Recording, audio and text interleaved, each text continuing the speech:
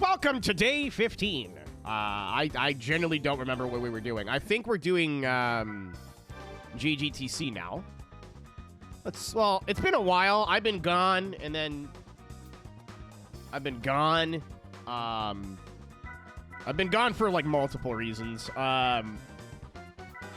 But luckily, we still have lots to do. Okay, well, at least like the back half of this event list is done. I think we'll do the All Japan GT Championship. They're all 10 races now, right? We did the 7 race one. Oh, yeah, we did the 7 race one, and I was under the impression they would be short races, and they were not. Okay. Let's go get into something a bit more comfortable. I know it's like a pretty softball question, chat. Do we have like a favorite Super GT vehicle platform? I mean, I love the Pennzoil GTR and the Castrol Supra, but there's something about NSXs of that era. I mentioned before I'm a Raybrig man.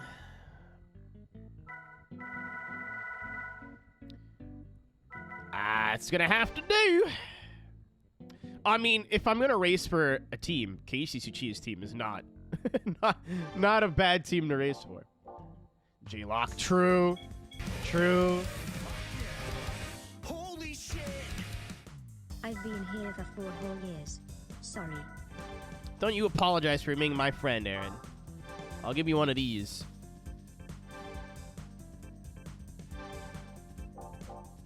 Thank you for the resub, by the way.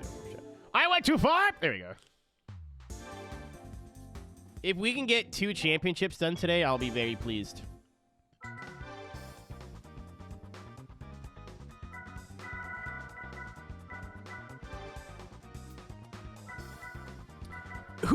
Fuck all the way off. Really?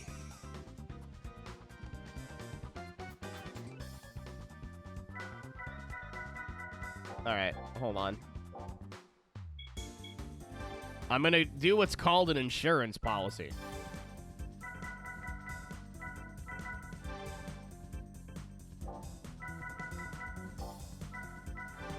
No way, okay. Oh, you can't. Absolutely.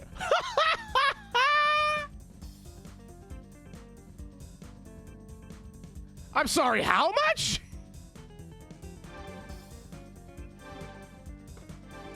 Good deal. Good, I'll take that deal. Good deal. That's a damn good deal. And this takes the turbo off, right? Yeah. Fantastic.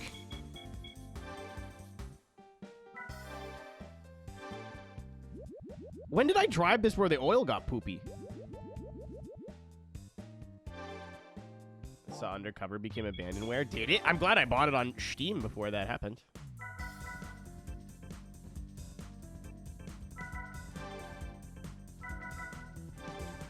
We are now making 1,032 horsepower if we need it. I'm going to try and do it stock. So I feel like all the other cars are probably going to be stock. I was like, oh, maybe I'll get the 3rd stage turbo. 967 horsepower. I think the shit that Ubisoft is doing, you're going to have to be a little bit more specific. They're kind of always doing.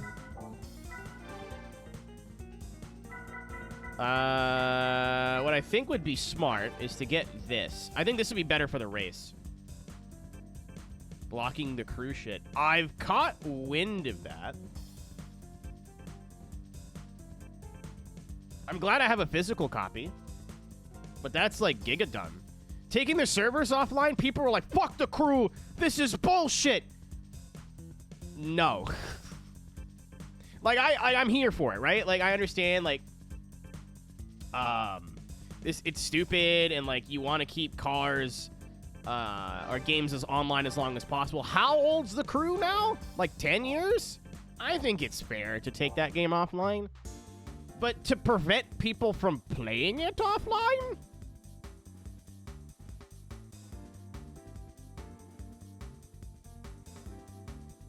Strokes beard inquisitively, you know? Like, that don't make no sense.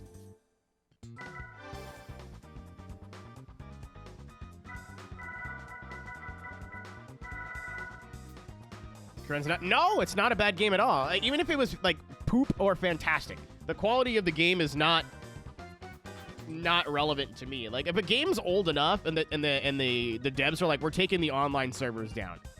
Like, if it's 4 or 5, if it's around 10 years old, I think that's fair, right? How many people are fucking playing this game online regularly? And like, oh, play it online? Yeah, because they said they were shutting the servers down. That's why you want to play it online. If they just left the servers up, there's no, like, I'm sure there's, like, a small group of people.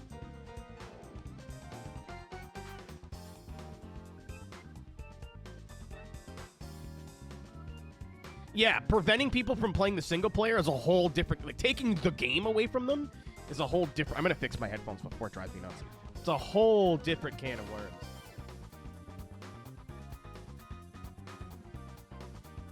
Yeah, like, they wouldn't be, like, I saw people getting pissed at them for taking the game offline. I think you're really fucking dumb for that. I think that you're, what's up, brother? I think that's really a really silly thing to, unless the game is not as old as I think it is. But I think the Crew 1 was like 2014, 2015, right? So I think that's fair. And people getting mad at that are just being stupid. Like, you're just looking for things to be angry with. The people that I've seen mad definitely for sure have not played this game in at least the last 4 years. There's no chance. However, yeah, like, taking the game totally offline is not cool. I don't think you need me to tell you that, right? So, yeah, apparently we drove this. I don't remember driving this yet, but sure. We have the turbo hack if we need it, and I have the NA. I think, yeah, I'll double check the parts. So I'm only going to use that turbo for test course just in case. Maybe we won't need it, but maybe we will need it. Yeah, so I don't know, chat. Maybe I'm in the wrong here. I think that's totally fair.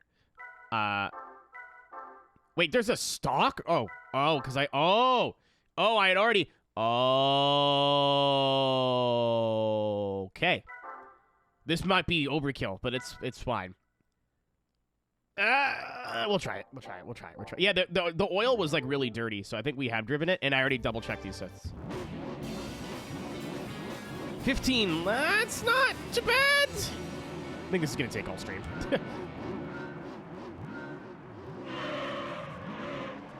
Yeah, I don't remember when we drove this. It may have been GT All-Stars. I do not remember. Oh, there they go. I forget what tires I'm on to.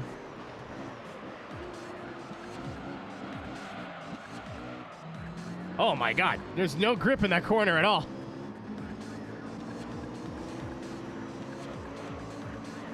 Alright, stage 1 power was not I figured they'd all be stock.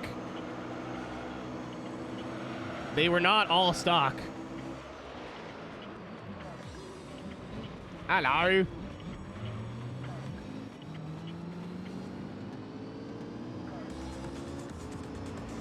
I was hoping the 10... Oh my god, there's, like, no grip. I was hoping the 10 race ones would be a bit more reasonable with lap count, but I guess not. Oh, that's a teammate. What tires? Medium?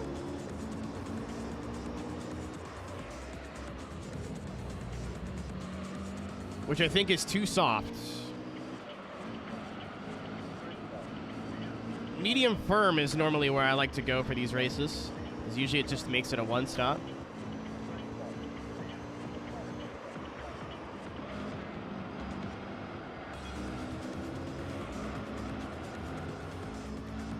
I think it was 2014. I mean, you know what, Carl? Like, I'm not gonna lie. I think that's like,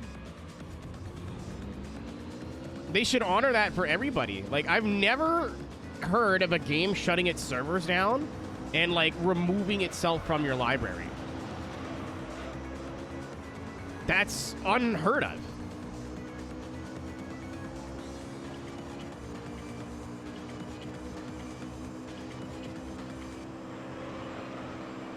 Oh, I was trying to go to the left. Up.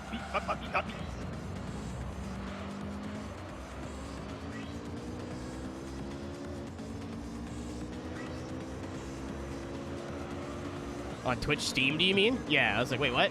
I know Twitch does, like, game giveaways. It is all NSXs up here at the front. Oh, what a maneuver!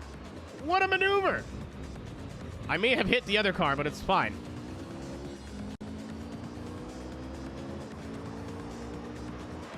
Oh, so it's just the Uplay people. Okay. I thought it was like people on PlayStation, on Steam, so it's just Uplay that they're taking the game away out of your license. Okay. So if I still wanted to go and play the crew single player on Steam, I can do that. Like, I feel bad for... Because at the time, I think you needed it on... Like, if you bought it new, you needed Uplay.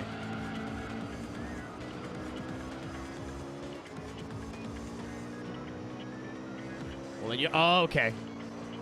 Yeah, that's dumb. For context, a similar situation, I think, of Test Drive Unlimited did, like, the right thing, where they're like, hey, we're going to take our servers offline, but here's one final update so you don't need to be online to play the game.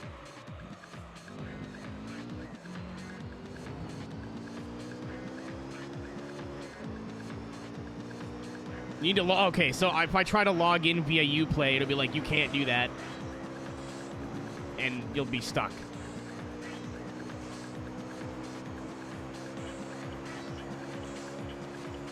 Yeah, I have the PC copy for Steam, and then because it was cheap, and then I have an Xbox One copy. A lot of DLC you can't get. I mean, there's patches and stuff now. Like, I'm pretty sure I played through Unlimited 2 with all the DLC.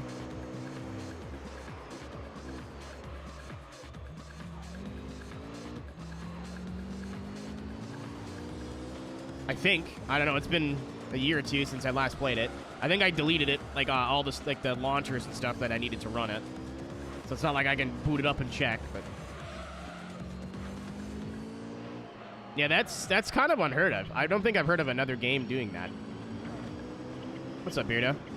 I'm good, man. I got myself a cup of coffee. I'm driving my race car in the All Japan.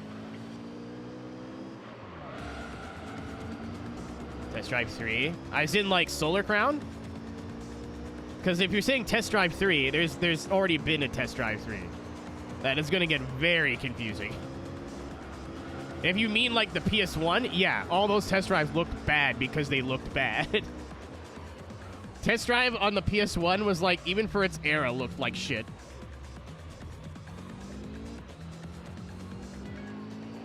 GT4 and Metal Gear... Nice.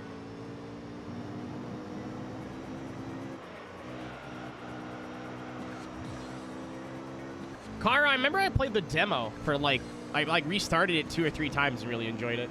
Yeah, Solar Crown I've, like, been cautiously optimistic for. No, Vulan, even for PS1, it looked bad. Like, go and play a Need for Speed game of that era and then play Test Drive. You're like, eesh. No, I'm not saying they were bad games or whatever. I know, like, some people who really love the PS1 Test Drives, but they look terrible. Like, even for their time, they look bad.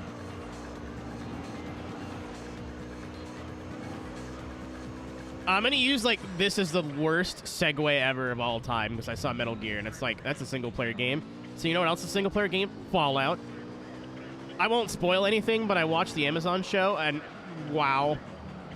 It wasn't perfect. I don't know if I liked the ending, because of course I marathoned it all in one day.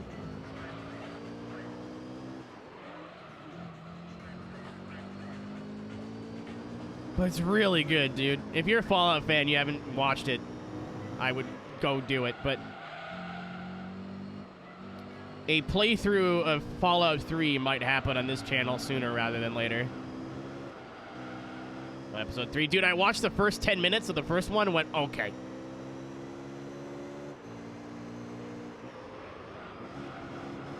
Did not show it off well at all. It's concerning. Let's put it that way.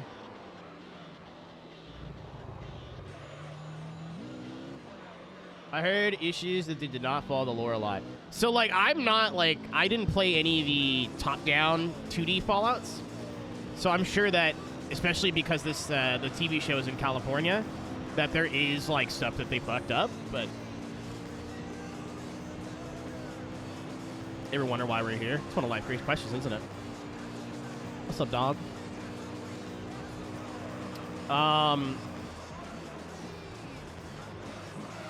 But, like, one of my friends, Katie, is super into Fallout, and we were, like, gushing about it in DMs together, and kept asking questions of, like, well, this doesn't make sense, right? Because in this year, that this thing happened. And then she was like, wait a minute, in this year, this thing happened. And we'd go and, like, look it up, and it turns out, like, it was lore appropriate, but, like,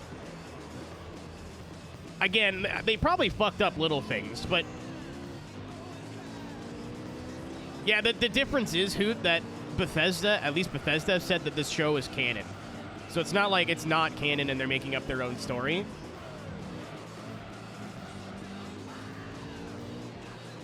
Kind of kicked all the Fallout New Vegas stuff to the curb. You're not right, and I can't say why you're not right, because it's a huge spoiler, but you're incorrect. The year timelines maybe don't add up right, but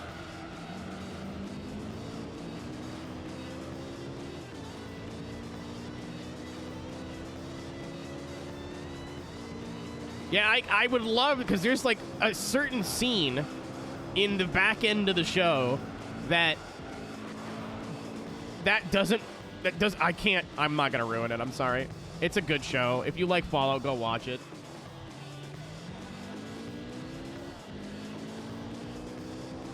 I just recently played through New Vegas, and like I don't really want to play through 4, and 3 was on sale for like $8, so I bought 3 again.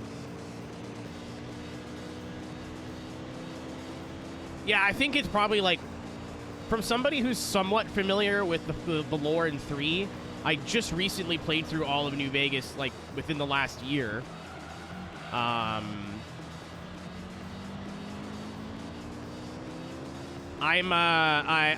didn't see anything that was blaringly anti-lore. Again, the only thing I can think of is maybe they got some years wrong, or like mixed some things up, but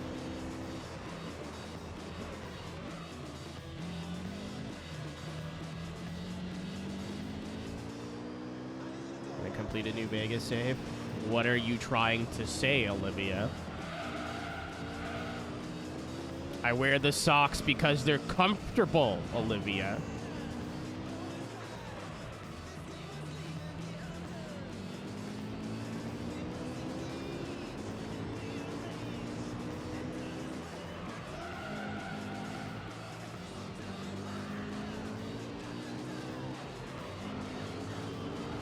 All right, so I thought we were going to be super underpowered. I think we were, like, making it up in the corners.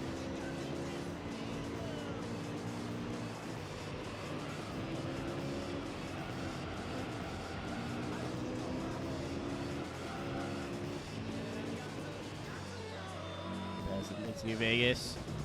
I feel like that is just a fan thing. And it's based off of, like, speculation. Because New Vegas is considered the best game of the franchise, if not the best 3D game of the franchise. And it was the one that Bethesda had the least amount to do with, again, 3D-wise.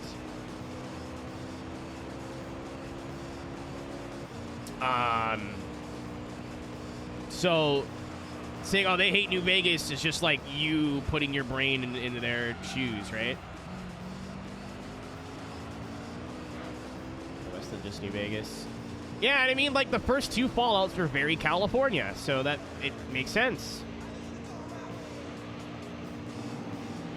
There are some things, I'll say, in the story that I wasn't sure about lore-wise, but it didn't take me out of enjoying the television show at any point.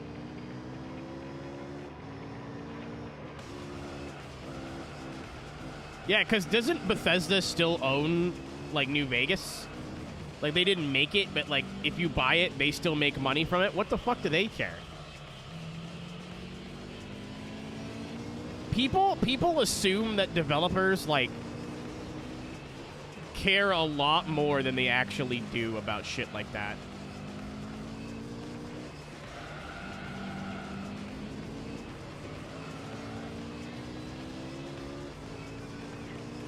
Developers are like, is it our IP? Yup. Are we making money? Yup. That's where they stop caring. I don't think they give a shit, dude. freak. I mean, maybe there's something I missed, Weasel, but as like I would say like I'm a 6 out of 10 Fallout fan. Like, I don't know all the lore. I don't know the first 2 games very well. I know like a little bit from what I've read, but and like watched in like video essays and stuff. But so maybe they fucked some things up, but they included a lot of stuff in the show that I didn't expect them to include. Like little details about the game, about your character building.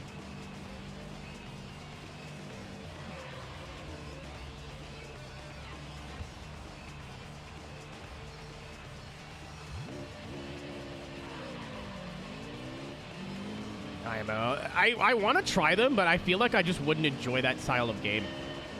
I never have. Even like Pokemon, I wasn't super into as a kid because it was turn-based, right? Like, I don't want to like pick something up and like I'm gonna love it, and then like try to convince myself that I love it. I should like sit down and watch a Fallout 1 and 2 movie on YouTube. That just have all, like, the cutscenes and stuff edited to, like, learn about the lore and not have to play the game.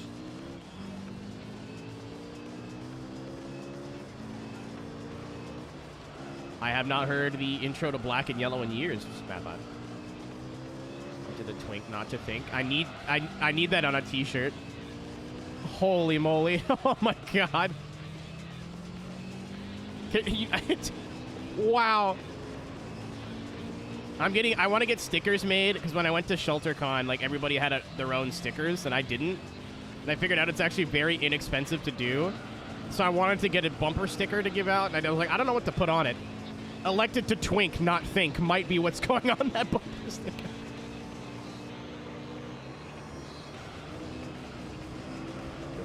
Republic. I've wanted to give that game a try for forever, but like most of Ubisoft stuff, I'm like, wow, this looks really cool, but not cool enough.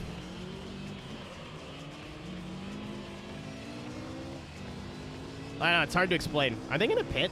Are they no stopping? Is that why they were like on ice?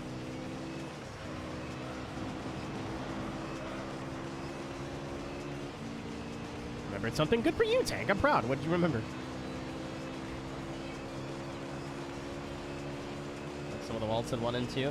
I feel like if I could get my head around a turn-based game, I would love 1 and 2. I pressed the button.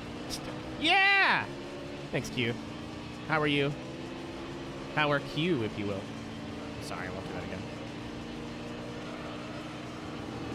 Bad-mouthing Obsidian. It's not even that, Tank. Like, wouldn't they not take the game down or, like, re-release it with, like, 2 bug fixes and take Obsidian out of it so they make all the money? Like, if they really hated Obsidian, there's ways to go about actually doing something about it. Not just fucking Redditors speculating. You know, I think it's a fair thing to speculate, but presenting that speculation as fact, that's, man, I talk about this all the goddamn time, and I feel like I flat my, it's annoying knowing that I bring something up a lot, but I think it's very fun to speculate about things, right? And like, try to put yourself in other people's shoes and see how they would think and how you would think in that scenario, and like, well, maybe, oh, fuck. Ow. Maybe, like, you know, I don't think that's a bad thing. Yeah, I agree, Mulan. I agree, but like, I don't think it's a bad thing on the internet to just speculate about stuff if you're like well aware that you're just hemming and hawing. You know what I mean? Like, it's like people are on a forum and they're like, I think, you know, Bethesda might not like New Vegas that much because it's their best game. Like, that's a fair thing to ponder when you're talking with friends. But then one person reads that and then starts going to another group and going, yeah, fucking Bethesda thinks New Vegas is poopy, and then it just spirals. My friend bought me Outer Worlds for nice. My friend bought me Outer Worlds for Christmas. I want to play it. I don't know what I want to play more, Outer Worlds or Fallout 3. I reserve the fact that maybe Fallout 3 is not as good of a game as Outer Worlds, but it was the first video game that I have ever sat down and played by myself, front to back, that had no racing or cars in it, with like minor exceptions. Like I think I beat like maybe a Mario game as a kid. Outer Worlds is the Obsidian one, yeah.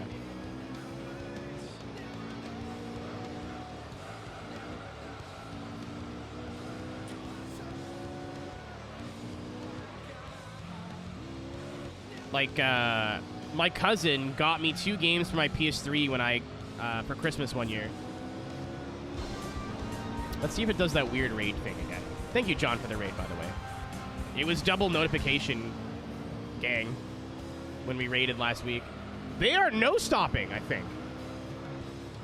Holy moly. Outer Wilds. You too, huh?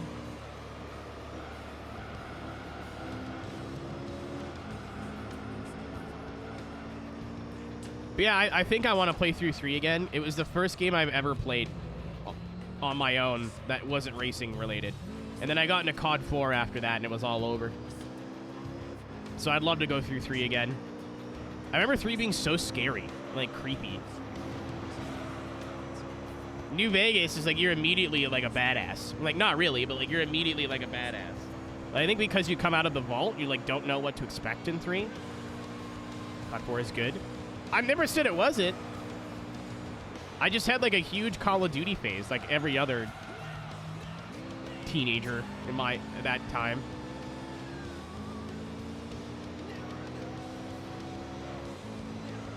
I never enjoy his license tests.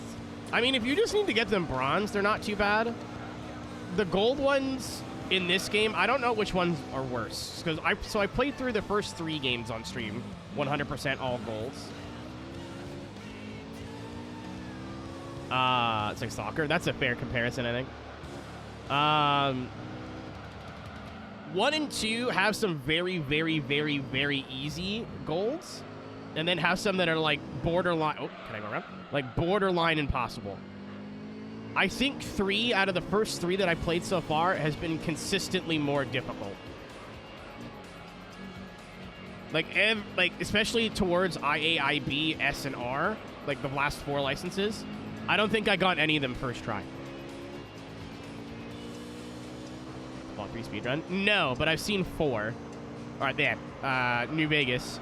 So I can only imagine. Better for playing other games.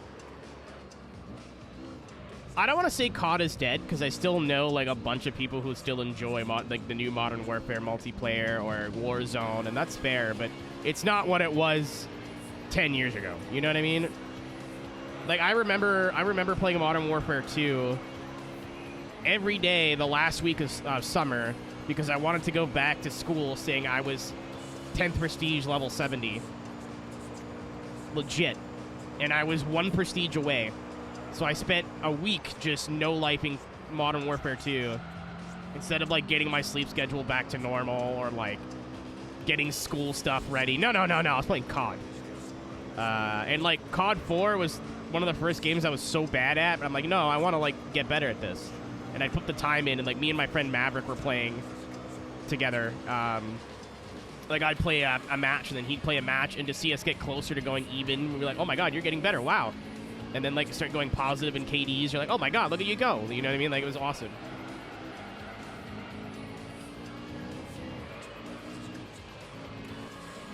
So Wembley, there's a mod that you can play through Fallout 3 using New Vegas's like engine. So all the like improvements and stuff they made to combat, you can play all of Fallout 3 on it. You just need to own both. Yeah, Tale of Two Wastelands. My friend Alice was like, this is the way you should do this. I was like, okay. As long as I can make a new character. I don't want to like show up to the wasteland, the capital wasteland with my level 70 fucking huge cockhammer. Start blowing the heads off of super mutants immediately, you know what I mean? Like, I don't know, Wembley. I was watching my ex play it, and I was like, oh, this looks pretty cool.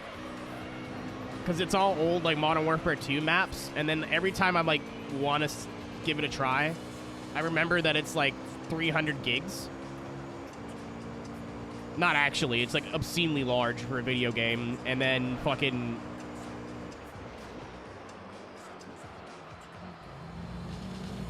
I read the reviews on it, and there's other people like, yeah, this sucks, the weapons, this, that, whatever. I'm like, hey, you know what? I don't need Call of Duty anymore. Yeah, Black Ops 2 was like, I played Ghosts, and I'm like, this sucked, and then I just never played COD again after that. That's not entirely true. I bought World War II assuming it was going to be better, and it wasn't. And then I bought Infinite Warfare because it came with Modern Warfare Remastered.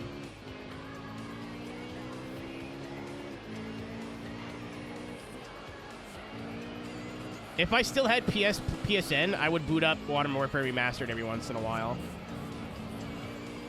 Yeah, I on the face, the World War II game seemed good, but the map, like... I don't know. They tried to make Call of Duty more like other games, and then that made it not like Call of Duty anymore. Like, what if Call of Duty was Halo? They're like, no.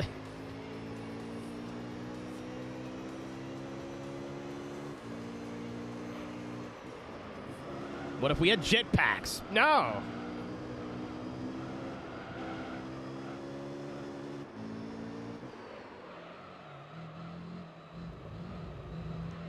Speaking of speedruns, Olivia, have you watched that 3-hour Mario documentary yet?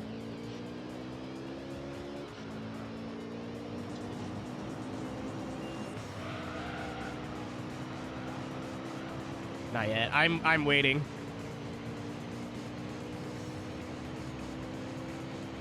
I have. Unexpected. I want to watch it all in one sitting, like a big movie. Oh my god, I know how to read. Error. Thank you for the follow. I almost read that like verbatim. I was like, error. Sure. The Invisible Walls one? Yes.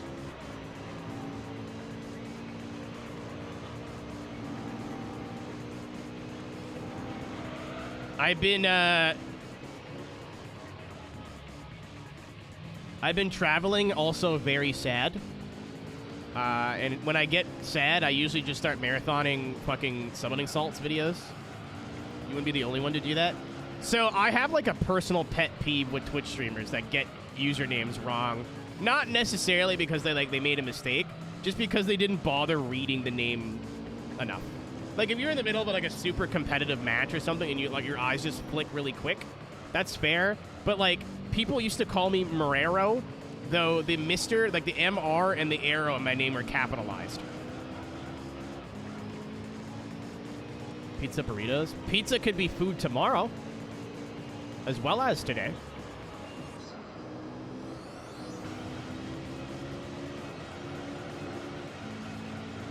Like if I went into a channel and like I didn't know them and they were like, thanks for the follow, Marrero. I'm like, I can't wait to never come back here. Like, am I petty? Kinda, but...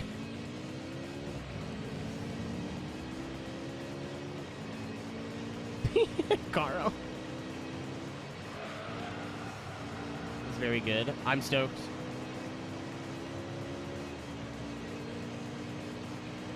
To the wall.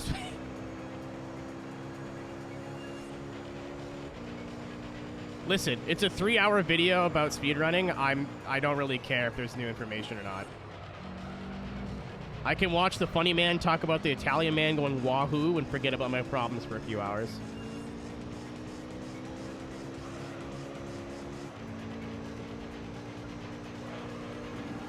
But yeah, thanks for the follow. I didn't mean to go on a whole tangent there, but...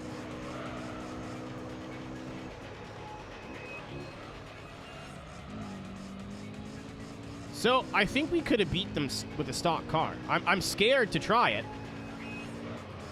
But I think we could have beat them with the stock car. We're only using the Stage 1 NA tune, and that's it.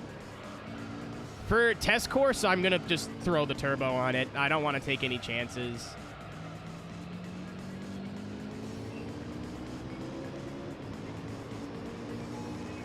And, like, draft with them for, like, 10 laps, and then all of a sudden, last lap, I get freight trained.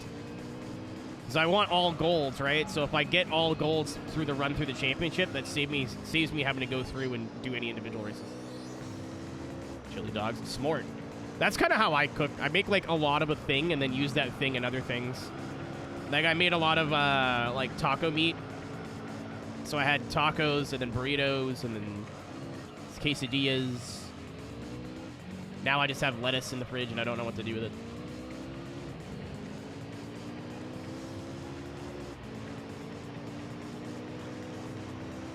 I said burritos, brew, not... No. Good night, Saturn. Nice to see you.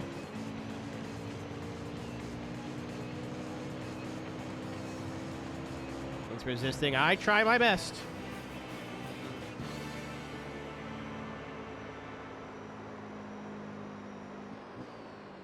The Pennzoil Nismo GTR is the most iconic last place.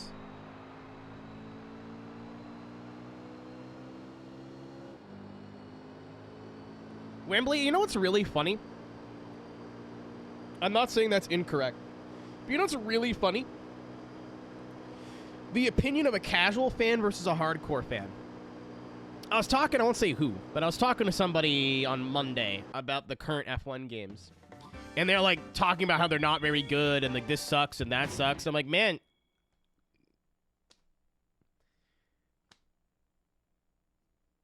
You fooled me.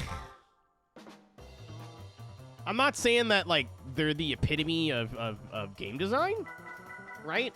And bias, I don't pay for them, right? So I feel if I had to pay full price for an F1 game every year, I'd probably be a little bit more strict in judgment.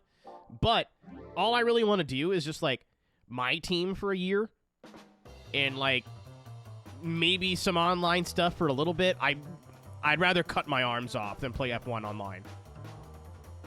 I would rather saw off both my shoulders and drive with my nubs than fucking play F1 online. Absolutely not.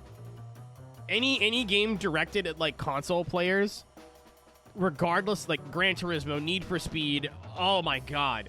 Like, GT might be the exception because it's just on PlayStation.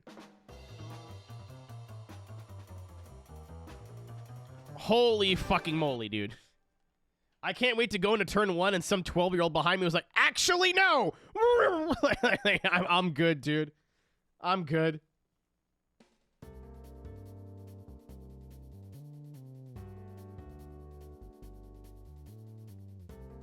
I would rather a buffalo take a... I'd rather eat a roadkill skunk and down it with beer, Carl Fortnite do. An ice-cold Rolling Rock. But yeah, just like to play a little bit of single player, I really enjoyed them, but gotta avoid the open. I play it sometimes and people are like, open lobbies? I'm like, why do you want to get on this video game just to be mad?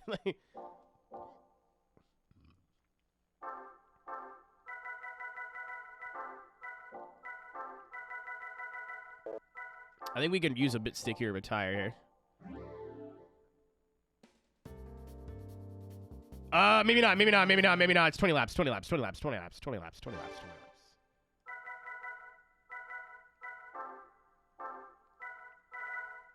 I'm also glad that you moved on from... Not, like, no shots to anybody who likes playing F1 online. I just don't have the patience. I'll get taken out once and just, like, blow my top. Like, not that that doesn't happen in, like, iRacing and stuff, but...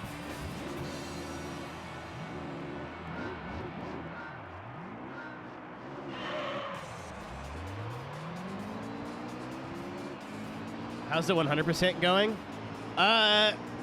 So I played through... I don't want to say I 100%ed Fallout New Vegas. I swear this is relevant. But playing through most of, if not every quest in the main story and all the DLCs, I think New Vegas, we were at, what, like 90... just under 100 hours? This will be the longest playthrough I've ever done.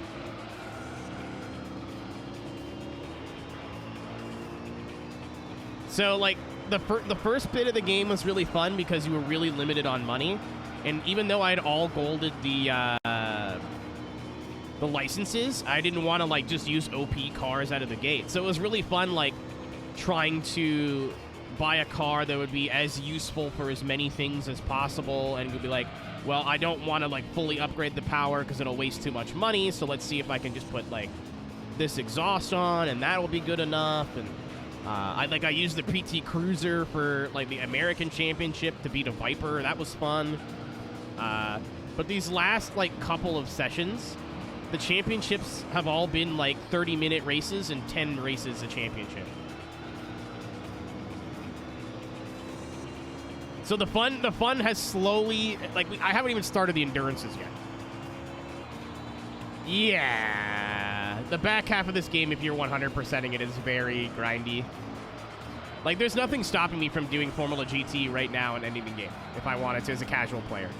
But I've never 100%ed this game as a kid, so I want to do it now.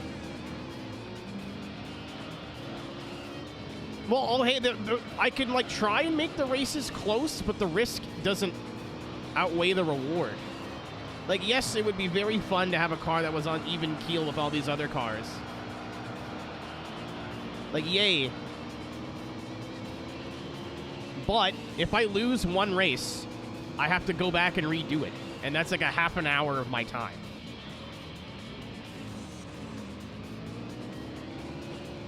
So I'm trying to, like, keep my cars a little bit stronger so I can talk to chat and not really have to sweat the races. But also, like, I don't want it to be too slow and then I'm screwed, right? Then I'm driving around for half an hour going, well, there's no chance I win this. Yeah, the AI don't like moving. They are on their path and they're sticking to it.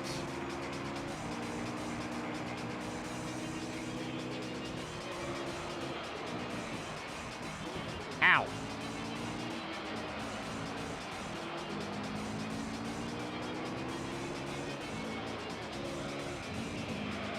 Yeah, Kia, I've already had to retry a bunch of races I didn't really want to, so I have, like, upgrades in the pocket just in case.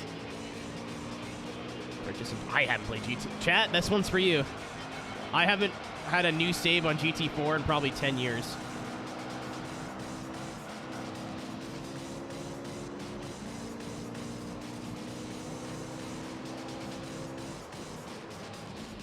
My favorite thing is people, like, saying the AI in Gran Turismo used to be better. I was like, are we playing the same game?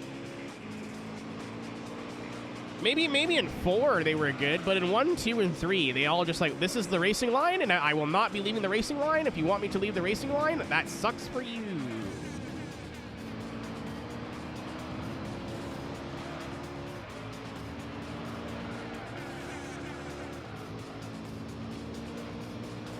Like, I actually like the AI in 7. They're not perfect at all, but... Like, say Forza. It makes me... It's really funny how all the things that Forza used to be way better at than Gran Turismo has completely flip-flopped.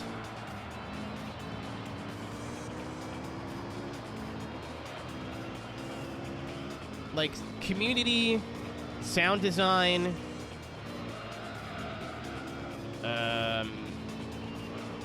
AI and customization, I think, were like the reasons why I started playing Forza Motorsport over Gran Turismo back in the day, and that is just not not how the cookie crumbles now.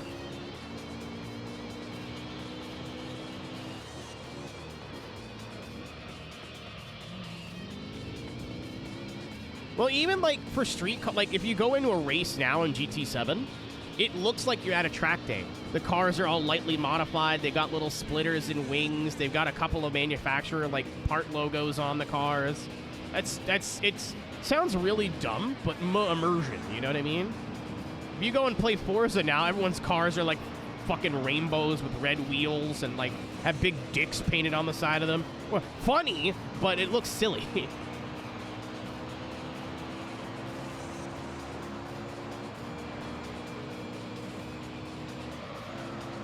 If I was a video essay man, I would be on my soapbox right now saying Drivatars and that entire system was one of the worst things they've ever implemented to that game franchise. So dumb.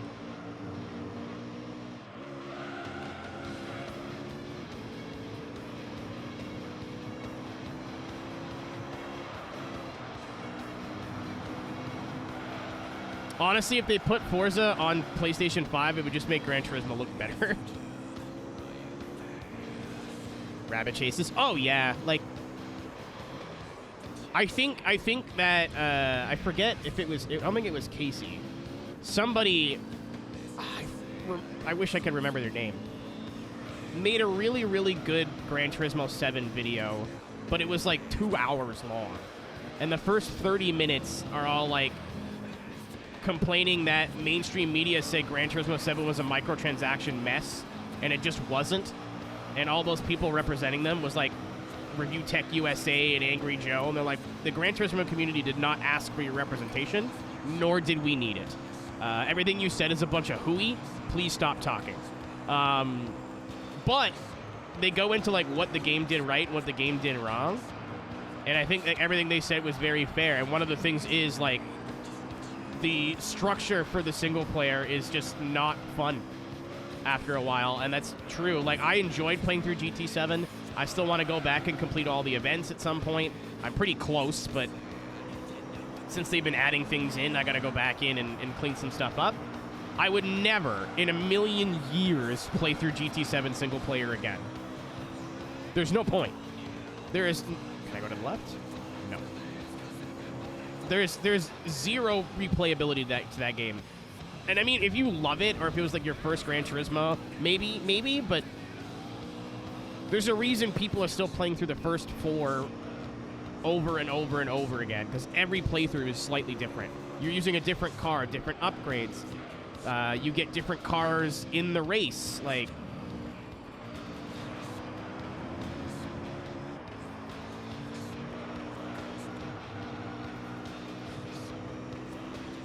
State that GT7 was. As somebody who used to play motorsport religiously, all of them have launched in horrible states. GT7's launch was fine. There's nothing wrong with it.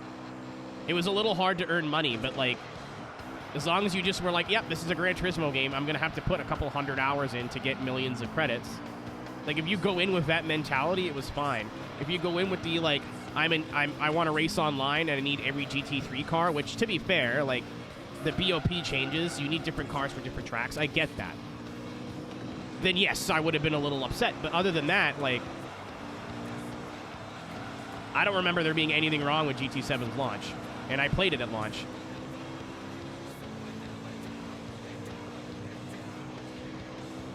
Yeah, it definitely was a little bit rough to earn money if you want to collect cars, but after the update, it's been fine.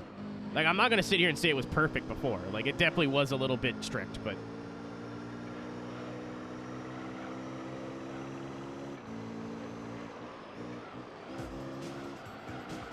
Well, Tank, I don't want to get super into this. I say this all the time, because I hate talking about the same things that make me upset over and over and over and over again.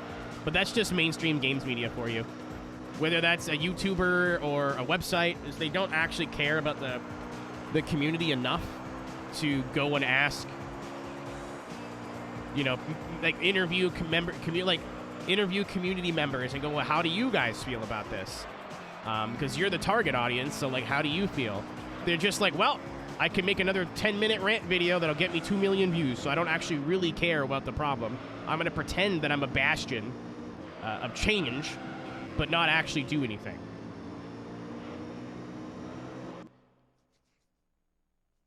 Fuck up your saves. Yeah, but like, that was minor, right? Like, that's like a whoopsie, and then they fixed it within a week.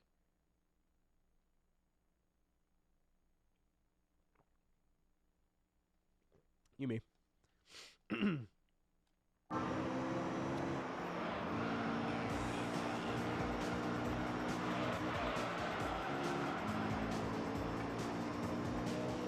Chicken nuggets. I agree.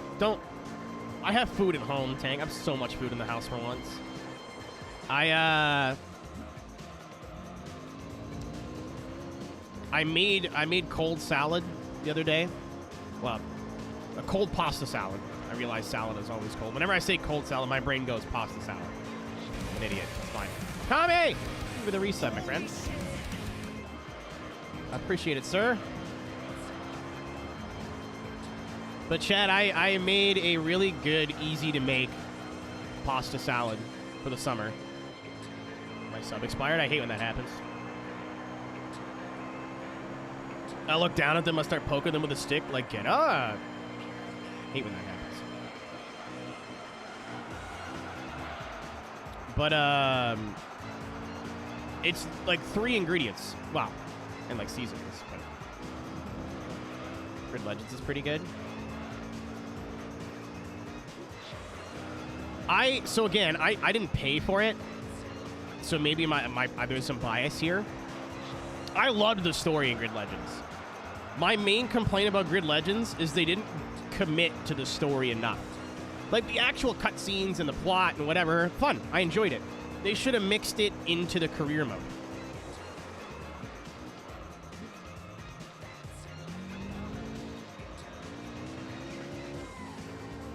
Yeah, not being able to sell cars was dumb. I agree. The legendary cars, I feel like is more of a case by case. Because there's some cars that are like 1930s race cars that you can't really use for an event, that aren't useful online, that you just want to have, that are 30 million credits. Yeah, as they should be. You know what I mean? Like, it's not like you need this car to progress in the game. It's like a cool thing that you want. And that's fine, but would you want that really cool car? Like, I guess because it's in a rotation, right? But, and especially at the time, you don't know how often these cars are going to come up in that rotation. It seems like within a month or two, you'll get, like, the good stuff again. You know what I mean? Okay, hold on. My nose is super itchy. What was I talking about? Oh, yeah. The story mode in Grid Legends is really fun. Like, I love that. I think the driving is really fun.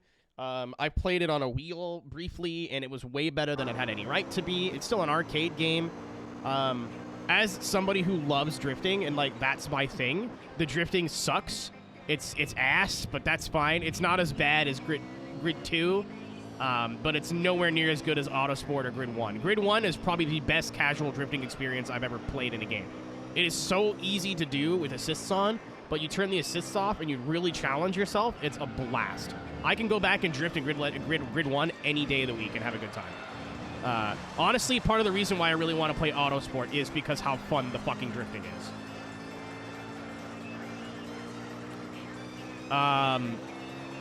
Yeah, and like Wembley, there's little like nuggets that go back to Toka and whatever. What sucks is the career. Because I was like, okay, I've done the story mode. I'll 100% the career mode for Grid Legends. I'm having fun playing this. Let's say you're in a Janetta Cup, right? There's 3 races to win the Janetta Cup. The first 2 races you can just do. The third race, you need to have an upgraded car. It's like the upgrade race. You're like, okay, what do I need for that? Oh, you need to drive 50 miles. I'm just making numbers up. But 50 miles in the Janetta to be able to upgrade it, have it eligible to be upgraded. Okay, well, how many miles have I done? 48. Great! So then you have to go back, do a race that you've already done for no reason at all.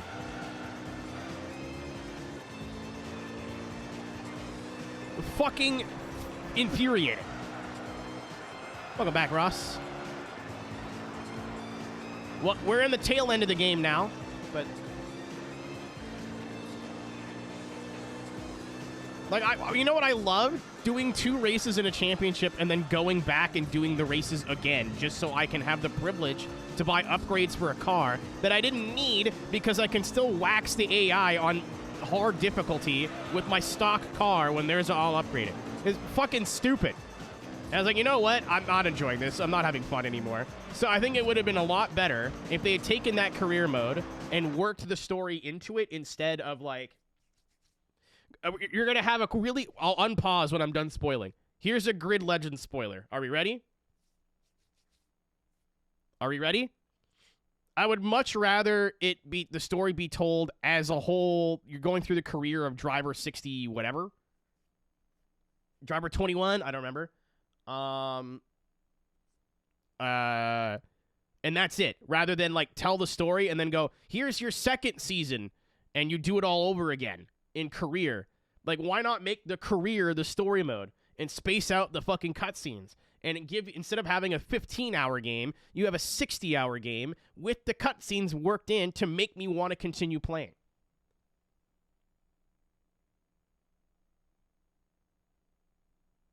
I feel like that's just a good idea. Like it makes both modes better. It would make the story mode better and like more complete, not like something you can do in one sitting.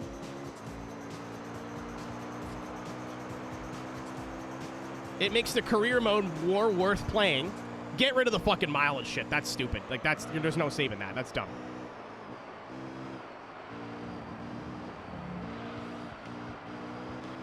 Because then it's like a classic career like Toka.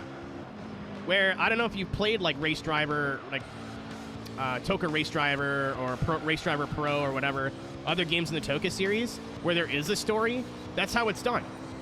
You'll do like a couple of championships and a couple series, and then you'll get a cutscene. And like, wow, okay, I'm still invested in the story. And then you'll do like another 5-10 hours of playing, and then more cutscenes. Like, it's all spread out.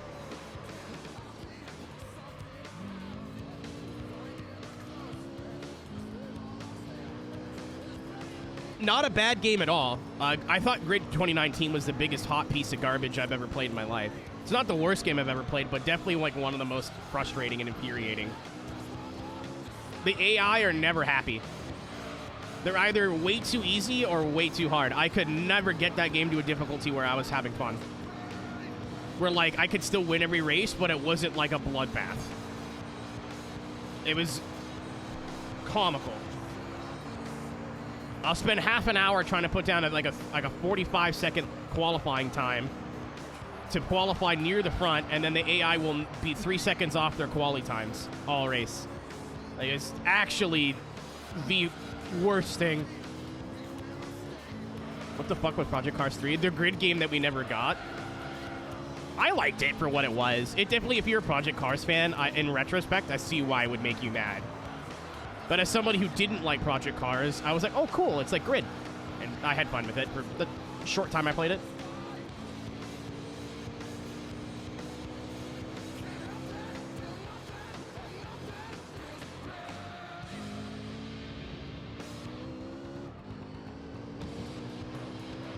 You're delisted from Steam. Unfortunately, when you use real-life cars in games, that's the thing that happens.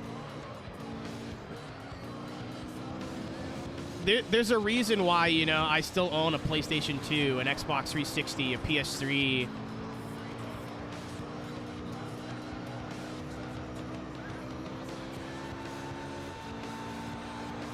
You know, like a lot of these these licenses would cost hilarious amounts of money to keep for years and years just so somebody can buy your game for $4 on Steam sale.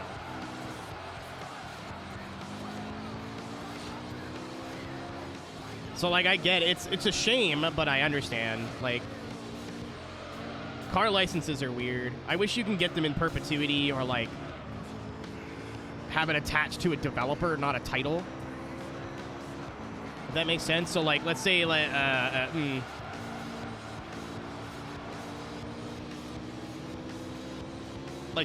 fuck. Like, Codemasters has licensed the Toyota Supra, so any product they have can have the Toyota Supra in it. You know what I mean? Not, okay, well, we need to license it for this game, and this game, and this game, and this game, and this game, and we can have it in this game, but not in this game. Like, I feel like it should be attributed to the devs. So then, like, if Forza wants to remaster Forza 4, they already have a lot of those licenses.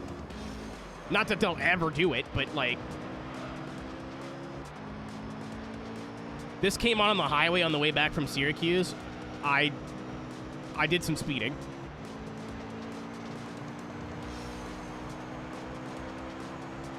Junkie XL was everywhere at this era. I love that.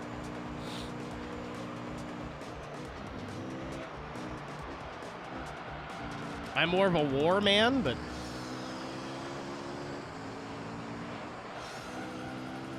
Reservation now. Carl, like... I will never, I say this all the time, I will never, ever, ever, ever fault anybody for emulating games. I will never stop buying physical copies if I can help it. Even the modern shit. Like, if there's a game out there that I don't need, like the uber-duber crazy special edition of, I will probably buy a physical copy of it if I can. Manifest with Porsche. Yeah, but that was licensed to, like, Need for Speed, not EA, I think. I don't know. I was like fucking 10. I don't remember. I've done a lot of drugs and jacking off since then. My memory is not what it used to be.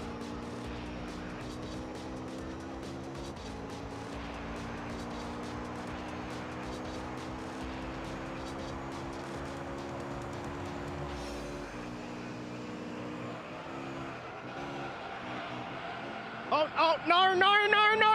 We're fine. I was only a little scared.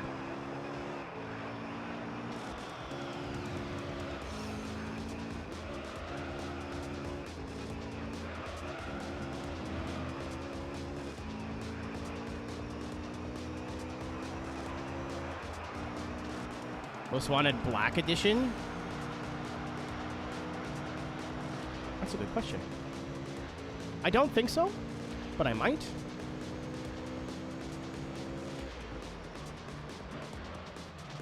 No, I don't. I have the Need for Speed Collection on PS2, which was a box set of Underground 1, 2, and Most Wanted.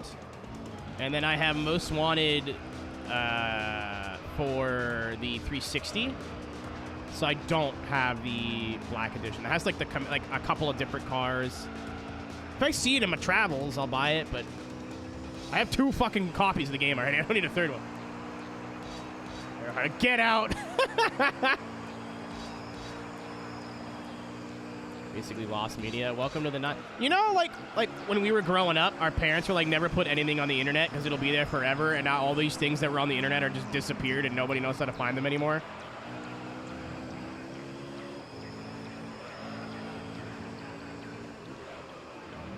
Oh, fuck. Yes, Wembley, somebody sent me that recently.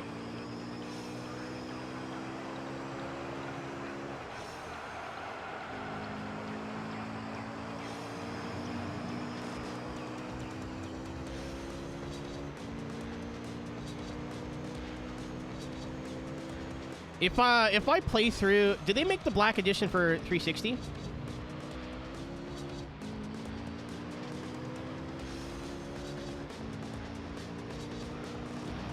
See, Cara, I don't want people to see pictures of my bunghole, and that's what's on the internet. Feels bad, man. Track. I think I'm missing Need for Speed 2, and then I have all, like, the mainline ones. 2 and Porsche Unleashed. I want to spend a day eventually. Maybe this will be like a cozy Sunday stream in the future.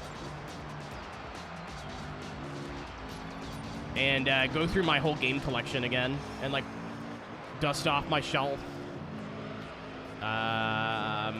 There's an app out there where you can scan the barcode of your games and catalog them. That would be hype. So every time I go to a flea market or whatever, when I'm in Texas, I want to see if I can go to like a used game store or something. So I'm flying in Sunday morning to go see Chevette and my friends. And then I have till What's up, Barry? Hello. Good evening, sir. How are you? Thank you for the 34 months of financial regret. Driver aids. Man, I've always driven without any driver aids. In some circumstances, it might be worse, but it's more fun. Even in new games, like very rarely do you see me using ABS and stuff. In Sims, it's fine because it's like the car has traction control in real life.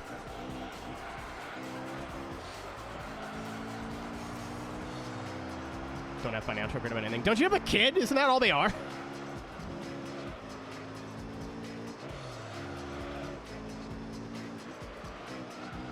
That's fair. The way to brake with ABS in like in console games, brake without ABS is like stabbing the brakes. It's kind of dumb. Oh, my fucking nose. But yeah, I'm gonna have a lot of time to kill when I'm in Dallas. So whether that's I'm staying for an extra day because it was too expensive to fly it on Monday, so I'm leaving on Tuesday.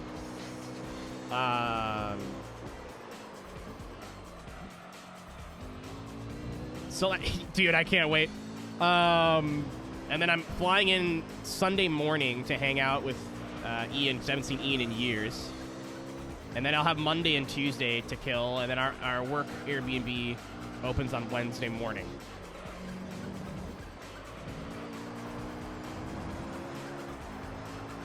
So I'll have to figure out what I would love to go like to a retro game store in the area. The last time I went in America was like in the Atlanta area, and holy mo! I came back with probably $500 worth of stuff. Two of them. We got 2 quick ones. Bam, bam. I'll just take that as a sign that I'm getting like way cooler. Bam, roll. At least to assess the sense of the IRL car. Honestly, like when I was a kid, I used to be really elitist about it. But 90% of the time in these games, if you're not running assists, you can go faster. So like, just use whatever you have fun using. It doesn't matter. If I'm like, hey, if you turn traction control off, you can go faster. But you're like, yeah, that's fine. I don't care. I'm like, okay, sure. Getting older has like really put in my brain, these people spent the money on the video game. They should be allowed to play the video game however they want, as long as it's not ruining anybody else's experience. And if somebody playing the game with assists on, or in bumper view, or with a controller, etc., ruins your experience, you, sir, have a very small penis.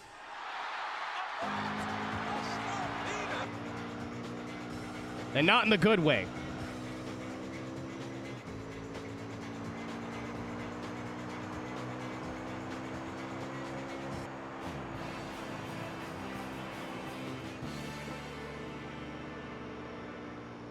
Barry, the best part of that clip is the what? That's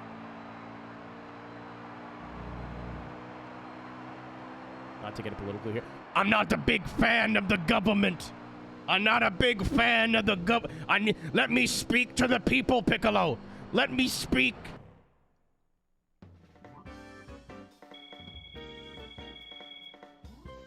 Walking down Imperial Street, 3 in the morning, San Diego, California, with my phone going, I'm not a big fan of the government. 30-30. It definitely woke somebody up.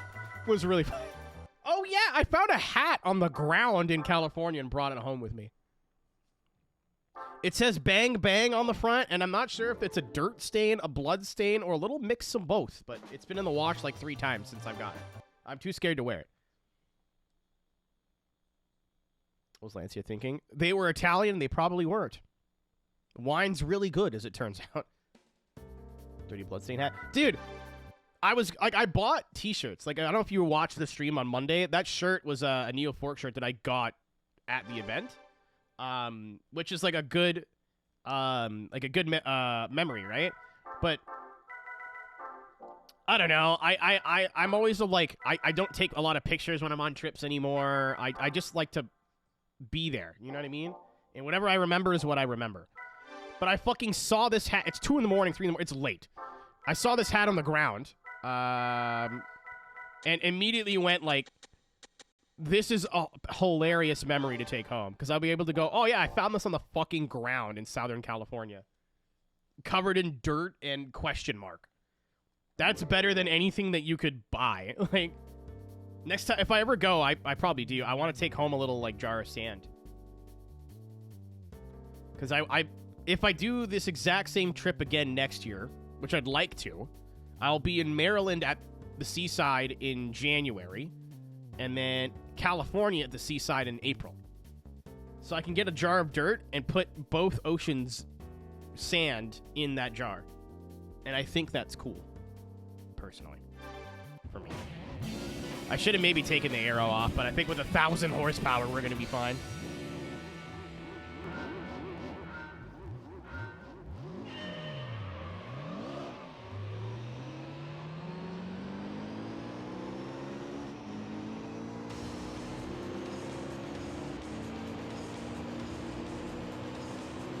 If this only showed up occasionally, it'd be really cool. It does not show up occasionally.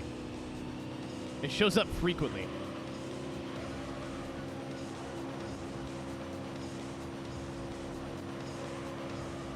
And my favorite part of the JGTC series is the time when they go to the big fucking oval.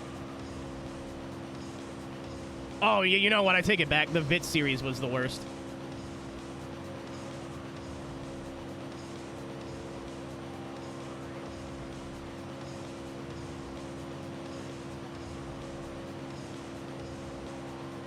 Thank you, Car. I totally forgot what fucking the name of the track was.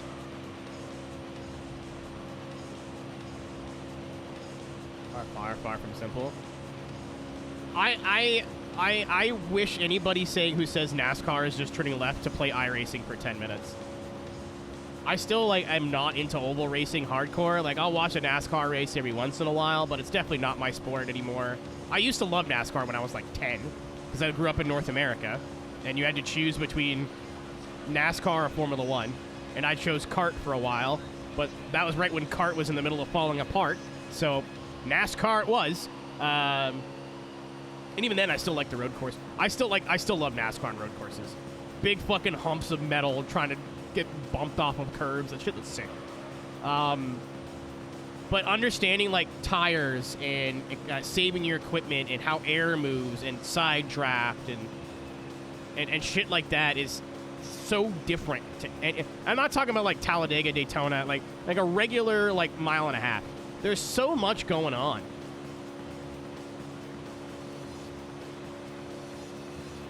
So, do I enjoy NASCAR? No. Do I respect it now as an adult and I understand how some of it works? Yes, of course.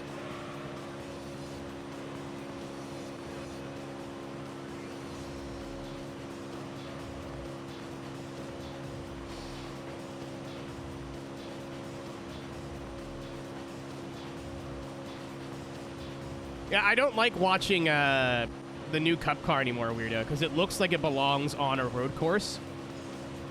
But the Xfinity car still looks stupid, so I like that. Where they hit a curb and the entire car just goes boing and yeah! That's what I'm here for, baby!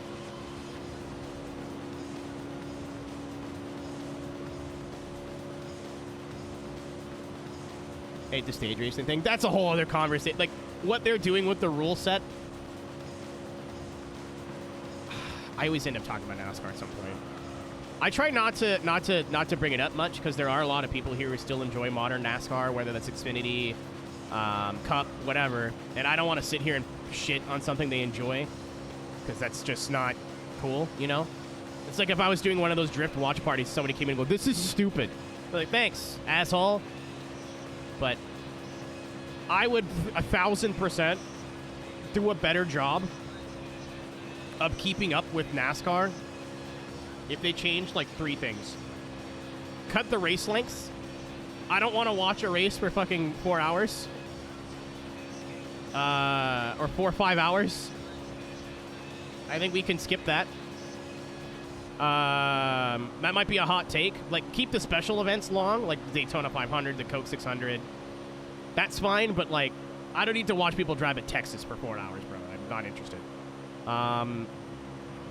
Get rid of stage racing and go back to the playoff system they had before. Ideally, get rid of playoffs altogether, but if NASCAR wants to NASCAR, I think that was fine. Top 10, that's it. What's up, Lava Man? It has been a minute. How are you?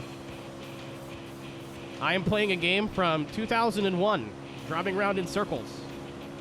I'm on the edge of my seat! The chase seems stupid. It's a little silly, but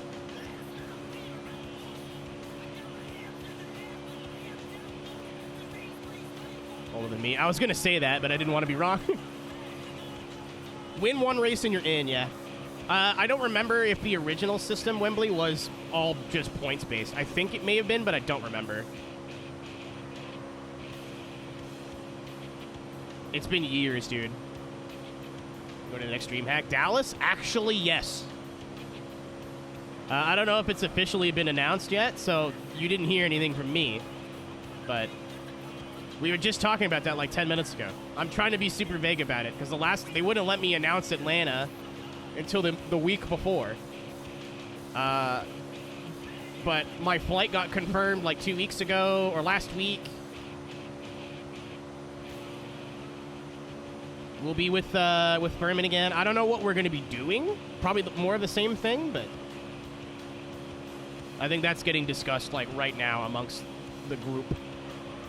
Not going so bad. I'm flying in a couple because I'm from Canada, right? I'm flying in a couple days early and flying out a couple days late just to do Texas stuff. I'm stoked. I'm so excited. I can't wait to go to Buc-ee's and just be bewildered by everything. Like, this is a gas station? I'm hyped. You're a great person. Now you're coming in here lying on my Twitch.tv channel. Formula E's got its own problems now.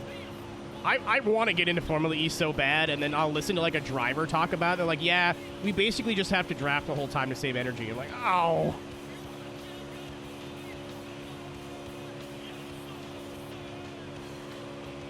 I get us racing at all. So I talked about this. I forget. It was like on a YouTube comment. I forget what it was for. I don't remember if it was for hockey or if it was for a sport.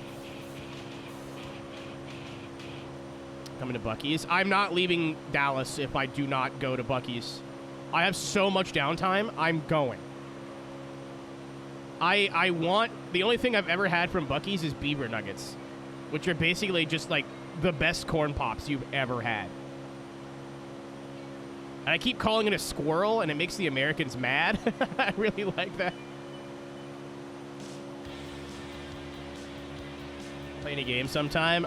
I basically am just doing sim racing stuff, but I see you online all the time grinding.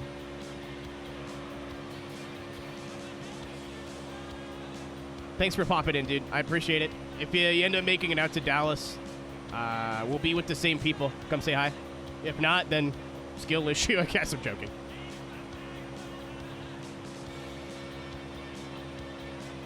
Ride never stops. You're telling me.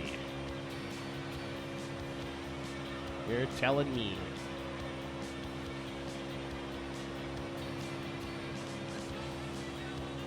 But I don't remember, like... I fucking forget what video it was on. Because, like, I just commented... I don't do YouTube comments ever. Because everyone just calls you slurs. I want to hit partner. I mean, to be fair, dude, like... I have side gigs, obviously, but I'm not partner, and this is what I do for a living. The check mark is not going to make you a better or a worse streamer. I don't get me wrong. I still want partner because I think it would validate 13 years of hard work. But, you know what I mean? I know so many people who are so successful on this website who are not partners. And, like, are not close and...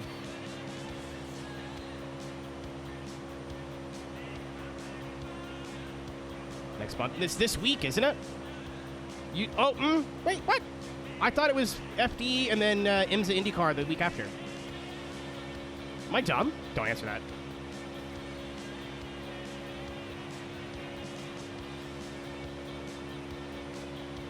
But fucking... God. Okay, I'm gonna finish my thought now. It was on some sort of sport, and I was like, that's the awesome... Oh, I think it was about Formula 1. And how, like, Formula 1 goes through periods... of dominance, whether it's a team or a driver that just or even like rally, where a Frenchman named Sebastian dominated the sport for over a decade. That's what makes the close seasons and good championship battles way more fun to watch. If you have a close championship fight every year, a la NASCAR, because it's manufactured, it takes the pizzazz away. You know, and regardless of how you felt about it, how fucking sick was it that Verstappen and Hamilton came down to a tie going into the last race? Like, naturally. Regardless of how you feel that race ended, the fact that that even happened is so cool. And made that season memorable for years to come now. That's the duality of sport. Sometimes the best team wins. A lot. Sometimes they don't. That's what's fun. So I follow a channel. What am I, Sarah Palin? Yeah! Let's go, Caro. Fucking, I think it's P1 Motorsports on YouTube that takes, like, they have a point system, and every year since the playoffs, they put NASCAR's points through that point system, and 90% of the time, the championship comes down to the last race anyway. Like, I don't know. I get why they do it, because it makes it feel like more of a traditional sport, but I think motorsports fans like motorsports because it's not a traditional sport. Like, if I wanted NASCAR to be basketball, why would I not watch basketball? Fucking stupid. Like, I don't care. And every other successful motorsport out there does not fuck around with their point system. Like, yeah, they'll, like, move it around and go, okay, well, you score, like, we're going to change how the points are scored. But the idea of everyone starts at 0 and whoever has the most points at the end wins isn't really fucked with. See, that's what I was afraid of. I was like, the NSXs, I think, are the slowest in a straight line.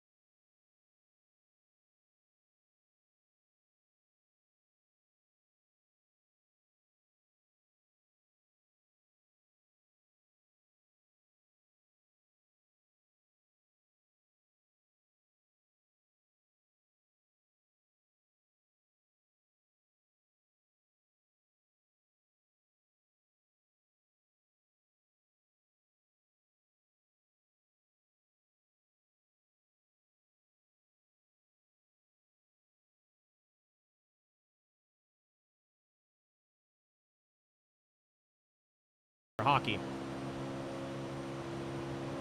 Is what I was going to get to. I usually watch the playoffs. Crazy last couple of nights in the Metro Conference.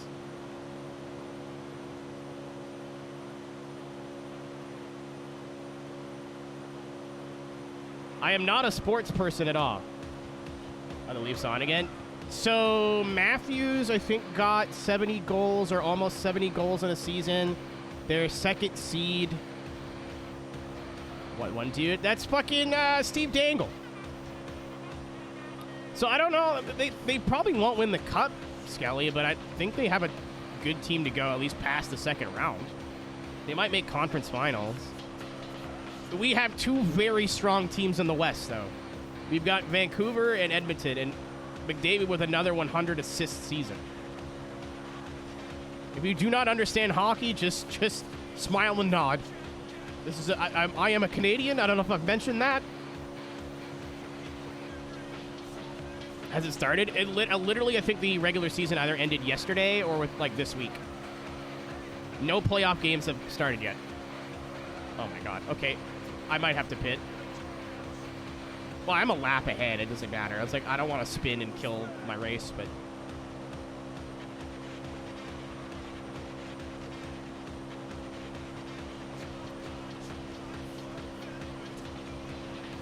I think it's the Leafs in Boston, which is huge. That's a big battle. And then the Caps in Florida? Hey, Hail Melon. Dude, the whole fucking scenario was wild. So, like, there was 2 games going on, like, a night or 2 ago. It was Philly and the Caps. And then the other game was Detroit and Montreal. Montreal is out of the playoffs. Like, they're gone. Like, there's no chance. They were up on Detroit. Detroit does this, like, super last-minute comeback.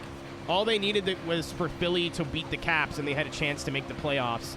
And, like, within the last 3 minutes, like, Philadelphia had to win in regulation to make the playoffs, so they pulled their goalie with, like, 5 minutes left. And, like, both games are happening at the same time, so both teams are trying to react to what's going on in the other game, because both games had something to do with each other. Like, that's crazy.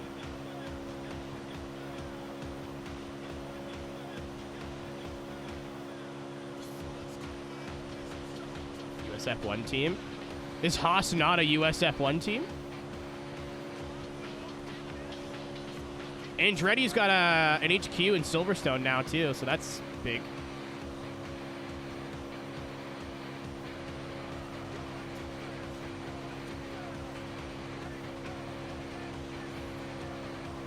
Oh, like USF1, like the team USF1. I know what you're talking about.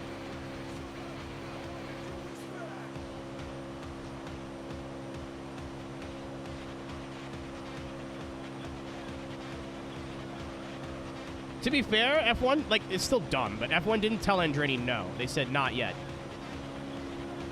That's what I got out of that, at least.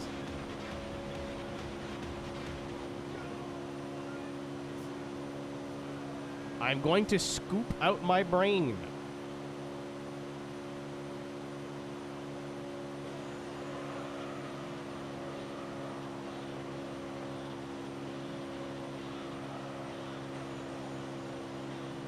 Yeah, I'm fucking stoked for playoff hockey. Wow. I was. But, I don't know, playoff hockey is always a good time of year. Especially, usually means summer's coming, weather's getting nicer. I was like, maybe I should try and go watch a game. No. I'd have to go to Toronto, and I bet you all their fucking playoff tickets are already sold out for the year. Like, they probably have sold tickets for the Stanley Cup final that they're not in. Like... I don't hate the Leafs. I don't like them, but I don't hate them. What team am I rooting for? So I'm like an awful sports fan. Like, I don't have like this patriotism allegiance to a certain team. I'll like follow storylines in a year and then kind of pick my team when it's coming close to like playoff season. Obviously, I'm Canadian, so like I have a bias to the Canadian teams. I'd love to see Vancouver, Boston in the final and watch Vancouver get it. However, that would mean Toronto getting round one, and that would be really funny. But I don't know. I think that for the season they had, they deserved to have a little bit better of a playoff run.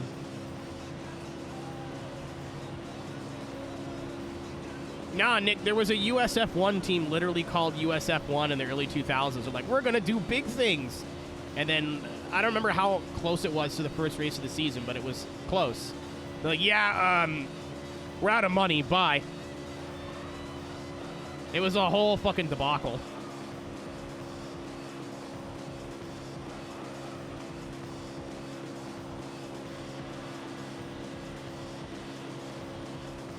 Yeah, like, it was getting really close to the beginning of the season, and they, like, had nothing ready yet.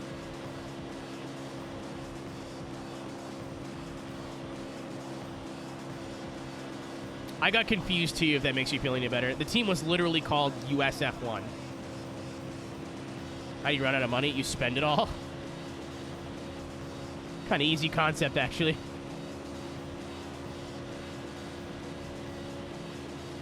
Turns out when you spend all your money, you don't have any money left.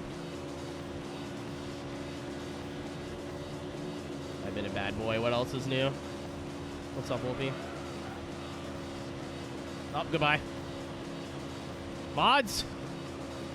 Free kill.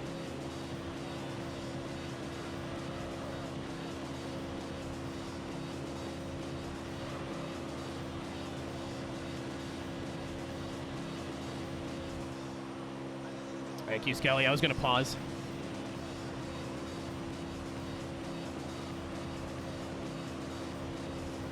Wolfie's not bad. I say naughty's a better word, but I don't like saying that word in his presence. Yeah, Wolfie's sitting there going, you have been timed out, looking at the chat going, stonks. That's what he's doing right now.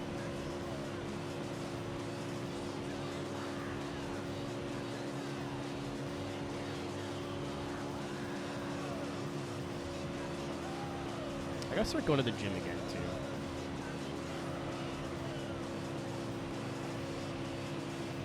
I might be my little project for myself in the summer. I want it to be like get slim over the winter, but I feel like I just can't find the fucking motivation to do it. Not that I'm like fat. Like I used to. I'm sure a lot of people in this chat will understand what I mean by this. Race almost over, by the way. I used to get made fun of as a kid for being fat when I wasn't fat, so every time I looked in the mirror, I thought I was fat, and then I got actually fat, because I was like, well, if I'm fat, I might as well eat 8 hamburgers every day. And, like, eating became, like, a big part of how I deal with, like, trauma and stuff, and, well, at least it did. I don't think so much anymore, but very regularly do my, like, I'm sad, I'm gonna order $50 in sushi. So, yeah. Like, I'm not over, I definitely could lose some weight, but I'm not going to say I'm overweight like I used to be. Like, if you see some clips from me from 2020, I was not healthy, man. Like, I was 210 pounds, and I'm like probably 180-ish now. Like, I was gross. Like, I was, well, not gross, but I was getting to a point where, like, I was going to be unhealthy. Like a year ago. Like, in the last year or two, Q, I've stopped eating. I don't mean that in a bad way, but instead of eating like 3,000 calories a day, which wouldn't be too bad if I was like on my feet working every day, I've cut down to like 1,500. And I don't really want to cut any more, because to cut that like was a long process, and I was grumpy all the time and hungry, and I didn't like it. I'd rather not have to do that again. But like, I would love to, like, go down one more shirt size. Maybe go down to, like, a 30 in jeans. That'd be sweet. Like, I'm so close. I need to start toning now, and I don't think there is a way to do that with diet. Just diet. Like, I have to... Not that it's bad to be physically active anyway, but I almost lapped the whole field twice. That was a fucking awful. Awful.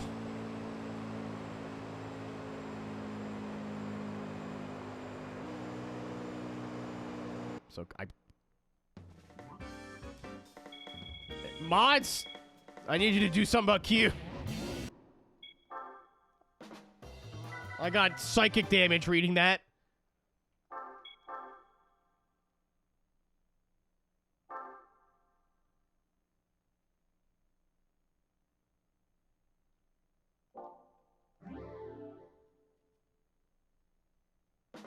You can't name it.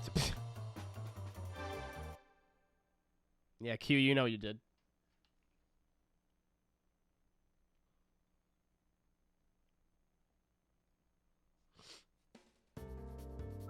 Okay, we can unpower the car now. Oh my! so because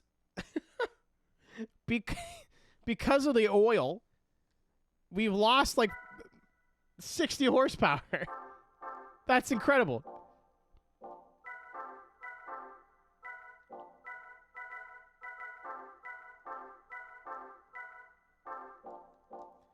I was like, it's 1,033, but now it's... That's funny.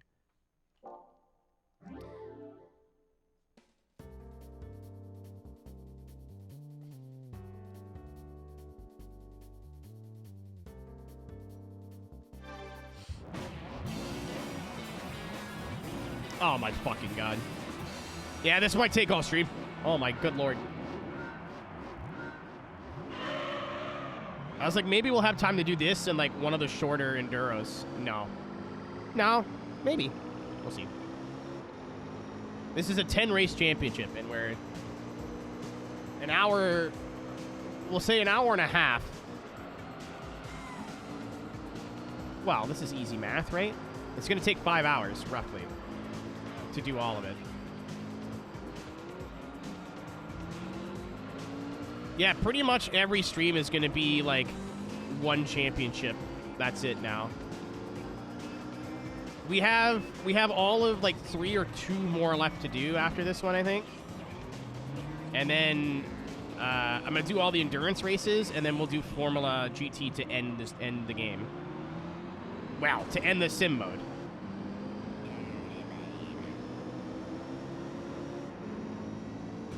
Ow.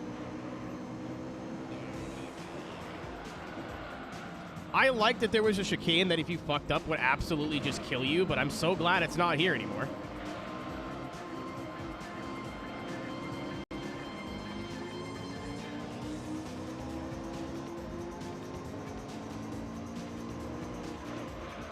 Oh, ping pong.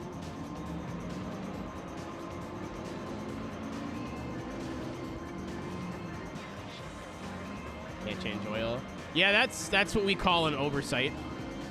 Hey, we'll put a mechanic where you lose horsepower if you don't change the oil of your car. Oh, that's cool. Hey, let's make all the races in the end game really fucking long, and you can't leave to like upgrade the car or anything until you're changing anything about it. Oh, that's also a really good idea. Nobody at Polyphony was like, hey, wait a minute. Oh, ow.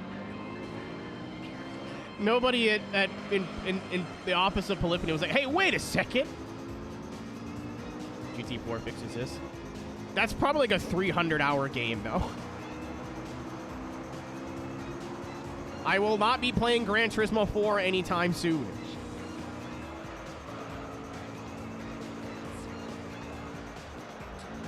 That'll probably be the next, like the big streamathon goal of 2024. Is if we hit X number of hours streamed, GT4 100% playthrough.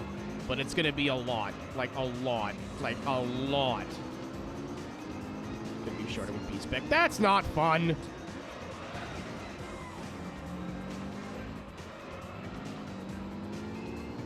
You chicken? If I could get away with, I probably could if I wanted to. Like just streaming Gran Turismo, maybe. Because it's literally gonna be like a 200-hour game. I would have to do nothing but Gran Turismo for like 6 months. And even then, I think 6 months is like being optimistic.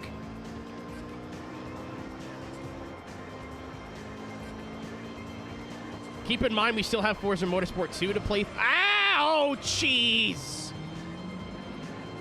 I felt my neck in my ass.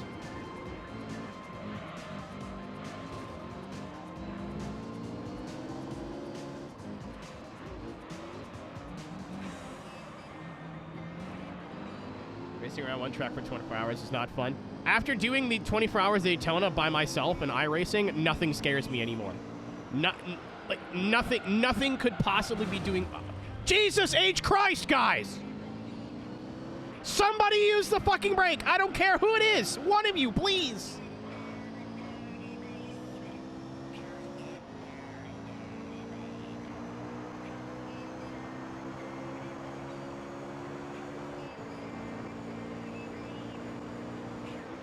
Oh, that one was me. That one was on me.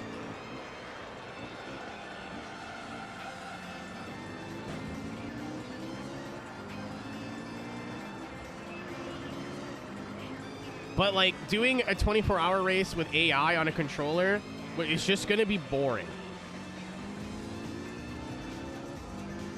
I may have died. You know what you did. Doing a 24-hour race in a sim on a wheel against real people, much worse. Like, if I just forget how to drive and blast the car into a corner and fucking hit a wall, I'm like, damn, that sucks. And then you just continue going. You do that in the 24 hours Daytona, you're in the pits for half an hour, and you've ruined somebody else's race. So, they will take a long time, but I'm absolutely not afraid of the 24-hour races in GT4.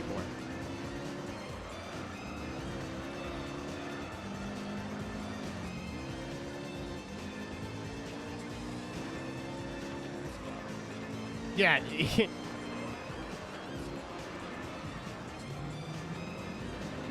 I've done a lot of really stupid shit in racing games in my time. Nothing really concerns me anymore.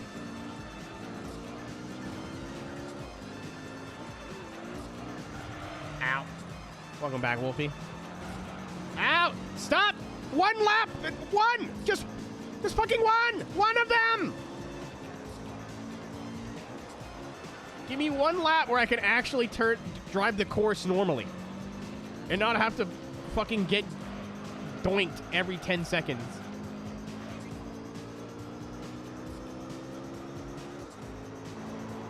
Oh god, here come the lads.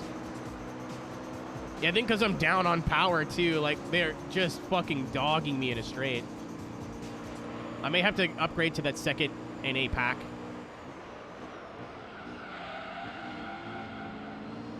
Yeah, Bulan, I'm losing touch with the top two, so I keep getting passed by these guys. And then because they, like, miss all the corners and hit... I'm gonna fucking lose it.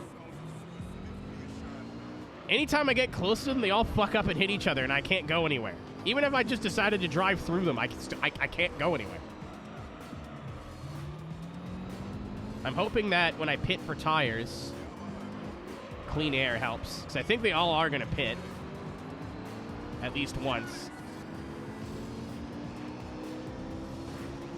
Yeah, we gotta go to the second NA upgrade. I have no fucking power now.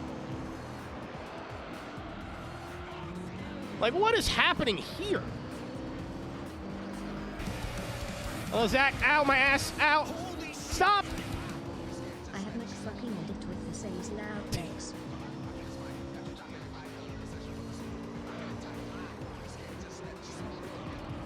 Wembley, depending on when it happens, if it happens, I may even pull my G27 out of retirement to do those races on a wheel. Just to make it a little bit more entertaining. For me, not for the chat.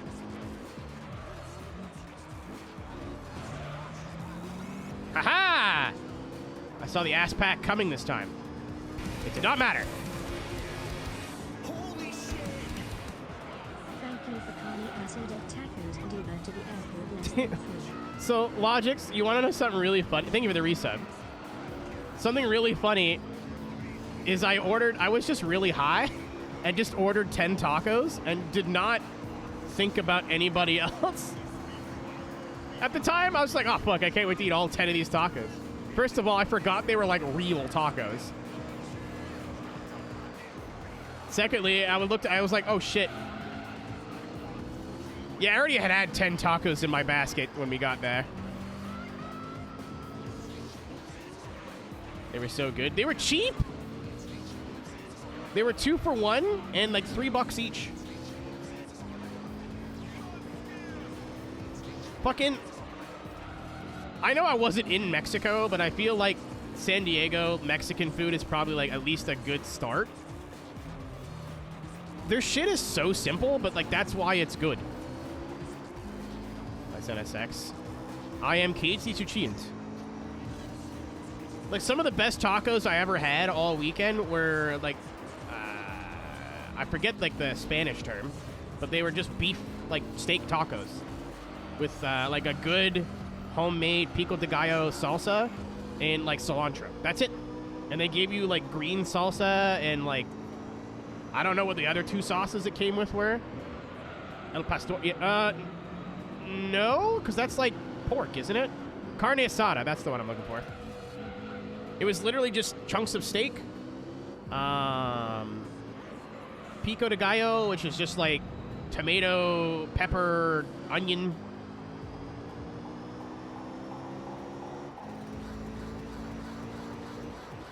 Uh-oh, uh-oh. I become one of them!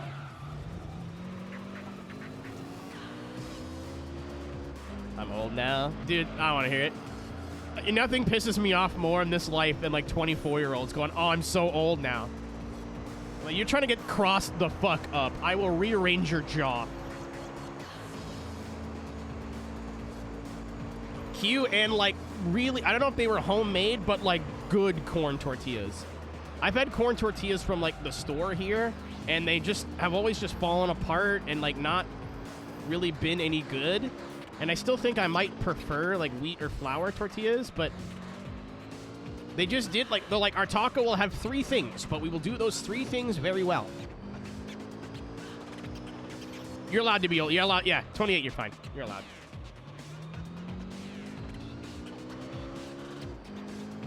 Oh, where am I going? I was looking at chat.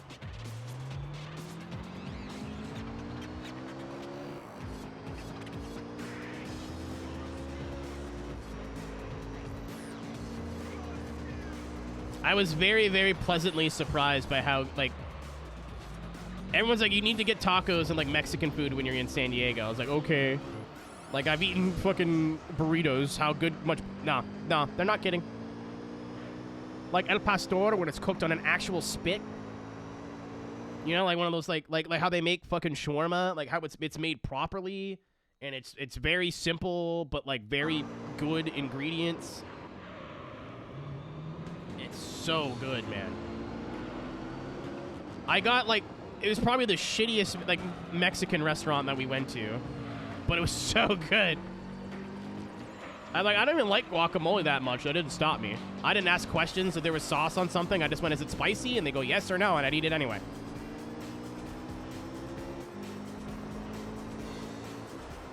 Also, if it's Mexican spicy, they're not joking.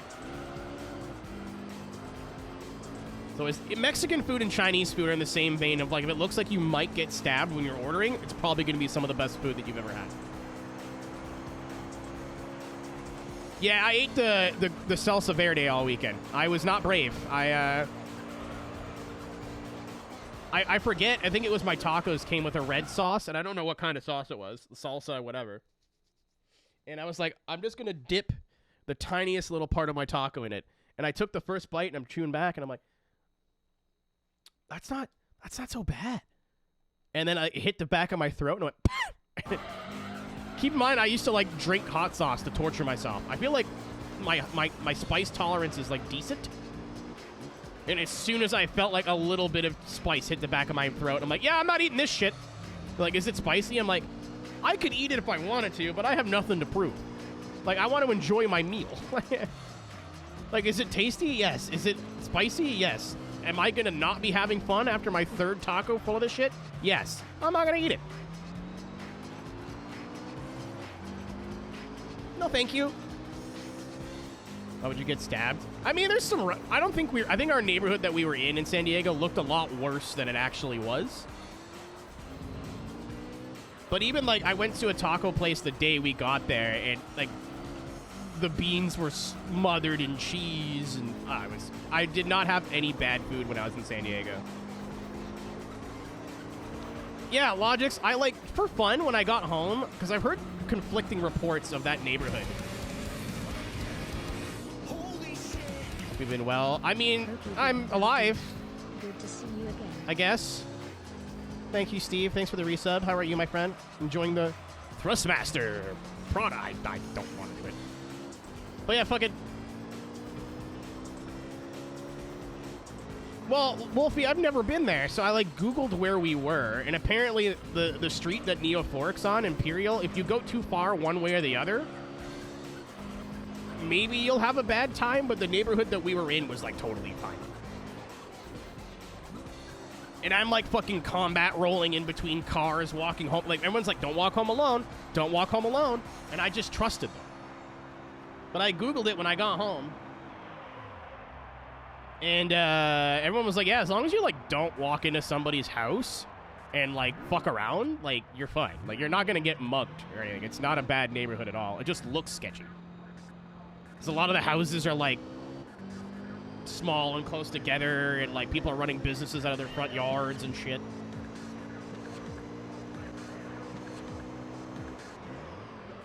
Yeah, Wolfie, I think I'd like to say for VR chatters, I'm pretty well-traveled.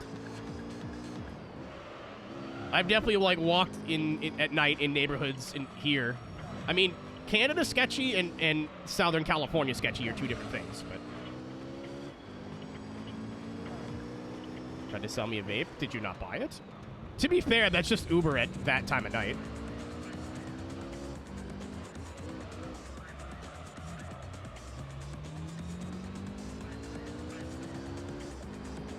Wheel stand. Dude, you're gonna love it with a wheel stand. Just having the wheel not move a lot. Like, it might still wiggle a little bit, but... I was using a desk setup for years. Years and years and years. And the first time I used a rig was when we did the 23 Hours of Zolder when I was at Red Bull Canada's headquarters. And I went, no, I need this. I need this in my life. My rig setup's not perfect. Like, I still want a bigger monitor. My monitor's pretty tiny. I'd like it a little bit bigger. I don't want to spend $400 on a monitor.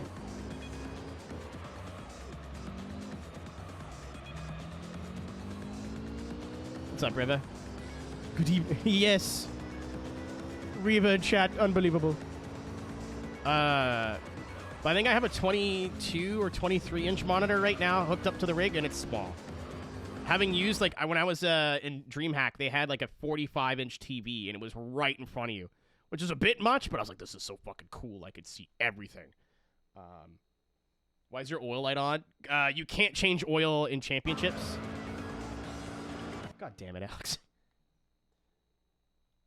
It's an oversight. But I would like a bigger monitor, but I don't have any room. Like, if I get a bigger monitor, I either have to try and scoot my rig to the left a little bit, or it's going to cover part of the stream PC monitor. Turn the Xbox off and change your oil. I think you should... Sorry, I saw colon 3. Couldn't think after that. My bad. How have I been? I'm here. See, I'm fine with talking about Mexican food and not feeling hungry because I ate an Old El Paso taco kit by myself last night. You'll note that it is made for a family of 4. Not with the power of marijuana, my friends. That's a family of me. I know you're thinking, there's 10 tacos in that kit. I know. I'm well aware. They're in me now. Well, they're not. They're in Maturlit upstairs, but...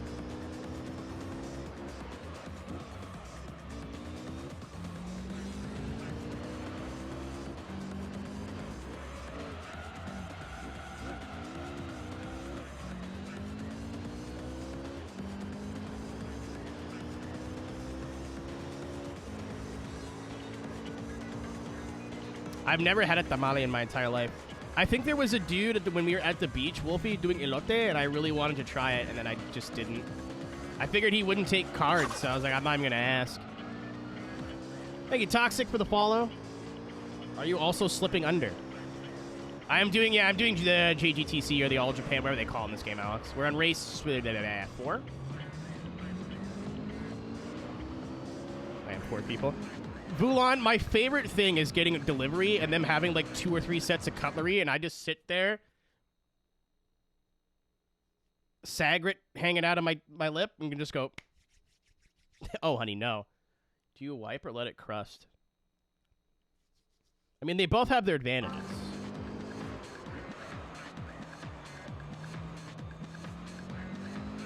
The wipe has to happen eventually. A little crust for texture, you know? Every once in a while is a treat.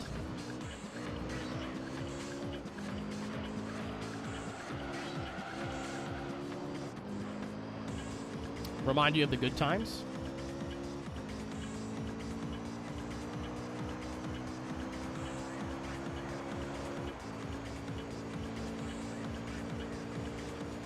If you get the chance, please try them. Well, I plan on going back to this thing again. So, I don't know if I ever explained it. I called it a music festival because it was just way easier to explain. But, crust game. But it's a VR music community. So they do shows every 2 weeks, but like the people who go a lot are all friends with each other, and we're all DJs, whether that's like they're trying to make it in the industry or just like, I don't know, I play funny tunes for my friends, which is where I'm at. And this is the 5th time they've had this. And it's always been way too expensive for me to go, or they've announced it like super last minute, so I can't plan it in time. But due to some things that happened that week, I was like, you know what? Fuck it. I'm going. I don't care how much it costs. I spent so much fucking money, dude. So much. Like, a stupid amount of money. I got home and checked my bank and went, yeesh. Let's not do that again. Like, I still have all my bills paid and my rent taken care of. It wasn't, like, stuff I couldn't afford. I just would have rather have not have done that. Excuse me, teammate. It's called the bump and run. They usually just, like, have it at random times, it seems like. But I'm thinking they're going to do it again in September. Nordschleife. Dude, some of the car people are doing some insane shit in VR chat. I don't fuck with it that much because it's like, I don't want to do that at the time. Like, I do want to kind of just go drink beer and hang out with my friends. But even some of the drift maps apparently are, like, pretty fun now. They were terrible, like, 2 years ago. Do it again. I've learned my lesson. If I go to California again, I'm on a strict budget.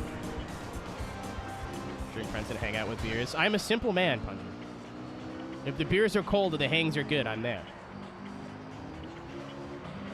Especially if it's in the United States. I mean, I could have Modelo. I could have Yingling. Thanks for the raid, by the way. I don't want to completely ignore what just happened. Aaron come from Punju's stream. What's up? My name is Arrow. We play racing games of all sorts here. Welcome to day, I think it's 15 of our Gran Turismo 3 100% playthrough. I think we're nearing 90 hours of in-game time or so. I am in purgatory. All these races, it's a 10-race championship, and all the races are 30 to 40 minutes each, so strap up. We're going to be here a while. If you like racing games, you're in the right place. Drop me a follow. I'd appreciate it. If not, go support Punju. One of, like, I don't make a lot of new friends in this space a lot, because I do a lot of, like, console games and kind of stay in my own bubble. But Punju is a dude that I've met pretty recently, and very rarely does somebody I meet in this space just give off good vibes off the hop.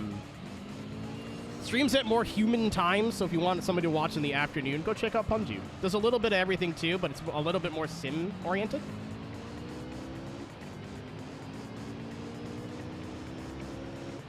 So go check him out. You don't have to, but I'd appreciate it if you did. And if you came from my ass!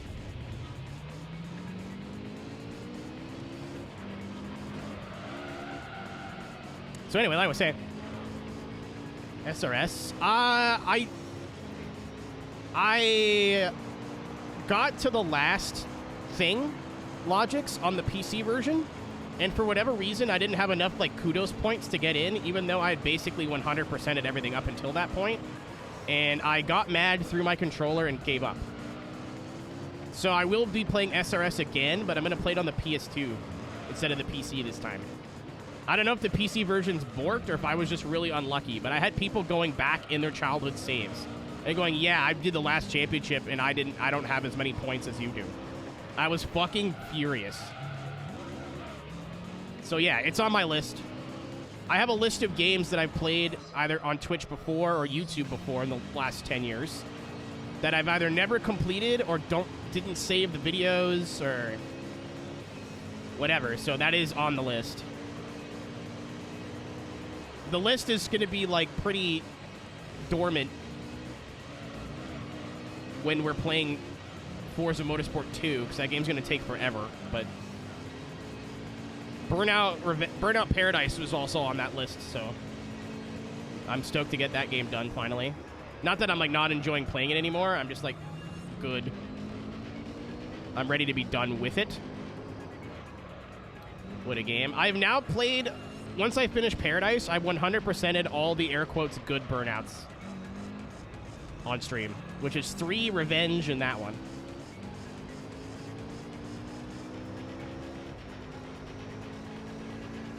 You're insane. Dude, it's fun, man.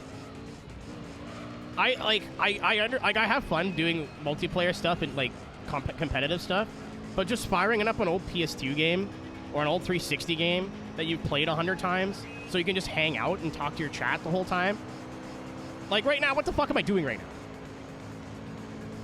What am I doing right now, really? You know? This does not require my 100% focus. It probably should, because we got like 3 laps to go, and if this skyline doesn't pit, we're in trouble. But it's a fun way to like talk about old games, talk about like irrelevant shit. Like we talked about hockey for 20 minutes. I love this shit, man. I could never do like a online competitive racing game 5 days a week. I'd pull my hair out.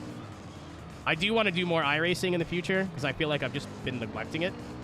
I want to do what I meant to do a couple seasons ago and pick up a car or a series and just run it a ton.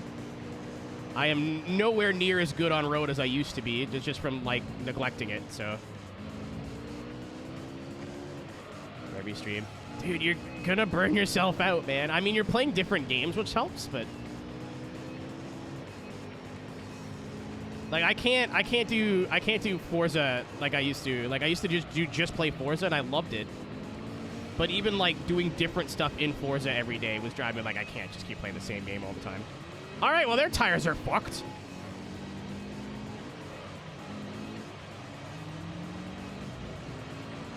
So long, Gabe Bowser. Game. Me too. I get embarrassed by looking stupid on Twitch.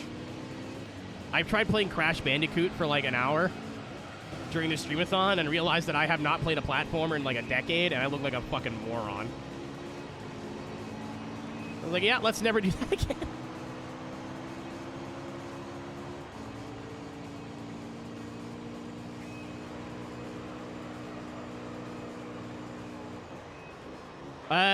So the AI has already been pretty bad around here, but I believe this car's not pit yet, which means it's due. Oh, I know what that was.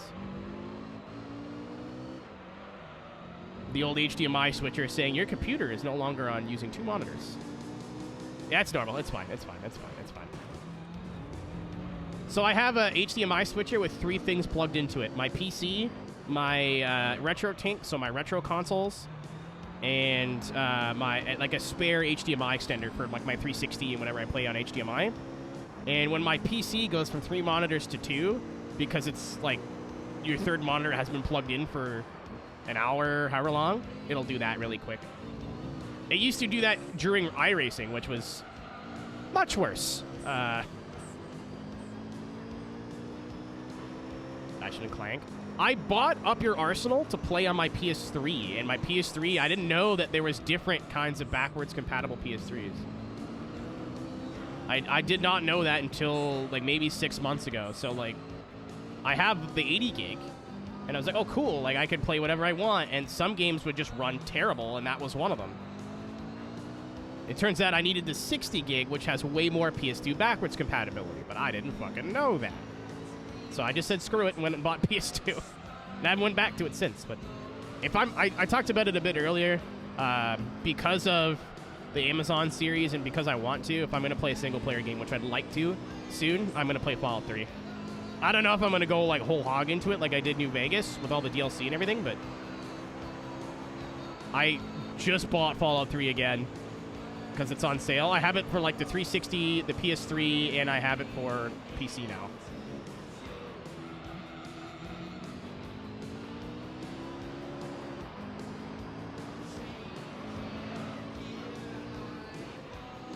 Dude, I could still make it. In a 76 yesterday. I heard it's like not poo-poo now.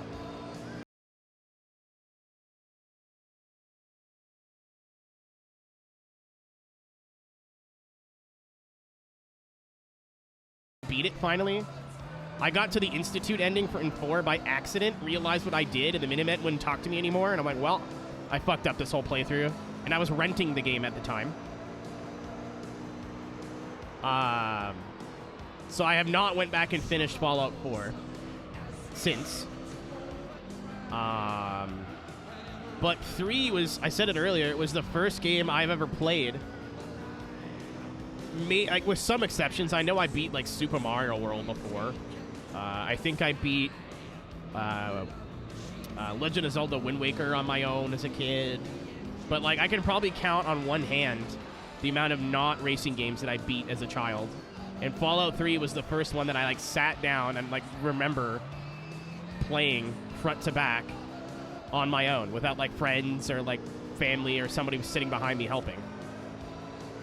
I figured everything out on my own. I did everything on my own. My cousin got me that and Burnout Paradise for Christmas one year. And I found myself playing Fallout more than Burnout.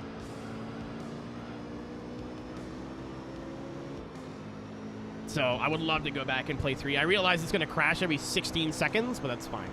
I don't care. If it's bad enough, I can play it on 360.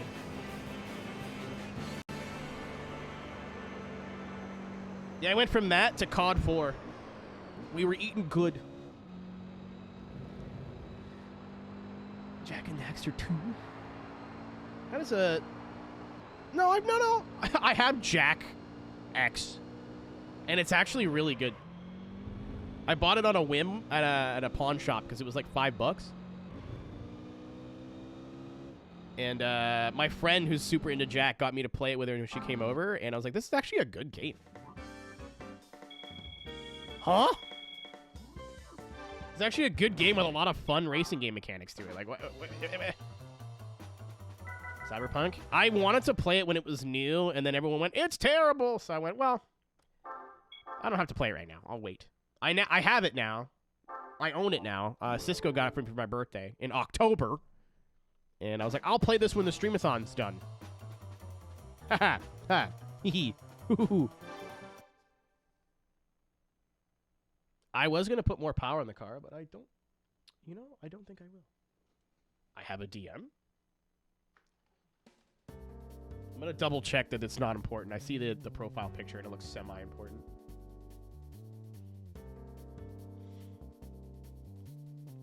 Okay, it was important, but it wasn't who I thought it was. I have to talk to somebody about something this weekend. I keep forgetting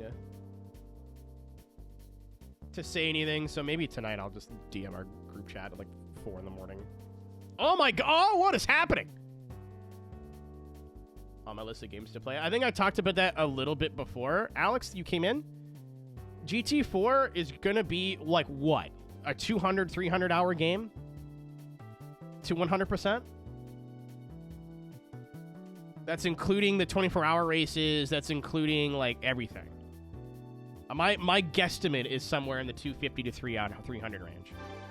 Do I want to play through that on stream? Absolutely. But it is going to have to be, like, the only thing that I do for 6 months.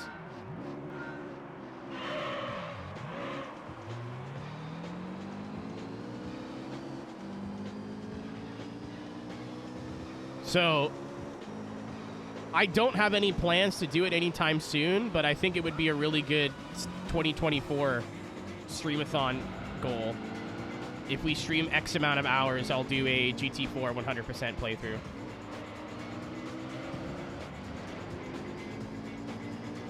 As of now, no. No, I'm good. I'm not looking to pick up another 200, 300 hour game. Kart World Series. I remember Kart World. Ryan just played Kart World Series on PS1. That game's hilarious. The AI are either OP or stupid. Like, there's no in between. Excuse me, pardon me, excuse me. 6 hours a week. I'd want to do at least 2 play sessions a week. So that I'd be putting 12 to 15 hours in a week. And then, oh, they're wrecking. Oh, big wreck. It's utter chaos.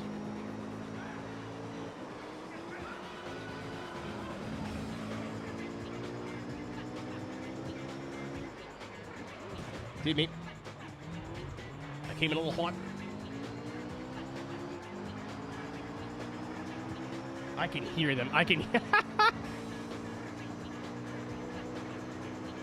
GT3 Laguna Seca AI moment. I was going to think about it.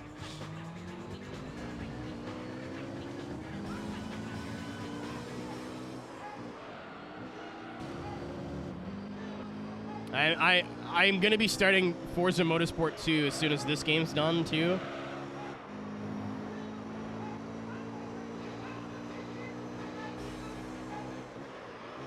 So if you're like, ooh, I like you playing like really long car PGs.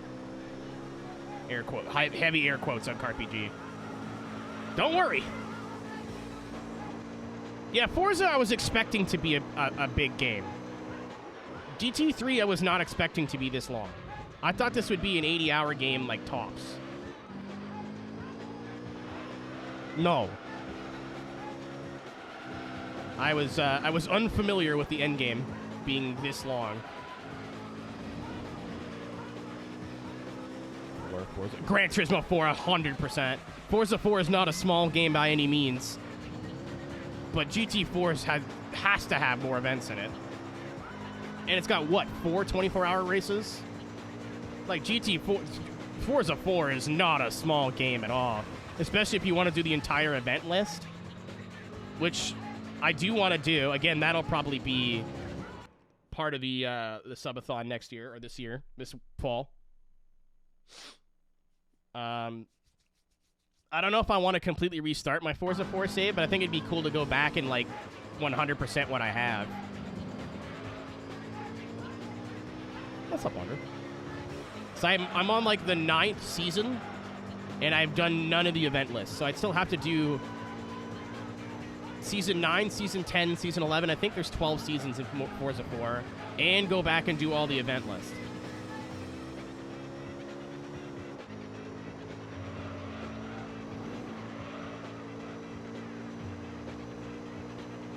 So I don't really want to, like, completely start from scratch. I'd also think it'd be really cool to, like, have an Xbox profile that has 100% completion of Forza 4. Like, my main account, and like getting all the achievements I've been missing. Like, I bought a Kinect just to get that Kinect achievement in Forza 4.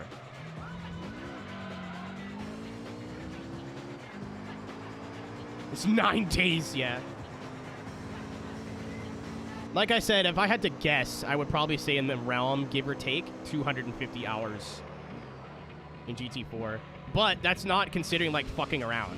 Like, trying to take a car that's does not belong and beat a race it does not belong in, and, like, going back to the drawing board, and that's, like, you know exactly what to use and where to go. I'm not going to do B-Spec at all in GT4. I think that's lame. I think it'd be fun to do, like, channel point gambles and, like, whatever, but I'm not considering that part of the playthrough. No. Oh, yeah, we didn't get into McCrayathon, unfortunately. I think our speed run was too long. I submitted San Francisco Rush, which is a 2-hour run, and I looked, and every other run that they took was, like, 30 minutes to an hour. It's kind of a bummer because they told me like I would be good. They're like, yeah, you'll get in. It's a weird game. It's a Nintendo game. We haven't heard it, like haven't seen anybody run it before. You should be fine. But I think they were overwhelmed by responses this year, so it's not personal. I left their Discord. I don't think they're gonna think I'm mad. I'm not. I just don't want to be in a Discord that I'm not participating in. I've slowly been trying to leave as many Discords as possible because I'm in like 50, and I only active in like 2. Yeah, I'm bummed, Nick. I was looking forward to it. That's fine. I might just get back into speedrunning anyway. We have unfinished business with Rush. I still have a minute to take off my record if I can.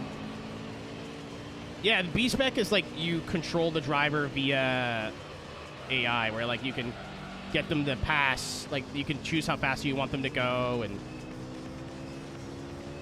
Discord Yode recently. Zach, I feel bad like being in a handful of Discords that I just do not participate in at all. I feel like it'd be better just to not be in the Discord. And I tried leaving Discord. I won't say who it was, but I was in a process of leaving like plenty of Discords once. And then somebody's, the manager, or not the manager, but the owner of the Discord messaged me and was like, hey, I saw you left. Is everything okay? And I think they were just trying to be nice. But at the time, I was like, wow, that's fucking creepy. That you're like paying that much attention. That's weird. Don't get me wrong. I see people leave my Discord sometimes and I get a little sad. I'm like, oh, I'm bummed. But I'm not gonna like message them, right? This person I'm talking about is really nice. I think they just thought it was like a personal thing. I was like, nah. I just realized I'm not like participating in anything. I don't want to just be sitting in this Discord for nothing. Yeah, no B-Spec. No B-Spec. No B-Spec. I'm not gonna say B-Spec is cheating, but like, where's the fun in that? And I understand there's 24, there's 4. There's 4, right? It's Le Mans twice, Nürburgring twice? 24-hour races in GT4. I'm fully going to do those myself.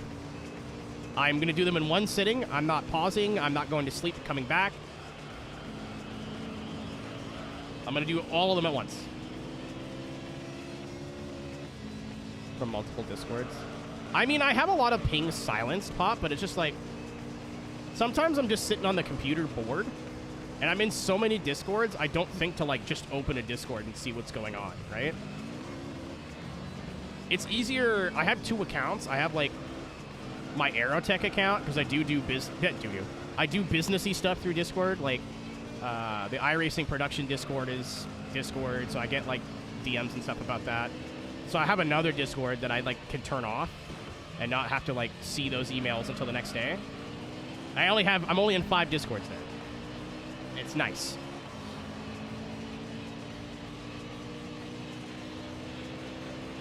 Yeah, Nick, and me, and, like, the person's Discord I was in, it's not like it was a random person. Like, we know who each other are. I was like, no, it's nothing personal. I just didn't want to be in there anymore. I wasn't participating. I literally have not opened it in 6 months. Fuck! Oh, 3? That's even better, actually. I thought there were 4. So, Le Mans, Mulsanne, Le Mans, Chicane, and Nordschleife. That's easy. That's nothing. As long as I can, like, properly space them out, and I think that at least the Nordschleife one, you don't need a crazy car for that, right? Like, I can't imagine we're racing, like, LMPs around Nordschleife.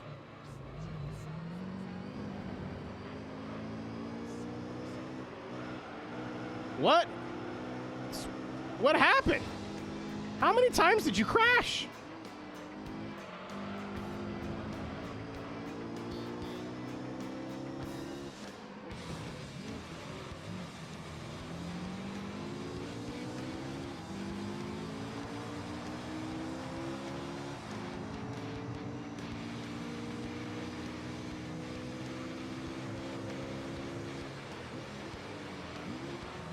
Yeah, anything under 24 hours, I'm fine. I'll be fine. I'm not worried. So I'll probably do the Nords one pretty early on in the playthrough, and then we'll do, like, the 2 Le Mans ones back-to-back. Like, as in, like, a Friday night I'll do one, and then the next week I'll do it again. Maybe not in the next week, but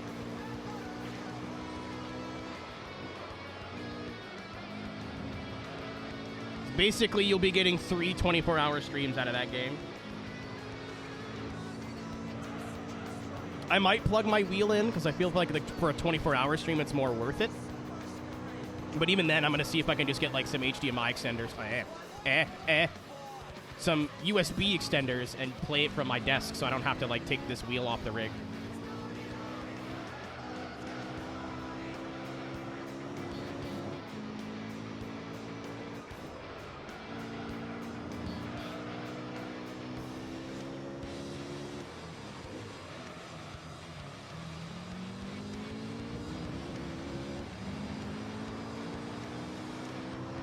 This is so itchy. Am I gonna have to buy a nose hair trimmer? Am I that old now?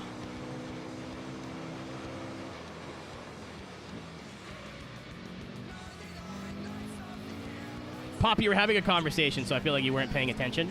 For this year's streamathon, if I do it again this year, because it kind of did ruin my life for 3 months,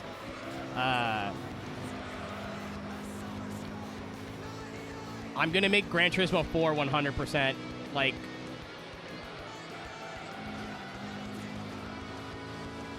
the second highest or the highest, like, redeem. Like, X amount, like, second highest amount of hours streamed equals GT4 playthrough type thing. And that game has 3 24-hour races. And yes, I could just leave my PS2 on and come back to it another time, or save mid-race, or B-spec it, but I think that's not in the spirit of a 100% playthrough. I think you should play the whole thing. You play the game how you want at home, but that's how I'm going to do it. So if I end up playing GT4, keep in mind that oh, they're wrecking again. That's going to be minimum 3 24-hour streams.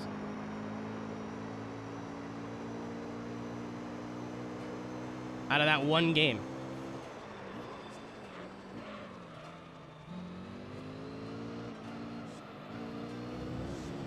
That's not correct. I kind of don't want to pit.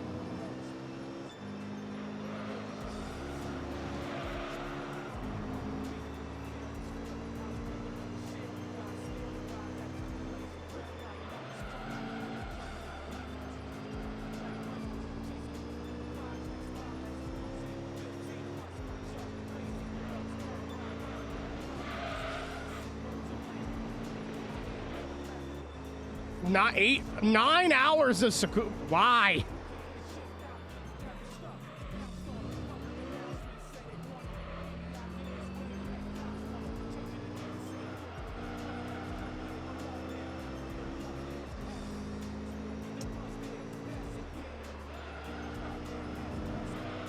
All right, I think that the Aeroteq pits my teammate.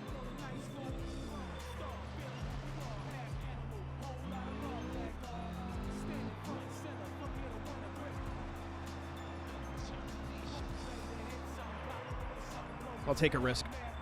I'm going to have to pit for tires eventually. Oh my god, those poor fuckers. The GTRs are having a bad time.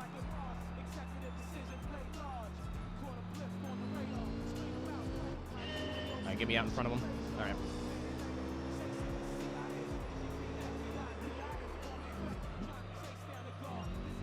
This time going into the streamathon, I'll make sure I have no games. Like, none.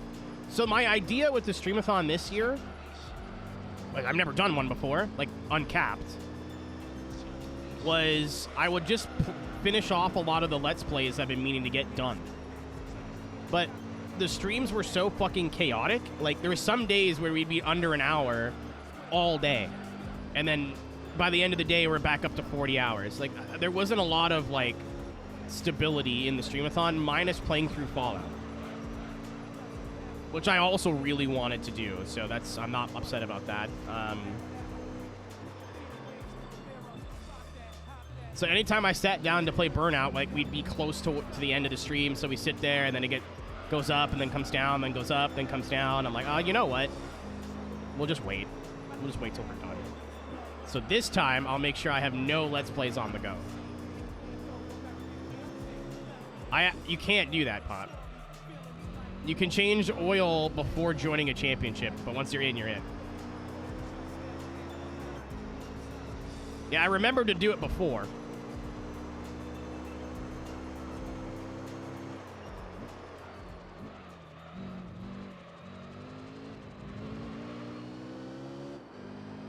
NA release. Like, oh, like the game Top Gear. I was like, I didn't know you were into like the car show. No. Like the Super Nintendo game. Yeah, you didn't have to say that out loud in your mouth, I don't think. I remember playing that as a kid. I still have it. I kind of want more Super Nintendo games, but my wallet doesn't. And I think I'm pretty good on 64 now. I think that the most expensive console like games that I want now are Dreamcast stuff. But that's like there's so little I can get it slowly piece by piece. Like I didn't expect Crazy Taxi to be like $40, dude.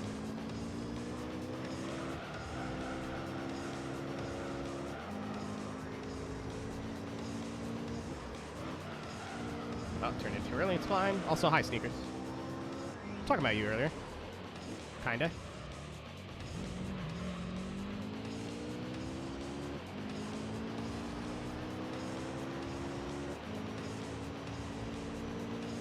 What's that mean? I would love if they just did their own show without Top Gear. I feel like it would go over way better. Because if you have the Top Gear name, unfortunately, people are going to always just compare it to the UK one. If you make your own show and just call it, like, Car Dudes, you know what I mean? Yeah, it's like Super Mario 64 on the 64, Nick. Everybody wants a copy, so and people who have a copy don't want to get rid of it. I've had my ex's 64 sitting in a bin for like 10 years now. I think I finally just have to bite the bullet and get rid of it. I was like, I'll bring it back to her, and then every time I think about bringing it back to her, I fucking forget. So...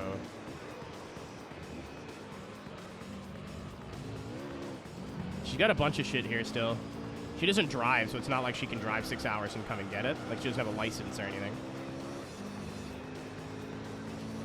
It's like a bin of like old records. Like this Bring Me the Horizon record in there that I am keeping.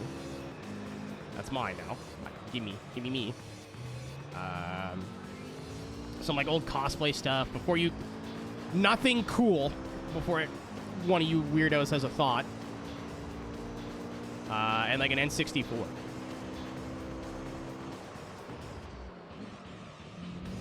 I was like, I don't really want to get rid of it, but like I feel like if I left my 64 at my ex's house, I'd at least bother them like once or twice a year. Like, hey, next time you come back, can you bring my 64 with you, please? I'm so stoked for a movie. I'm hyped for both of them. Like, MCM just does like some of the coolest shit now.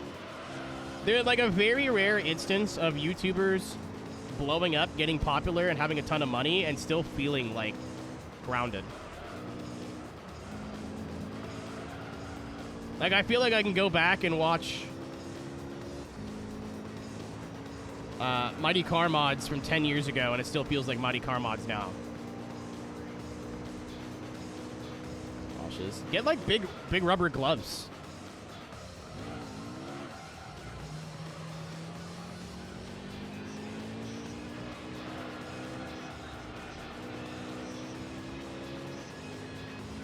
Show was canned. Also, like, it was not the same anymore. And even like Grand Tour, like, I think it's run its course. You know what I mean? Maybe that's like, I know a lot of people might not agree with me, but I think I started watching Top Gear in like 2006. So not the first series, but like series 6 or 7.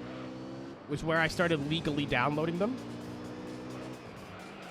And I'm good now, you know? I think they've done everything they could possibly do. And, like, even the Grand Tour specials were getting old there for a bit, and they're good now. Because it's just like, I'm going to drive to the thing. And we drove to the thing.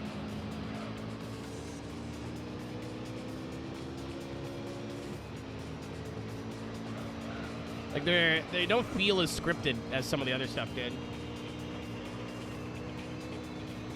Honestly, I've had more fun watching Clarkson's Farm and James May, our man in whatever country he's in, than I had watching the Grand Tour. Goodbye.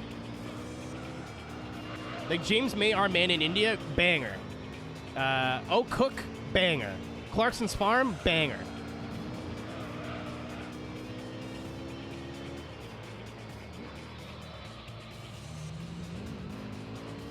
The last two, Zach, I've liked. They're getting fucking old. Yeah, man, like 10 years, they'll be in the hospital. Like, it's like gross, but it's a real thought. Like, they've been old for 15 years, dude.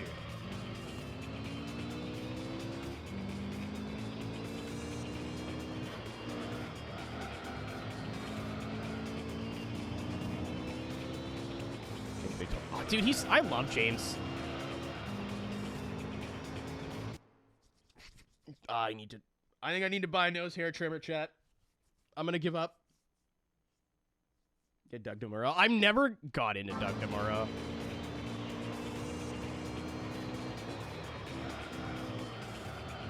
I get like why people like him. I'm just not one of those people. I don't dislike the dude as a human. I don't think he's like a scumbag or anything. I've tried to sit down and watch Doug DeMuro reviews. I'm like, I can't. It's not for me.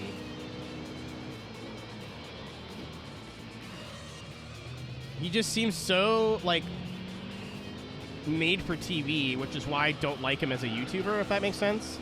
Like, he has such a, like, hey, everybody, welcome to, you know, like, you're on the internet, you can literally be, if that's who he is in real life, that's fine.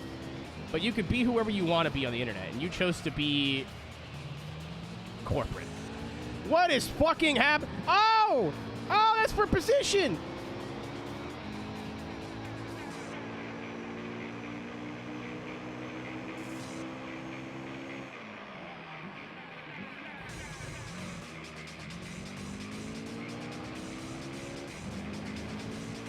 What's up, T-Bone? Yeah. Trouble again! Dude, everyone's just been eating shit.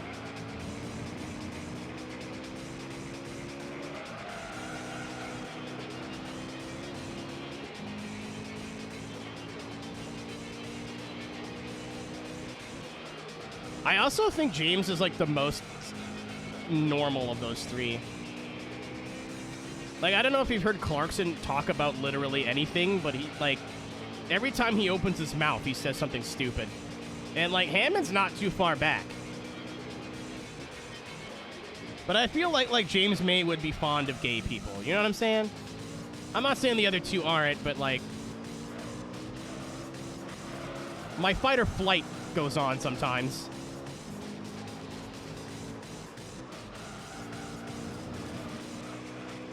Yeah, James is just a weird... I used one of his sound bites from his cooking show as an opener to one of my my DJ sets. It's like, do you want people to... you think I want people to think I'm a weirdo? I'm just am. I've learned to live with it. I'm 57 years old. I no longer give a shit. And I'm like, you know what? I like that.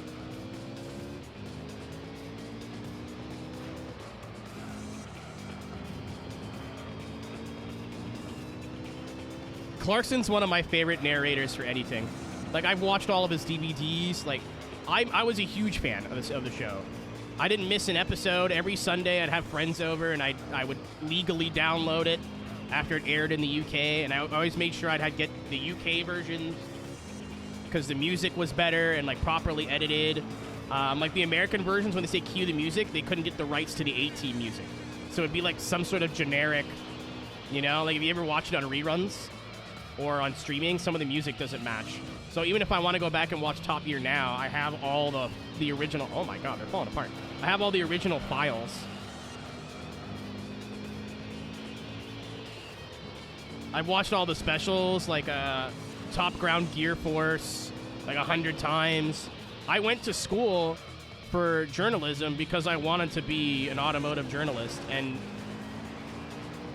like I'm out of high school. I'm like, what do I want to do with my life? And I was watching Top Gear. I was like, that.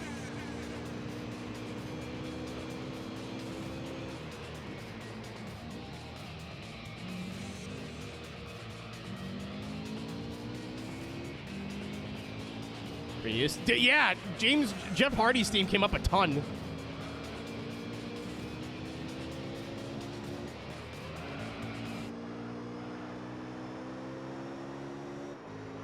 That's my brain too. I'm like hit or miss with long form automotive people.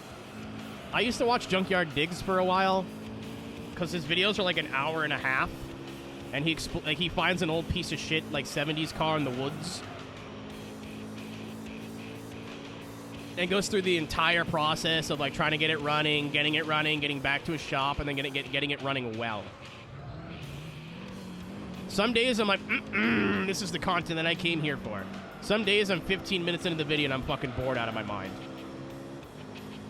Journalism as a major? Be careful. I play video games for a living now, T-Bone. Like, I think you should do what you love. Especially, like, if you want to be a motorsports journalist. Because there's so many people who are not credited anymore. And they're just like, I have a Twitter account. So if you just went, yeah, I went to college for this, like, you're immediately going to get more opportunities than them. But journalism is, because of people like that, is dying. You know, like, all I know how to do more than any of you is write a article properly. You know, it doesn't take a genius to go into an active news story with your iPhone anymore. Everybody's got cameras. You know, we live in a different time, especially print media. Holy moly! You're gonna break for Elsie? You know what, dude? It's like I've seen it happen to me, where people will leave, like, stop hanging around, stop coming to streams, stop watching videos, whatever, and in a couple of years, months, days, they come back. Sometimes they don't. It's okay to get bored of a content creator. Even like you're like, I don't like where they're going with the channel, or they haven't changed much, or it just isn't for me anymore.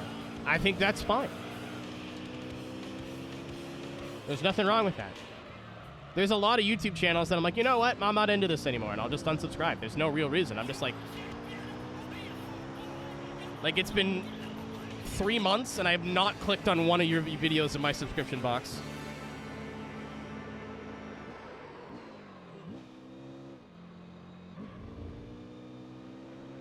In Twitch, use a journalist for Formula E. Yeah, I'm not saying like you need to, but a lot of people don't trust journalists anymore. There's a catch-22 to that. So it doesn't matter how accurate your story is. What matters is how fast you can get it out. Because it's not about print media anymore, right? You don't have till 5 a.m. to make sure the story is right and all your sources are checked and you can put it out to get it printed. It doesn't matter. It's speed, right? So let's take sports, for example, because I don't want to talk about anything more serious than that with the whole fucking world being on fire right now. But like, if there's a rumor, let's say there's a rumor that like Carlos Sainz is going to be signed by Mercedes. That might actually happen, by the way. But let's say there's a rumor. If I do my due diligence and like call Carlos Sainz's people, call Mercedes, call my contact at Ferrari, try and fact check this. It's been 3 days. The story is not important anymore. There's already been like a plethora of like speculation pieces out. And my story with actual sources is not going to matter anymore. It's too late. It's too late. Honestly, people don't fucking read past the headline and the byline anymore. If you get someone to click on your link to go to your website, that's huge. Nobody even does that anymore. People scroll social media, they see a headline, and that's it. They don't read the story. Very uncommon. And I'm not like pointing the finger. I do the same fucking thing. I don't got time to read 500 words. I'm jerking off. I'm in my news now, right? It's about speed. It's not about accuracy anymore. So, like, they've created, like, any Cletus sheep here? I used to be a big Cletus fan, and then COVID happened, and I am no longer a Cletus fan. You can watch what you want. You're allowed to watch what you want, but I do not support that dude anymore. Everything that guy did over COVID left a horrible taste in my mouth. Rev up the Bugatti.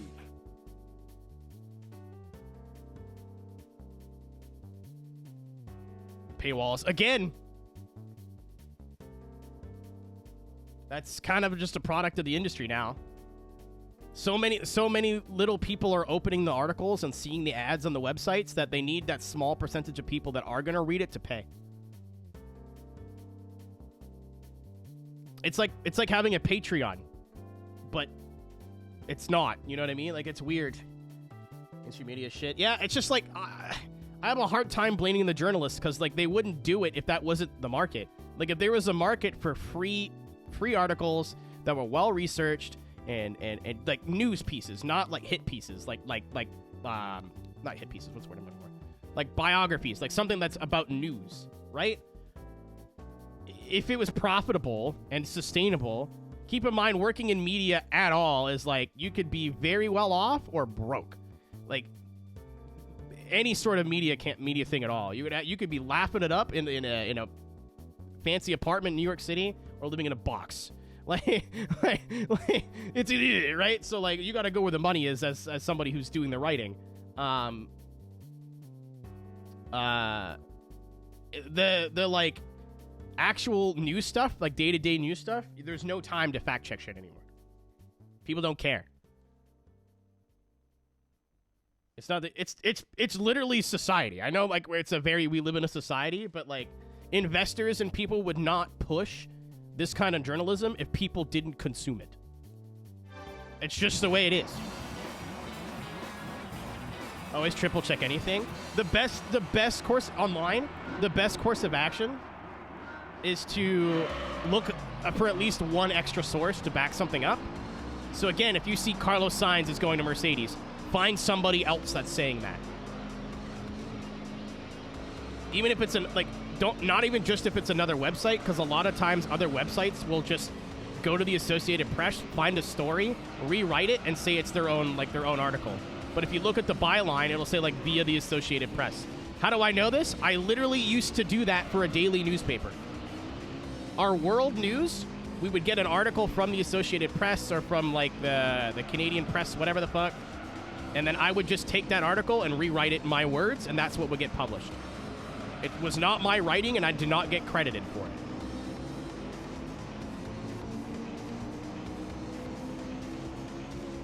Like, how many different people do you need researching, like, a bomb went off? Like, not a whole lot. But you can't copy and paste the article. Like, I was literally just a professional rewriter when I was on my internship. So the best thing that you can do to save yourself from hashtag fake news is look up... When I learned in school is you need 3 sources. But I think at least 2 from 2 different sources, not the same person. And double check like the site that you're on, because there's news sites that will like, hey, we have sources or whatever, but they're very skewed to a certain viewpoint. I'm gonna keep it about sports because that's lighter. Like, I get Google articles recommended to me all the time, Formula 1 news, and I'll go check the website, and their entire website is like schlock. Like, they don't report any actual news. It's all rumors and hearsays and shit that they're making up, I'm sure. So I'm like, okay, everything I see on this site, I don't believe it. Like, just do due diligence. It doesn't take much, and you'll sound a lot less like an idiot.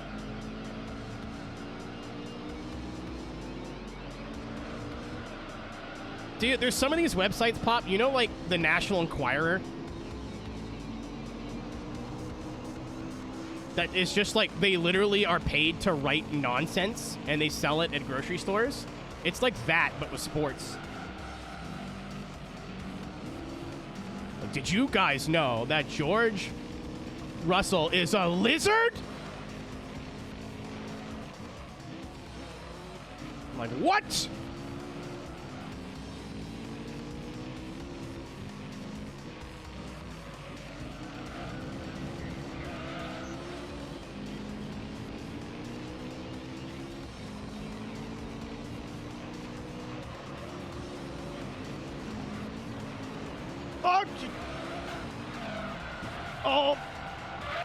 Oh, big wreck. Oh, I'm still going.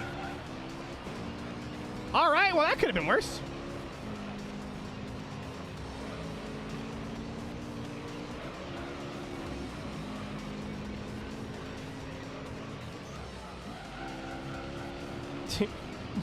George Russell's ears just perked up somewhere like he figured it out. Rattle 'em, boys.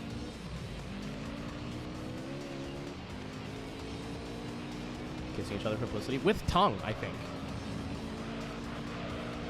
And potentially their shirts off, but we can skip that part if it's necessary.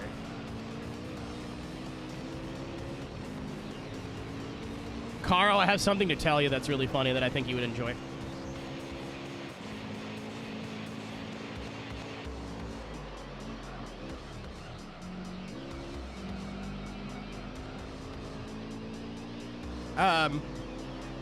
There was a Yowie paddle at ShelterCon.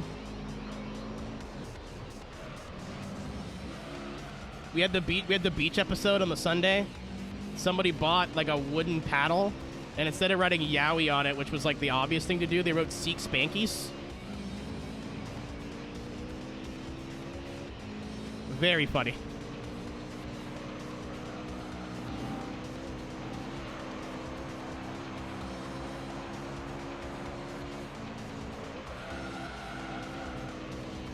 So I saw in one of those Google News posts that OJ admitted it on his deathbed, but I didn't read the article because I figured it was a bunch of hooey. A bunch of, what does Critical say, gobbledygook?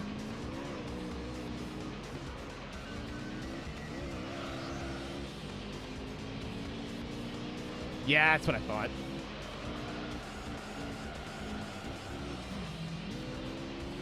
Complete malarkey. I was like, I don't remember when I saw it. I'm pretty sure I was on the toilet. And I said, like, whenever I open Chrome on mobile, it has, like, news stories recommended to me. And I saw that, and I was like, well, that's probably not true. But I'll look into that later, and I forgot until the second. This is a load of barnacles.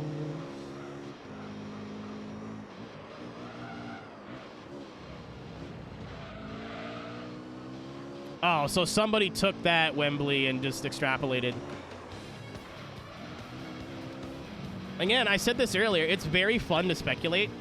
I do it all the time. If you're just like in tune with that, it's speculation. When you start presenting speculations as like, well, this is happening and this is happening, therefore, no. That's how misinformation gets spread around. You can't make an educated guess and present it as fact.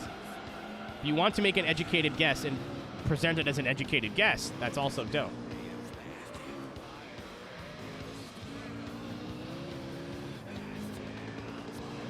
And shitification all has to do with the fact that every hedge fund found a mess on the money into startups 20 plus years ago, and now profits have to be maximized because of the agreement. AI schlock. I'm gonna say something bold and controversial. AI rewriting press releases, I think, is fine. Like, it sucks because that does take money off somebody's table, but I literally did that as a job. Well, I was an intern, but I did. That's what I did at the newspaper. They'd send us PR releases about like, hey, this investment company's gonna spend $500,000 in the local mine, and there's a PR release, and they send that to journalists. And all I did was take all of that and rewrite it in different words to make it less corporate and more readable. With every fucking day I did that, there was some other shit that I could have been working on. For like dumb frou-frou stuff like that, I have a hard time saying, hey, take money off of somebody else's pocket, take food out of somebody else's table, but nobody fucking wanted to write those. I didn't want to write those. It was a waste of time. Every morning I get to my desk at 8 o'clock, and by 10 o'clock I was done rewriting all the dumb bullshit that's happened in the last 24 hours. And I can actually get to what I wanted to do.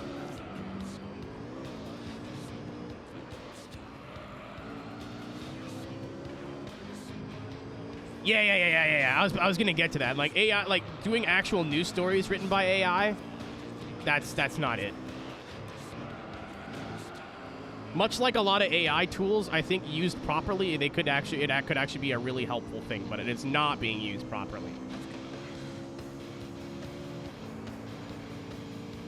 Yeah, so I mean, again, that takes food off the table of people, but I get it, I guess. I don't know. It's a weird, like, I get both sides. Like, I'm a fence sitter on that topic.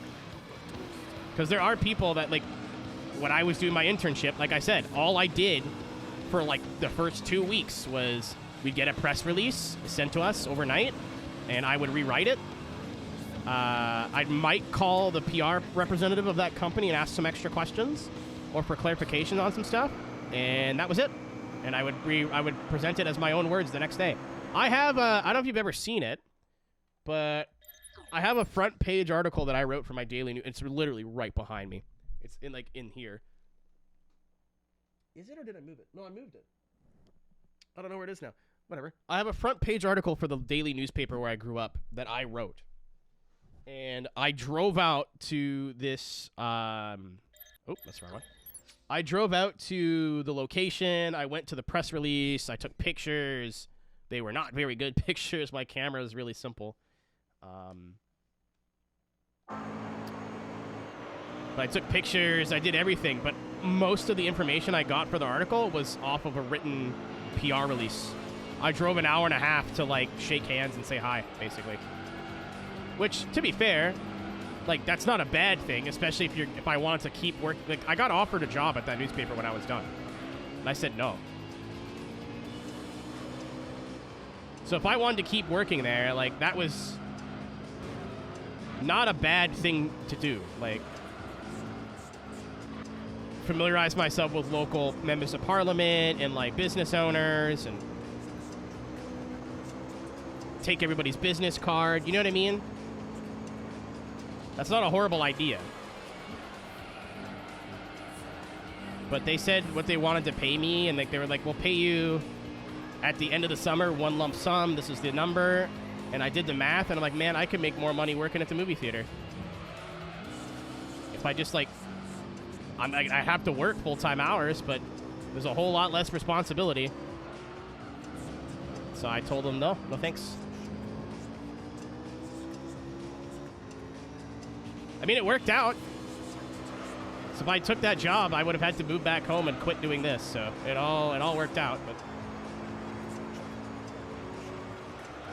there's no way I could have juggled being a live streamer and or content creator and write full time for a newspaper.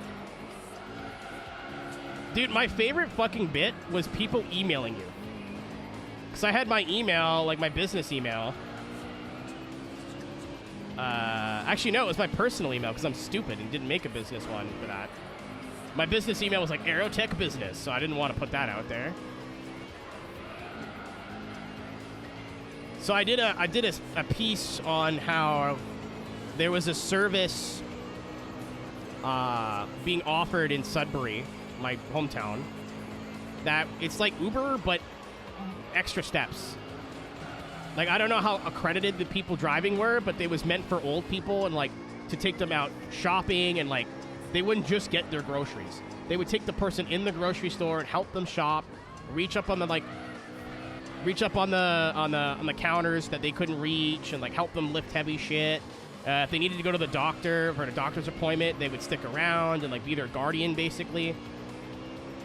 And I did a story on that, and I don't fucking remember how long it took.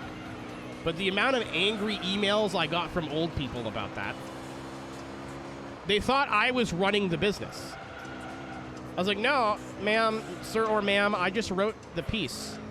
Or, like, I'd spell something wrong, and some dude would be like, I can't believe you're letting the fucking pieces of shit like you write for this fucking newspaper. They'll let anybody write for you anyhow, like, blah, blah, blah. I'm like, I would always just respond with, like, I'm sorry that you're having a bad day. Maybe think twice before you start emailing people randomly. Blah, blah, blah. Or, like, thanks for your input. Have a great day. People get fucking heated. I didn't write for this paper probably since 2015, 2016. Maybe a little bit later than that. I still get emails every once in a while. From people looking up old stories, and they just be like, fuck you! Or, like, excuse me, do you still offer this business? I'm like, I never offered the business. I just wrote pieces. Oh my god, I didn't pit. I think I gotta stay out. The gap between me and P1 is huge. I think I'm just gonna stay out. Yeah, that Toyota is not... I don't think I'm going to catch it on fresh tires. Vent, I think you're giving people too much credit. They may have just been fucking stupid. Old people from a small town, dumb as rocks, man. Actual morons, imbeciles. Well, smallish town. Who, like, have never left that city and, like, it's their fucking life. Not bright.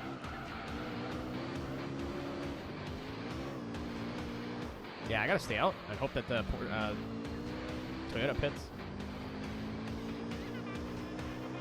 Penis. Nah, and like I couldn't get into full-blown arguments with them because I was still working at the paper and didn't want to ruin any future opportunities. Now, if I get some emails from people, I'm like, are you fucking handicapped? Like, leave me alone. Like, I'm sorry you don't know how to read, but like, this isn't my problem. You can't talk to me like that. I mean, I did. You're never gonna make it anywhere in this business. You're probably right. It's been 6 years. I don't want to write for a newspaper anymore. Boner, yeah! Thank you, DC. Appreciate the resub. How are you?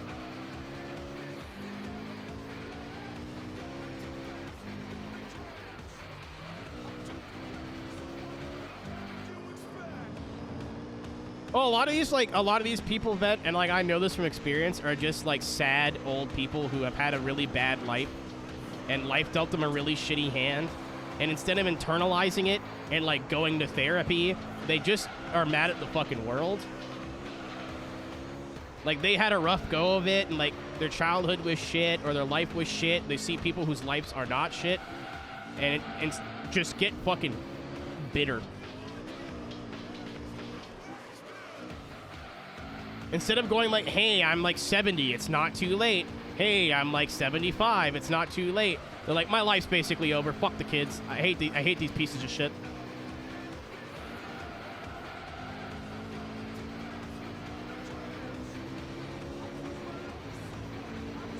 About work shit. Jack off!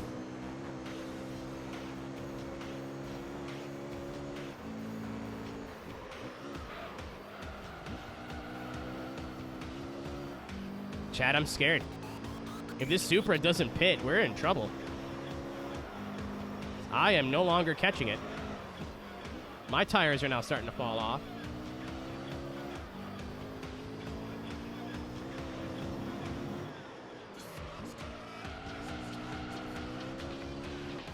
I'm getting really worried now.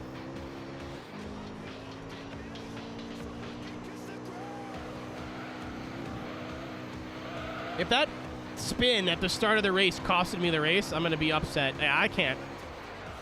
And the 3 cars behind me are catching me now. Oh, no.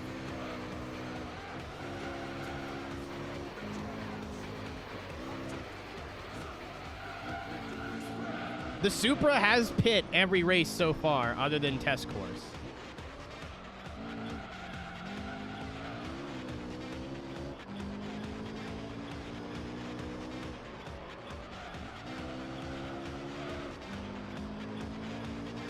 All right, I was like, oh, here comes the Skyline, and watched it go headlong into a fucking wall. Yeah, just keep doing that. I would appreciate it. Yeah, I'm committed. I can't pit now.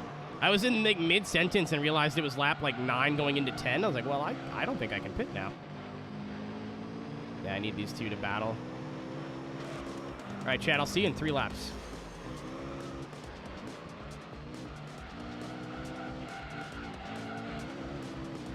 All I can really do is just hang on. Oh, yeah, we're dropping back. All I can really do is just try and hang on to second place. And hope one of these cars pits. None of us have pit. They all pit stupidly late too, right? Like around now.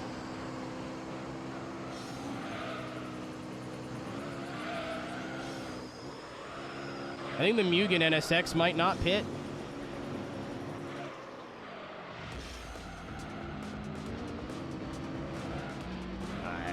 There's nothing I can do here.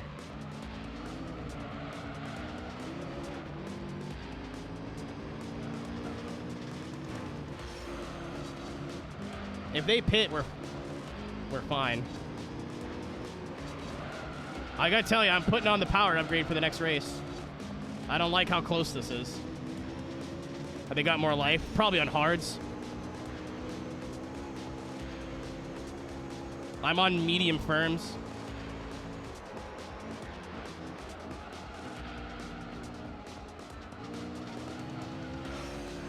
Not pitting was a mistake. It was fucking too late. I was like, well, the super is gone. The only hope I have is if they pit.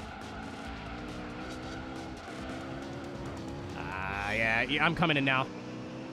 It's not gonna matter. Either I need all of them to pit, but like I'm so far back from the super because I'm going so slow. Yeah, that was my... Yeah, fuck. I don't need to win every race, but it would be really nice. Because if I don't win this race, and I don't think I will, I have to come back and do it again. As long as I get out, give me... I need to, like, basically fly now. And hope that everybody but me pits.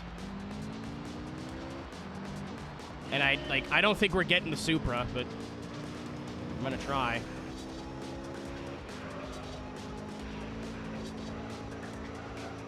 Games like this, Wembley, are why I got used to miles an hour instead of KPH. Because, I mean, I live in Canada.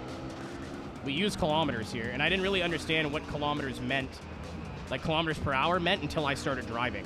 And even now, like, I know up to 160, and then after that, I'm like, those are sure. Like, tell me 240 kilometers an hour. I'm like, that's a number. That sure is a number.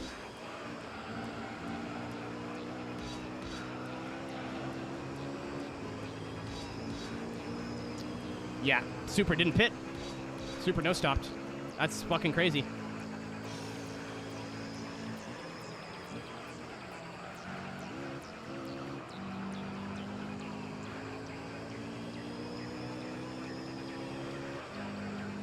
Holy shit, nobody pit. Me and the Pennzoil car pit. Everybody else no stopped. Fuck.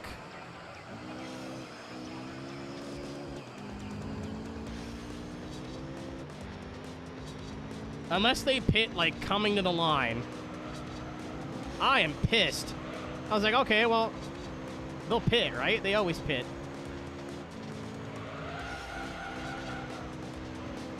Whee! I'm actually so mad. Well, the good news is it's only 20 minutes. It's not one of, like, the 30-minute ones, so I will have to do this again, but...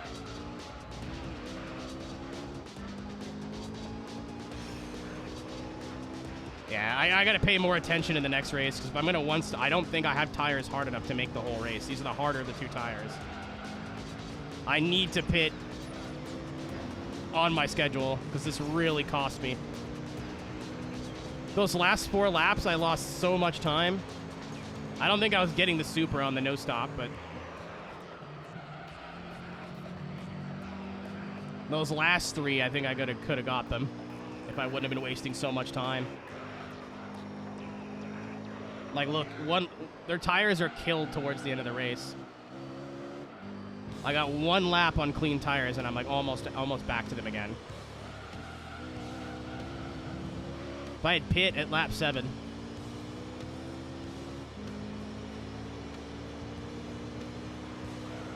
Caro, to be fair, I know the conversions of the numbers that I see every day.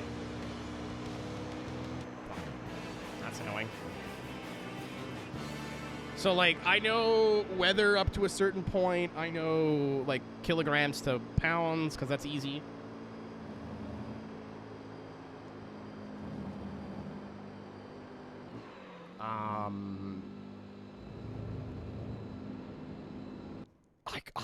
I think I saved before this race. I could have reset. That's fine. That's really annoying.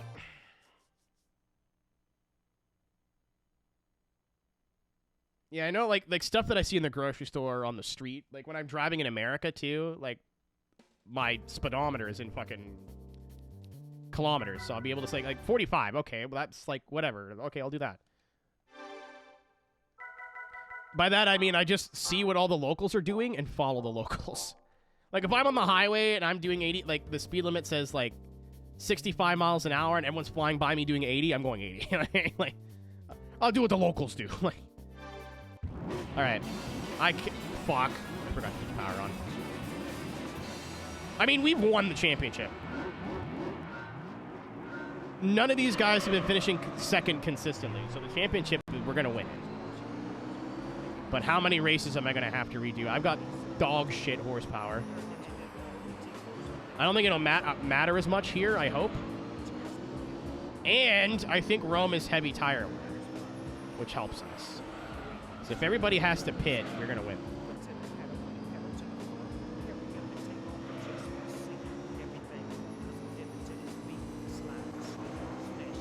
Thank you, friend.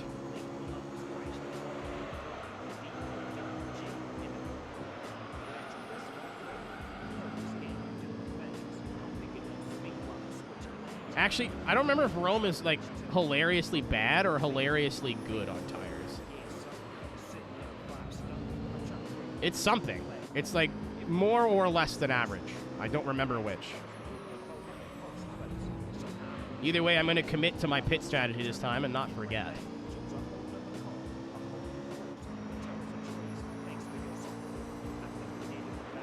My kingdom for an oil change.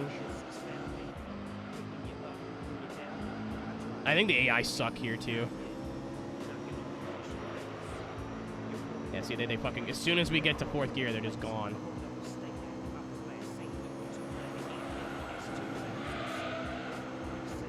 Oops.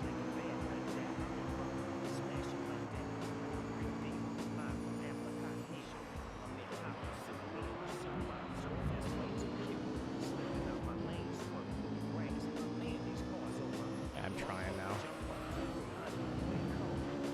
I cannot finish second or worse in any other race. Like, we're gonna win on points, but I don't want to have to come back and do like an hour worth of cleanup races.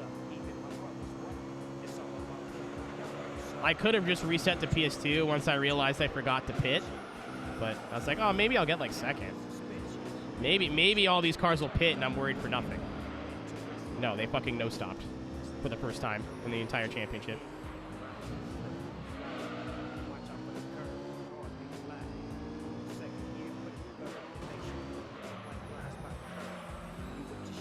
My fault for not buying harder tires, but...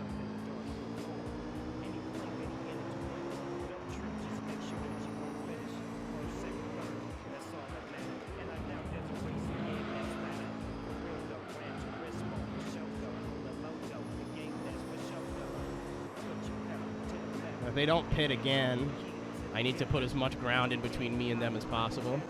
Is that the Sard super fucking off into the distance again? It sure seems like it.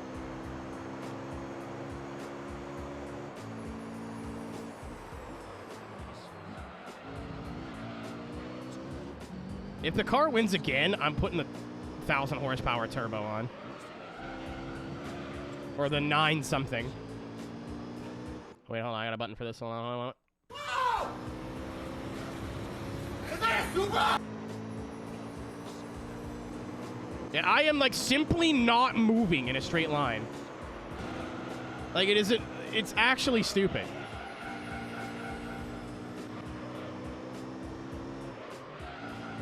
Once we get to the corners, I pull the gap, and then as soon as we get back to the straights, they're all over me again.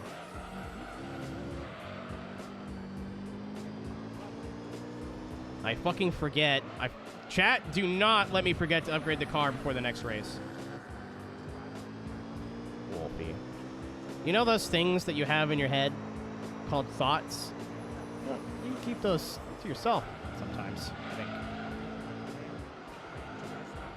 Not all the time, but sometimes. I think you could just keep those up there. You know? Real?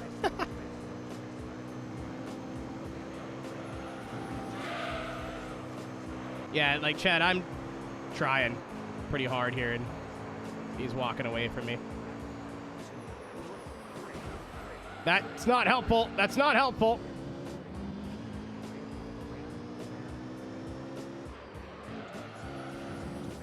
Like, I'll probably remember now that I made such a big deal about it, but just in case I don't.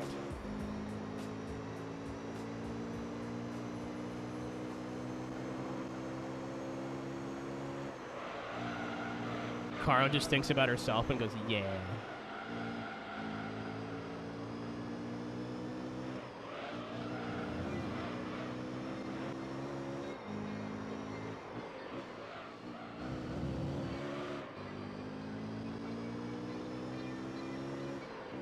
This song, I listened to this on the way back from Syracuse.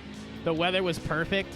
It was like 70 degrees. I had my sunroof open. I had my arm out the window, doing 70 mile an hour on the highway. That was so good.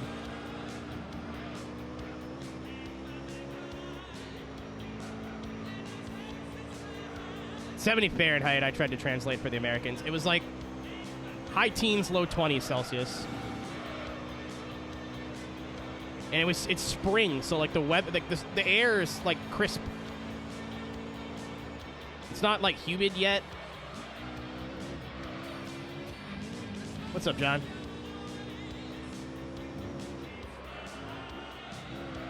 It was around 20 Celsius, if I remember. Yes, John, and I'm so down on power, it's not even funny. I was like a little bit down on power, and then now I'm in desperate need of an oil change that I can't do.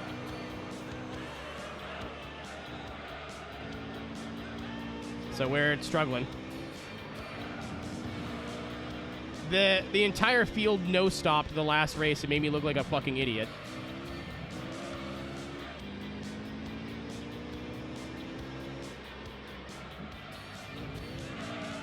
I want to die. I live in Canada. I live like in the Lake District. Like, I'm surrounded by bodies of water always. I know how that feels. I have not once in my life experienced a dry heat. 20 so I was close. I said 70-ish, right? What's GT3 going? I mean, it's been 2.5 hours, and this is the only thing I've done, so as per. Yeah, their tires are coming up to temp now.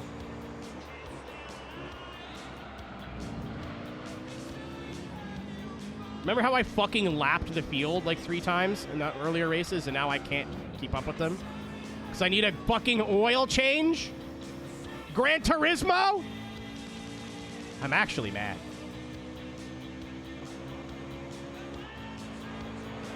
It's so silly.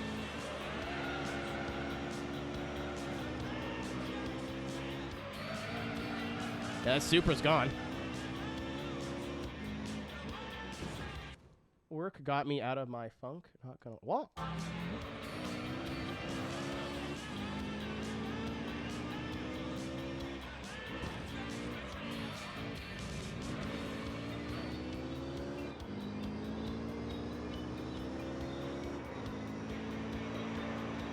That's like, I don't know if I said anything, oh hey, but I mean, you know, whenever I have like I feel bad calling this work, but today was like the first day I woke up, my brain was like, okay, we got stuff to do, let's get it done.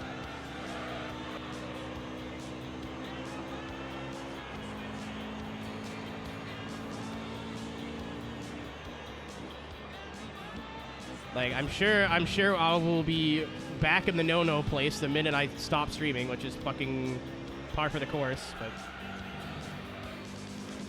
as soon as I got out of bed, I was like, oh, gotta go shower, gotta shave, gotta take care of this, gotta do that, gotta do that.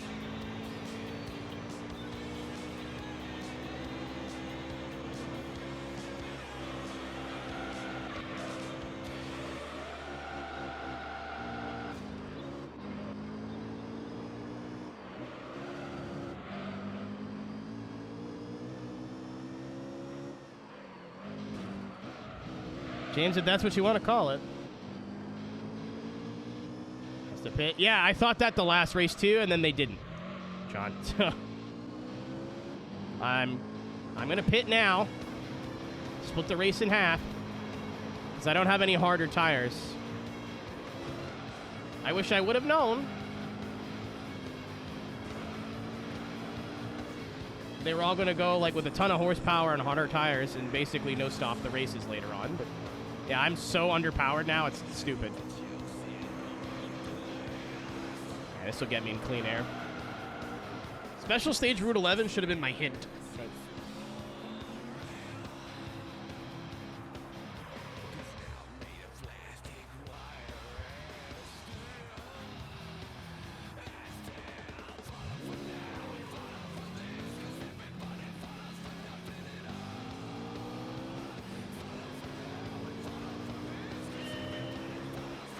Oh, okay.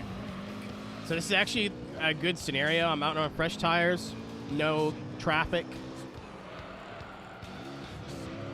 I basically need to turn the best, like, 7 laps that I possibly can, and I might get second. But it looks like the Supra's dropping back, so they might pit. I don't know.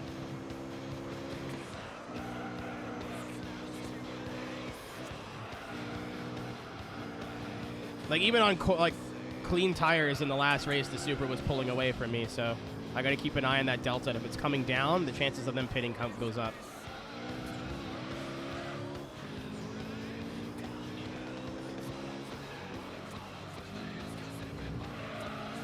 That's not good. If I have to redo these 2 races, at least they're like 2 of the shorter ones. NA. I think they're all using the Stage 2 NA package. I think I went on Stage 1 to keep the racing fair. Because the first couple of races, we destroyed them, right? But I don't know what it is. So they're pitting. They're not pitting now, which is totally fucking ruined my whole strategy. So my car is not fast enough to one-stop and catch them, and I don't have any harder tires than the ones I'm on. So it's not like I can switch to a harder compound tire and do what they're doing and just outrace them. Even if I could do that, that Supra is fast as shit now. Was literally finishing like 4th every race, and all of a sudden, it's like they told their driver, "Have you tried steering the wheel with your hands?" And he went, "Oh, that's a good idea." Cool joining you. I'm gonna keep doing that all season. The only way I will not do FD watch parties is if I'm physically not in this house. Races left. Like, we're gonna win the championship. That's not the issue. It's the saving myself from having to redo races is the issue. All of them have like 10 points or 20 points, and I've got like 50 or 60. Unless I finish last every race, we're gonna be fine. Just every race I don't win, I have to go back and redo when I'm done. And this is race 6 of 10.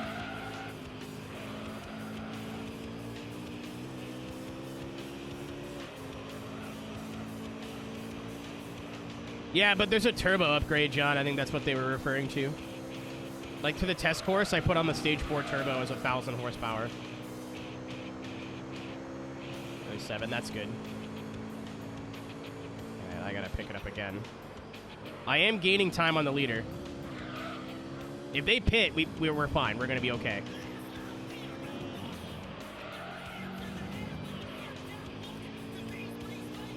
They don't pit, we're fucked. Because right now, I'm gaining on them.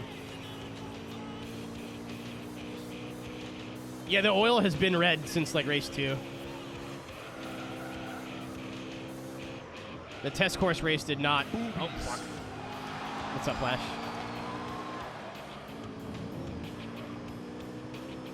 You're not pit. I thought that at Trial Mountain, and only me and the last place car pit. And I think this track's a bit harder on tires, but I don't remember if it's harder on tires or easier on tires. The logic is it's a street circuit. It would be harder on tires. This is also Gran Turismo 3.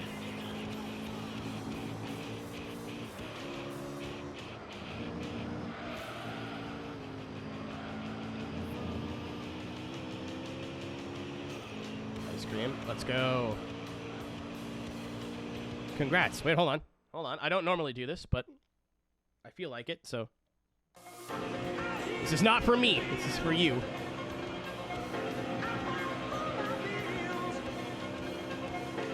There's not a whole lot going on behind the screen right now anyway. The Supra is now once again pulling away.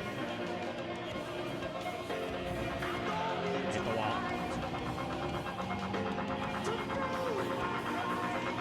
1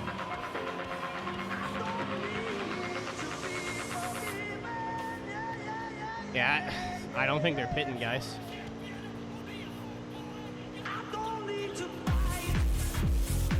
Unless the pace falls off, like, huge.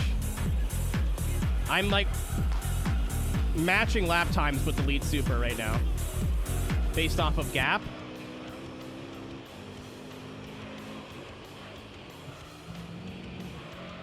I wasn't cutting the corners as much as I could. We were really losing time on the straights.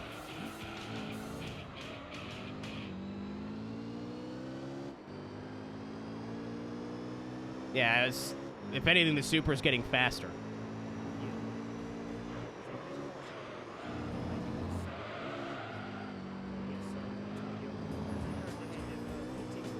To be fair, I should be running low 21s, and I'm not.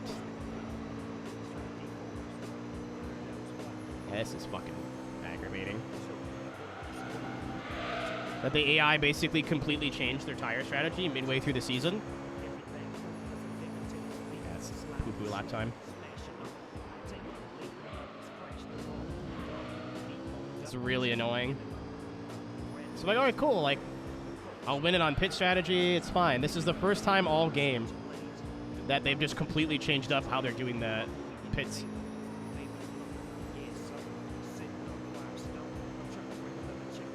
Yeah, James and I had changed it right before.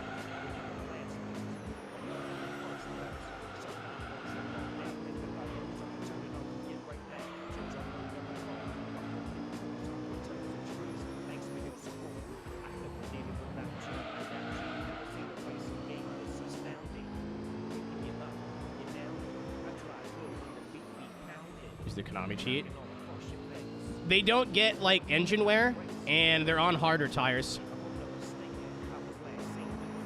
Like, much harder tires. I think they may have been on mediums to start, and now they're on, like, super hards. Because they're, especially in the last race, their pace is not changing. Like, I've short pit before an undercut for, like, other races. And, like, for 2 laps, you'll see their pace drop, and then they pit. This Supra is still, like, actively pulling away from me. Also, look how much fucking faster these are on the straights. Yeah, he's just pulled a second. So that Supra is running the same lap times it's been since lap 1. I'm actually really mad. I blew that corner. So we're going to be 5th again. So it doesn't look like they're pitting. All I can do is, like, judge off of the gap. If I'm catching them, they'll pit. If I'm not catching them, they're not pitting.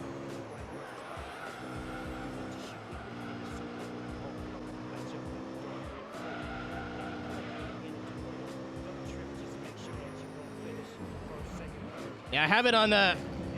We were, like, slow in a straight line compared to everybody else in the first race, but it didn't matter because they all pit, and I had a better, like, tire strategy. Now that they're not pitting, it's a real big fucking difference.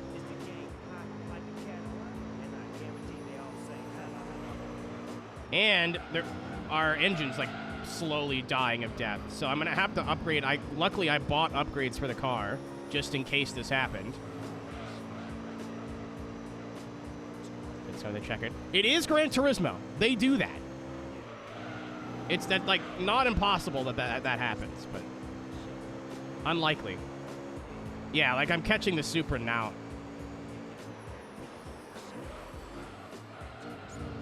To be fair, that was, like, the best lap I've done on this set of tires. I don't know what I did different, but...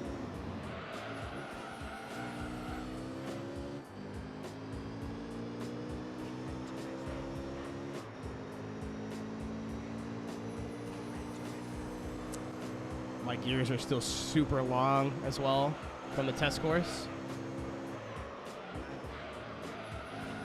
I don't think that's going to super matter, but... Fuck. Oh.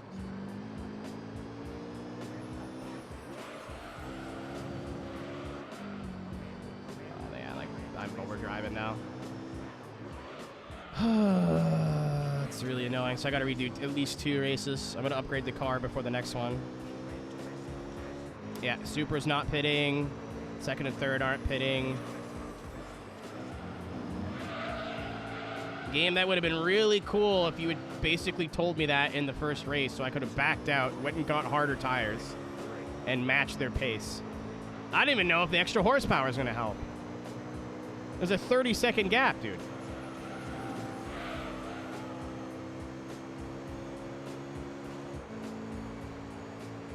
This is a load of barnacles.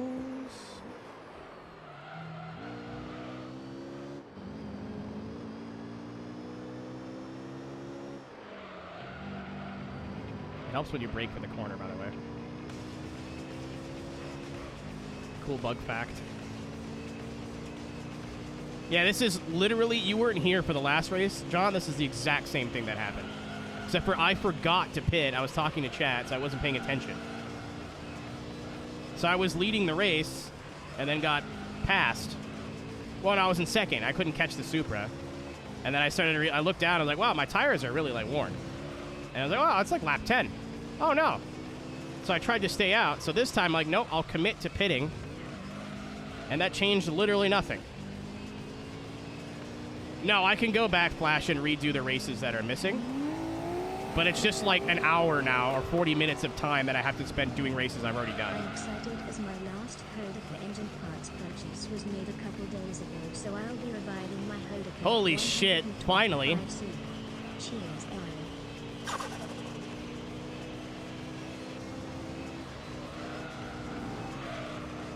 Congrats, Zippy. That's been years in the making. Fuck. Lemon Tea, GG. Thanks for the follow. Welcome to my suffering. I'm really annoyed. I'm really annoyed. That's 2 races I have to redo now. See, look, like, unless I keep finishing 5th, we're good on points. The Supra has been doing an alarming amount of winning recently, though.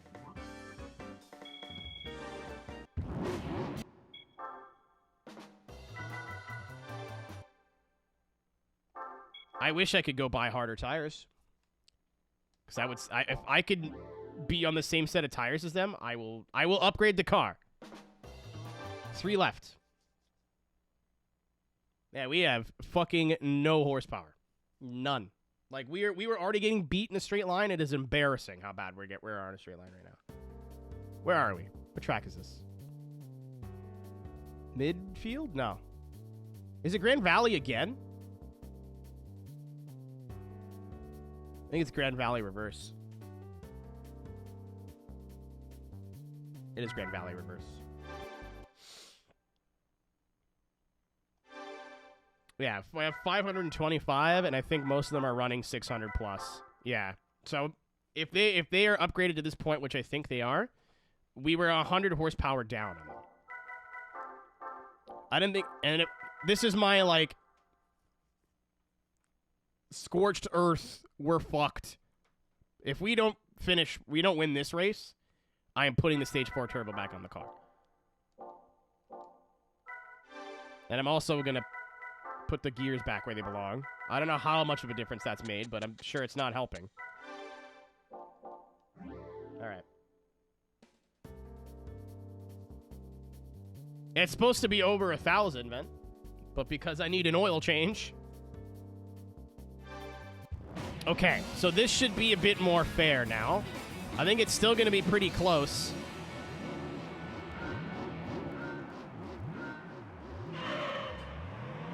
Weasel, I literally just did it. You watched me do it.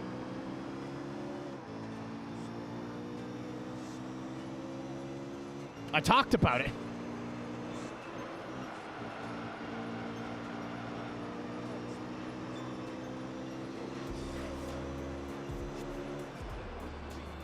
Like, as long as I can put a gap on the field and then pit, I think I could keep up with their no stops.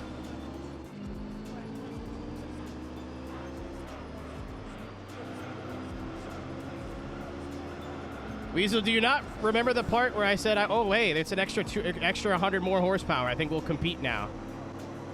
That just happened just this second.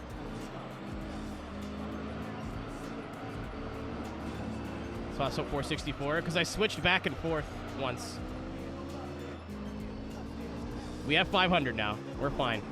Well, we're not fine, but we're still going to get gapped because they probably have 600 plus. But I never had... Actually, you know what? No. I don't know where you're getting that number from because I never had the stage, like, no upgrades. The number was never that low.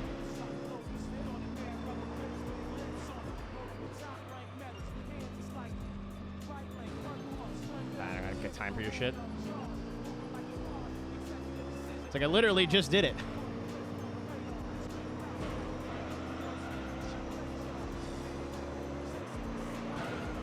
Yeah, it was 564, not 464.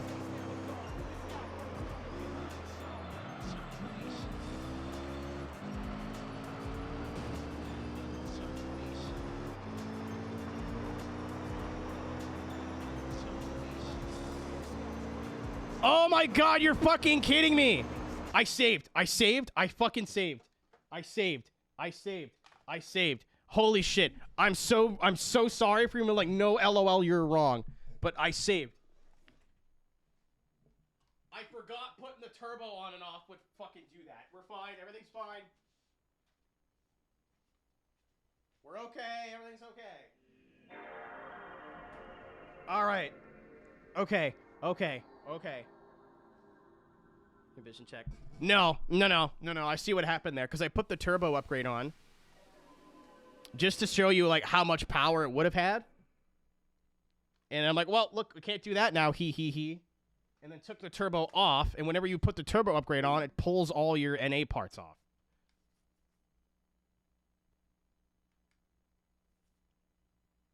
That's why I was like, what the fuck are you talking about? I literally just did it. But I didn't look at the number again, so.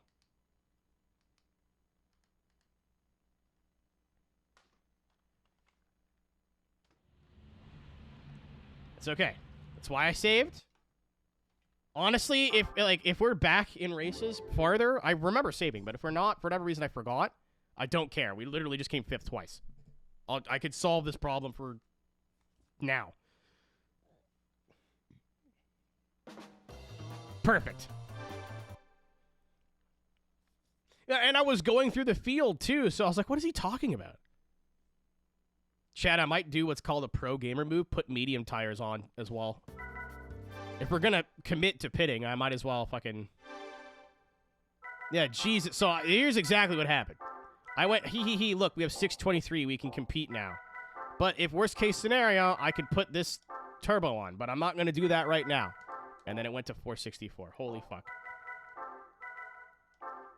There we go.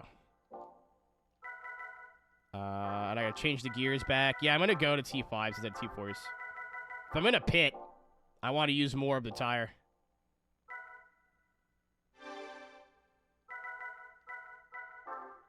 And then we'll go back to this.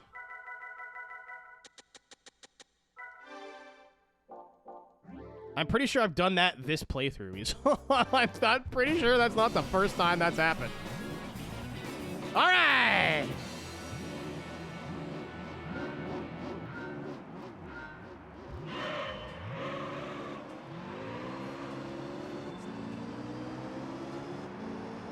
I think we are making similar amounts of power now. They've definitely got more than me, but it's not like a hilarious amount more. Flash, you know what? I'm glad someone noticed. Because I would have been really fucking angry if I did that whole race, came 5th again. I would have been...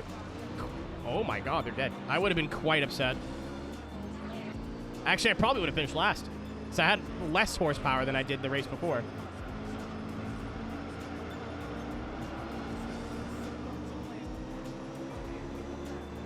Yeah, like... Because I don't have the extra 30 or 40 horsepower from the oil change, they are still going to beat me in a line. Oh my god. They are still going to beat me in a straight line, but it's not like I'm not getting clowned on now. It's not a 100 fucking horsepower difference. It's probably like 30. And I switched to a grippier tire because I'm going to commit to pitting halfway through the race now. And my tires were still very much comfortably in the yellow on the medium firm. So I went to the medium. This should be the difference maker.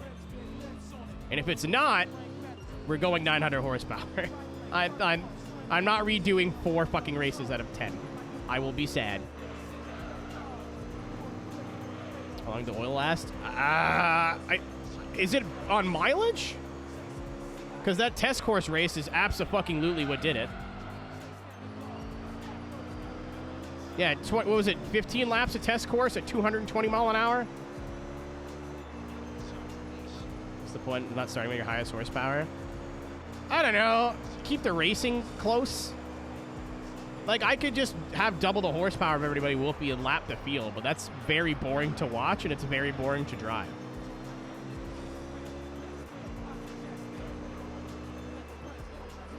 Keeping it reasonably close, but, like, still having the tools to win is, like, the GT. How many cams are in these races? I mean, they're all about a half hour each, and there's 10 of them in this championship. The end of the game flash is, like, hilariously, like, it's known for being a grind fest. And I thought, I was like, okay, it can't be worse than 1 and 2. Like, Gran Turismo 2, there's so many no, it's worse. No, it's worse. Goodbye, John. Hello, goodbye.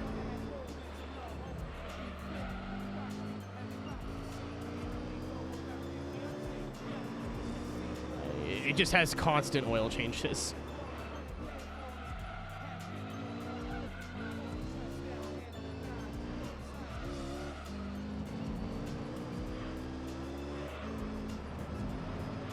No, the 48 is a 4.8. The 677, I think. Oh, Christ, is how many kilometers I've driven in this car. I'd driven it before, though, because the oil was like 10 laps away from needing to be changed when I changed it before the race. Or before the championship. So I don't know how much Ks I've actually done.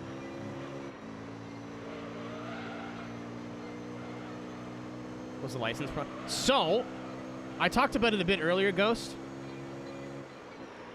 3 out of the first 3 games, at least, is probably my least favorite to do licenses for. Every single one took, like, multiple retries. After, like, the goober ones of, like, B and A.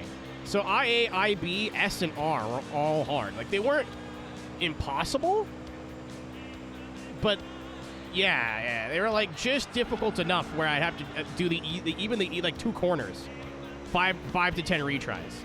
The rally ones were all really hard because the way to be fast sideways in this game on dirt is so wacky, like, it makes no sense.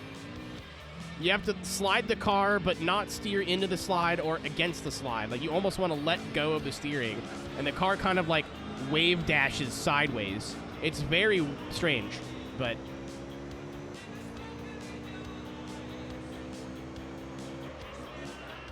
Oh, yeah, it would be in miles, because the game's in miles. I'm driving like shit. Like, I'd say, like, Gran Turismo 1 and 2 have harder individual license tests, but overall, 3 was worse to do. Because in GT2, like, once you get to the hot laps, it's like, learn the track. Did you learn the track? Gold medal. Rally? Fuck, we don't know. Gold medal. Like, I was smoking the rally ones.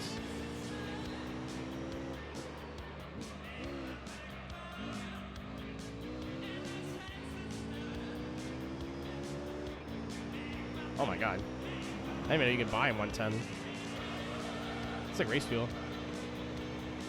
Yeah, not in this game. Nope. I think I had the hardest time with Rally.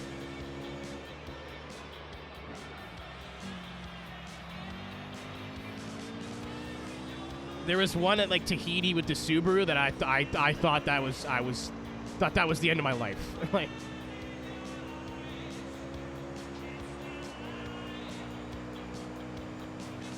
alright, this is better. And this looks unfair, but I don't think they're pitting, so, like, I have to open this gap.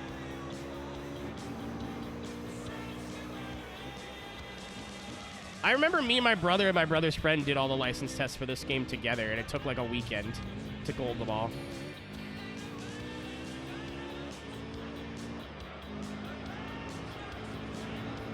The tire change helped a lot, too. Smoky? That was the race, not the license, I think. Because I remember doing, like, hairpins. Because that's when I figured it out. I was like, okay, so you don't want to steer when you're sideways on the dirt in this game, because you just like pick up speed for no reason. In like all the rallying I've done in more modern games, if you're turning into the corner, you're doing something right. Once you're counter steering, you're bleeding time. But even if, like, in this game, you're turning into the corner, it's like your wheels are turning. You can't pick up speed. Full price car in 2. I don't remember, Steve. I don't even remember. I am not twitch.tv/RhinoGT4, and my knowledge of the Gran Turismo series is not encyclopedic. That's not a shot either. Like, it just... There's some people who are into these games that fucking know every nook and cranny, and I don't remember. I remember, like, the soundtracks. Like, some of the cars. I don't know how that was a 10th quicker. Was it the FTO race car? So I think I actually used that. Like the LM?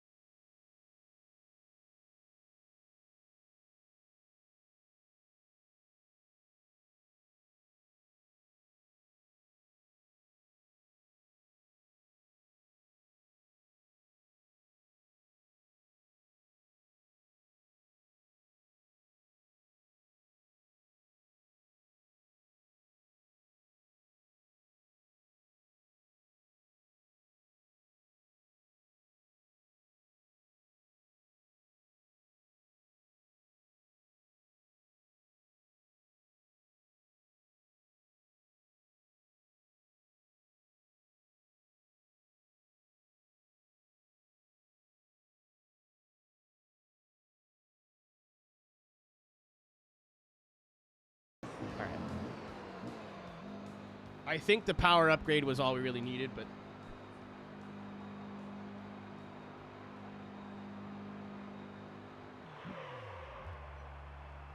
Greed was most optimal. Me too, dude. Me too.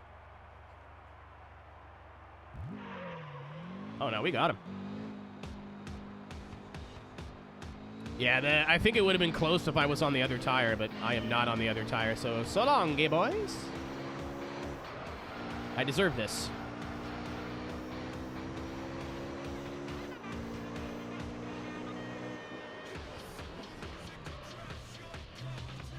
Dude, like, so many of your projects, Zippy, are nearing completion.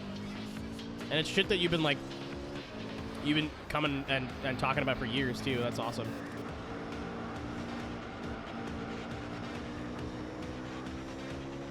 Alright, we're good. I can breathe.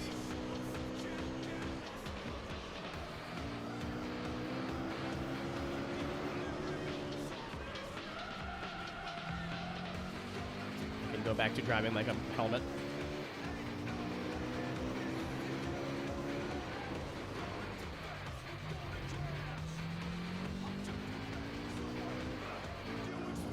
Yeah, I think on the harder tire it would have been a closer race, but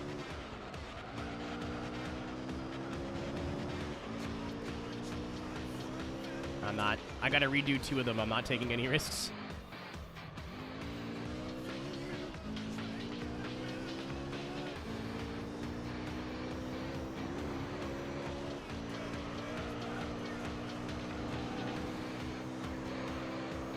Early 2000 song. Yeah. It's on Spotify, which I was pretty flabbergasted about.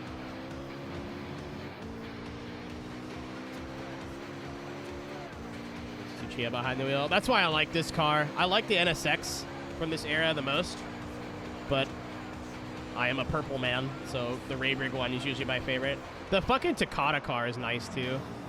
The like, I don't know if it's in this game, but it's like the deep green with the white and the yellow. It's gorgeous.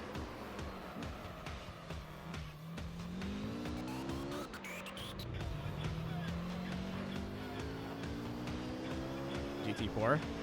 Yeah, I was like, it's in a Gran Turismo game. I just don't remember if it's in this one.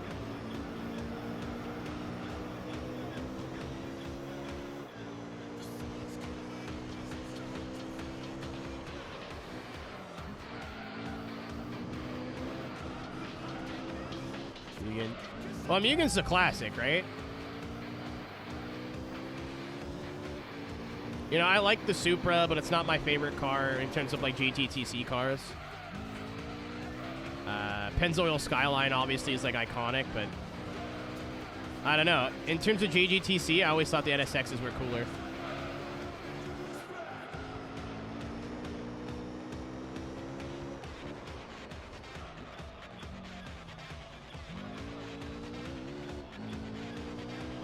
No, I didn't think it was Tank. I'm like, I would have seen it by now.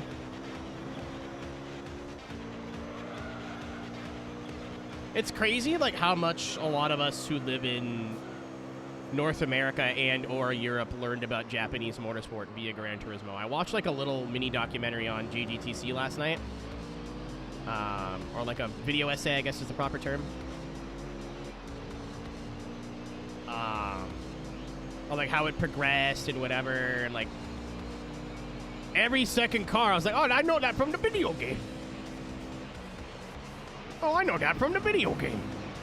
Wow.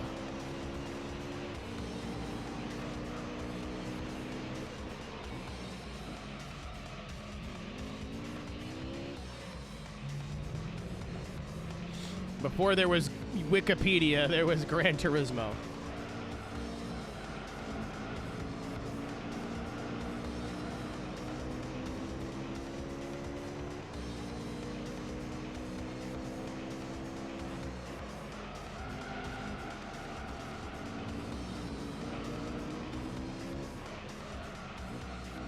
See, kids today just have Roblox. They'll never understand.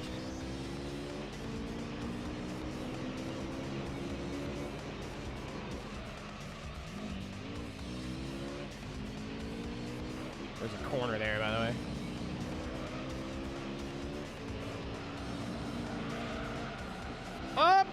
flip. I think this track suits us more, too. I was like, Grand Valley's really fast. And I look at it, it's not. It's got one big straight. And there's like a little one, and then a lot of like straights that are into fast corners.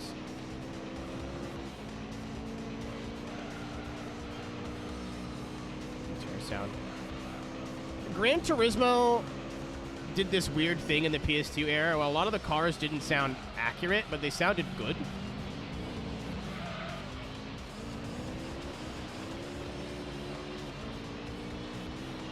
Like the GT1 Toyota. That's not how that car sounds. That's another bot. Skelly was on the trigger for that one, though.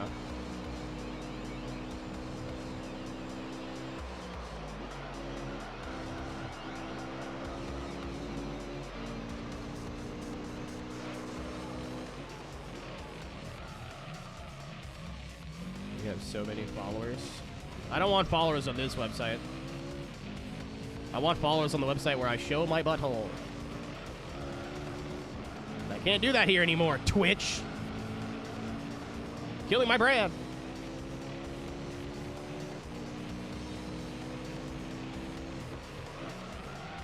Oh, corner.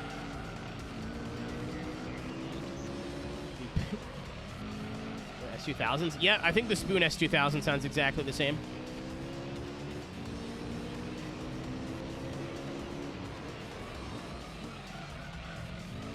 Fuel switch for what? Like, I know what, like the purpose is what I mean, not the vehicle. Should hit that curve there, I fucked it. I'm so used to, like, having to sweat the last two races that now I actually have, like, a giga lead, and I'm, like, scared anyway.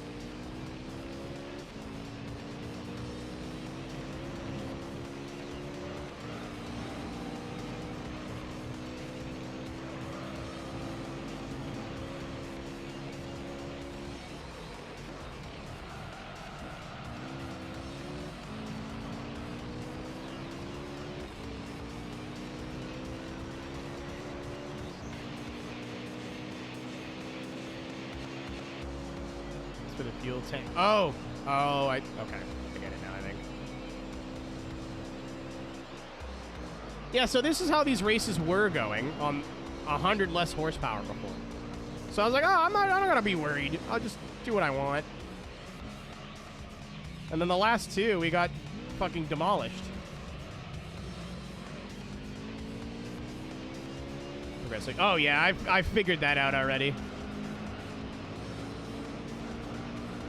That's why I bought, like, upgrades just in case. I think it might be easy now, but if it's not easy 6 races in, there's nothing you can do. I swear they just started running harder tires. Well, now they're pitting again. I'm so confused. Like, if they would have pit at Trial Mountain, we would have, I don't know if we would have won, but at least would have finished on the podium. And then again, Rome, I think if they would have pit, we had that race wrapped up. The undercut worked. Where am I going?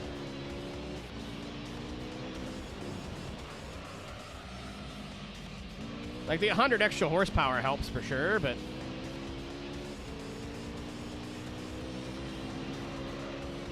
yeah, I thought the championships, they would, like, it would be consistent. No. No.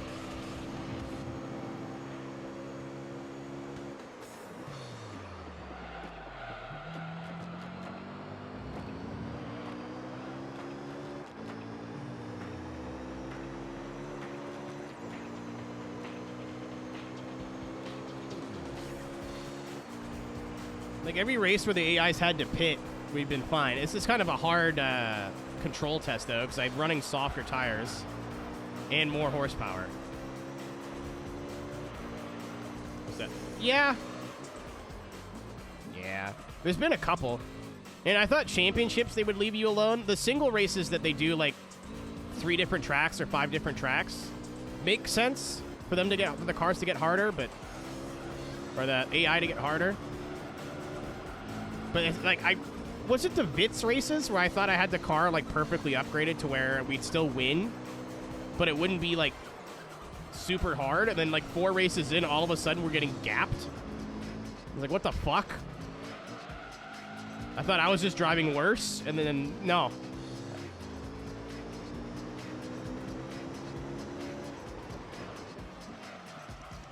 I think it was the first Vitz Cup, because the second one I went in fully upgraded. I was taking no risks.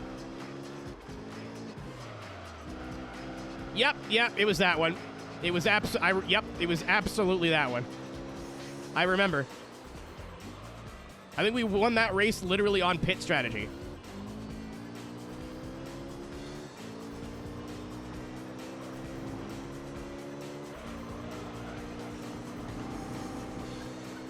Q, if I hadn't bought the second stage NA upgrade or the turbo, I would be in deep shit right now.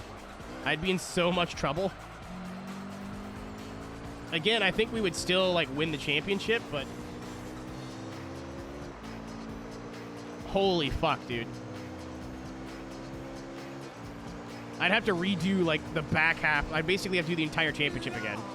Hi, Adam.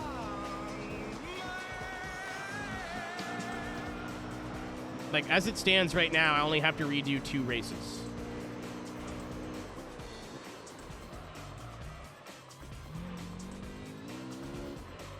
Yeah, Gran Turismo 3's hurt me already. I was ready this time. I assumed all, like, oh, it's like JGTC. All the cars will be stock, right? No. No.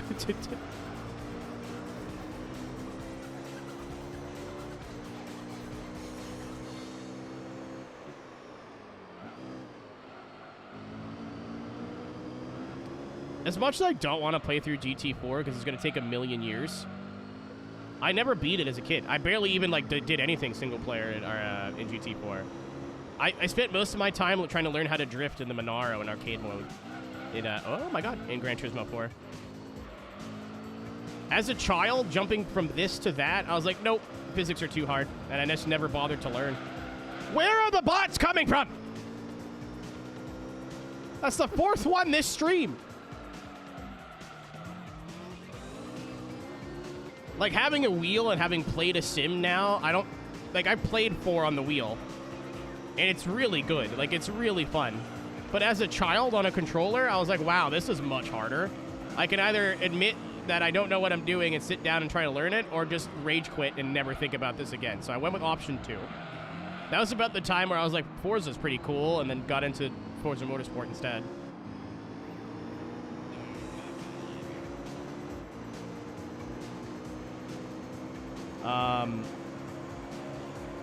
Which I don't regret. I think I would have enjoyed Forza more than the PS3 offerings of GT anyway, with what I wanted to do in games at the time.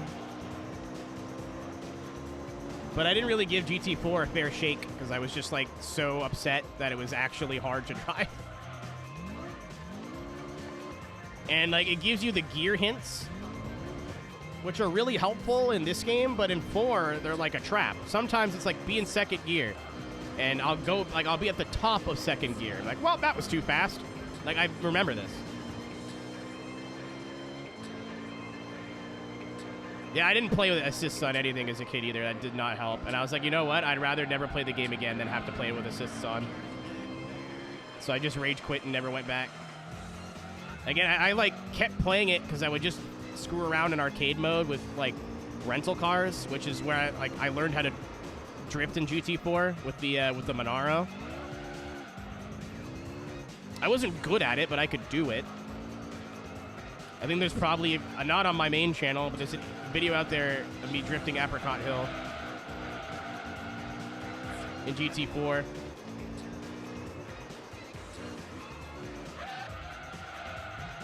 Whoops. I got excited.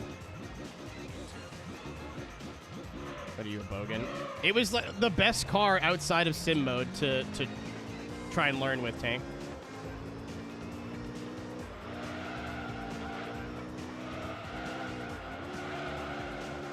Scary.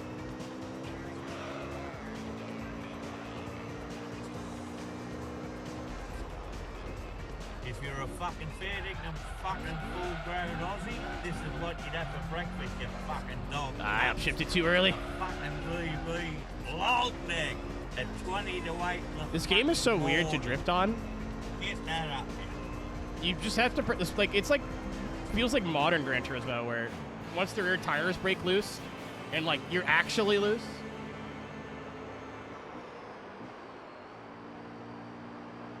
It just skates. Like you can hear me just like stab the gas. I mean, just controller drifting, to be fair. Controller drifting's a lot of like, you can't be really smooth with the steering.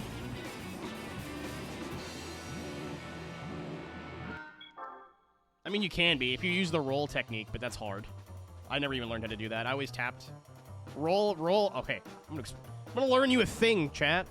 If you weren't alive or around back in the day. You wanted to do skids on video games with a controller, there was two techs that you could use. There's the one that probably you use, which is the tap technique, where you do this to counter steer. This little tippy taps with the sides. You could still, like, it doesn't matter how fast you do it, but you'd still, like, at the end of the day, you're tapping left or right to counter steer. Or, if your dick is huge, you could do the roll technique, which is you hold the stick up, and then you do this, and you roll it left and right while holding the stick up to keep the steering smooth. I did competitive Forza drifting back on the Xbox 360, and I knew one guy who could do it good. One guy. One man I knew in the competitive community knew how to do it right.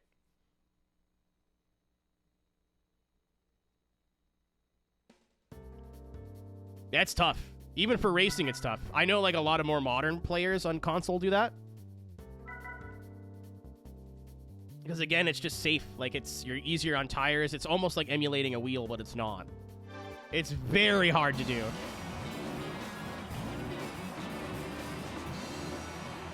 The weed number. I might take. Wait, what day is that? Oh yeah, I'm on iRacing tomorrow. By the way, I'll be part of the commentary team for Happy Hour. So be there or don't. I think it starts at 3. Saturday. There might not be a stream on Saturday. Just put that out there. Either that or my camera will be off and we're just gonna do Mario Party for like 10 hours.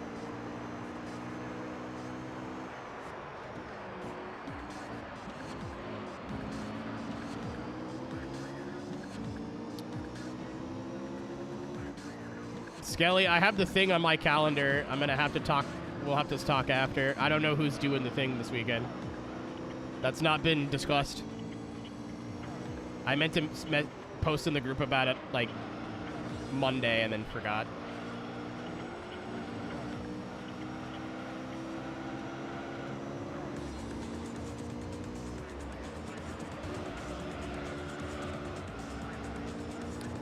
Yeah, I don't know if I've said this. I don't want to dwell on it too long.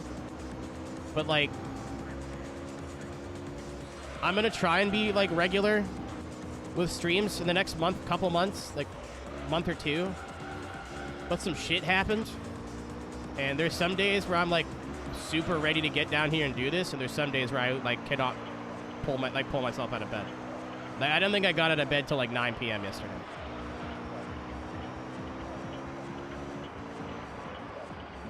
I thought I was. No, I'm good, man. We'll double check after, but that's cool with me.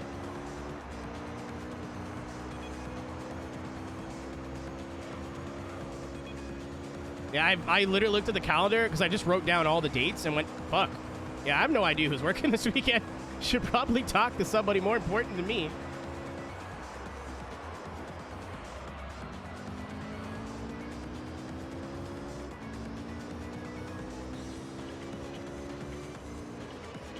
At Wingstop? No.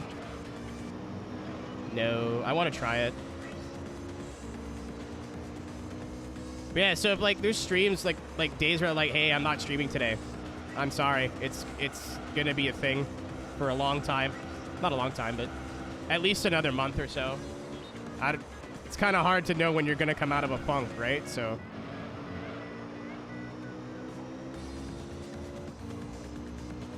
Alice. I like money, but I've been like super busy, so that's nice.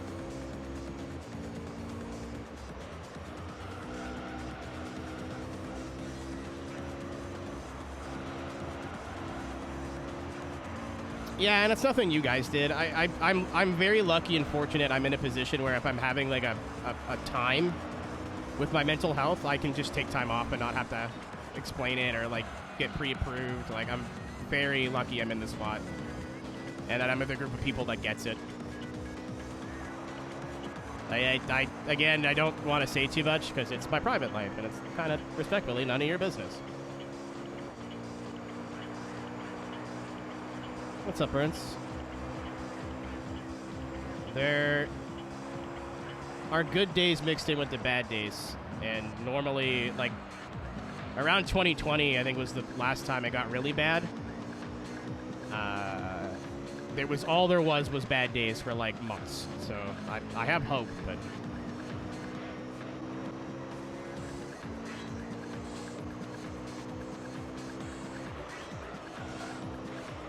Literally yesterday, man, I was like, you know what? I'm gonna go sweep the backyard because it's spring, all the snow's melted.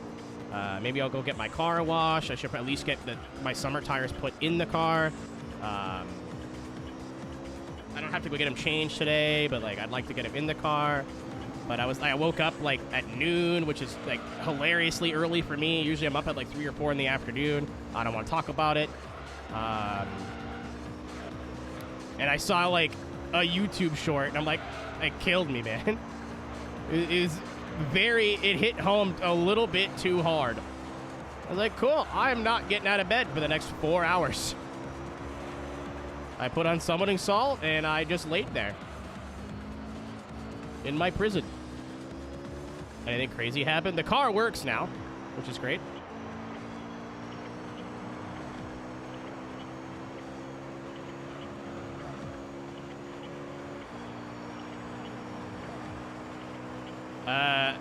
The AI has stepped up their game. So I changed to softer tires. I'm committing to keep stopping. I'm hoping I can open up enough of a gap here. Same strategy. I'm going to pit on lap 7. Coming to lap 8. This one's going to be a lot closer, I think. The big straightaway helps. Yeah, I don't want to talk about it too much because it sounds like I'm like woe is meing, but I also pride myself on being kind of like honest and open. I don't want to just be like some people do this and it's fine. The way you choose to deal with your shit's like your choice and your choice alone. But there's some people that just say like personal matters and personal issues, which is I don't know. You can be super private about it if you want, but I feel like if I talk about it a little bit. I don't want to give big details, but just a little bit, you know? You're like, oh, hey, it's normal to talk about, like, that kind of shit. And it is, and that's cool.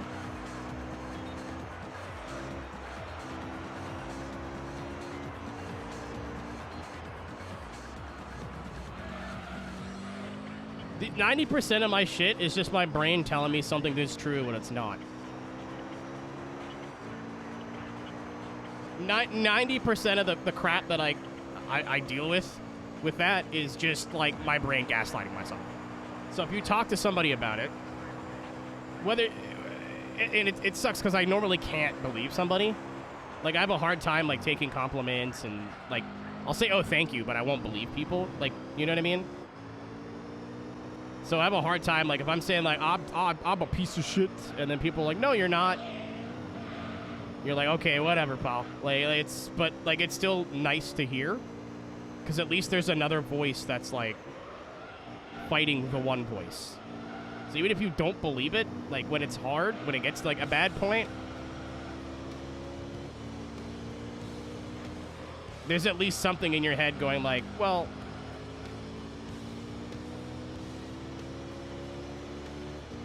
what's up, Ludwig?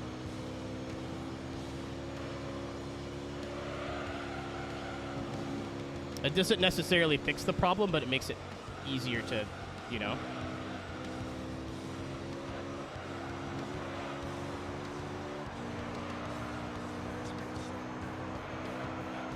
I forget, I was watching a short. It's the same thing that sent me into a tizzy yesterday. But this was a good one.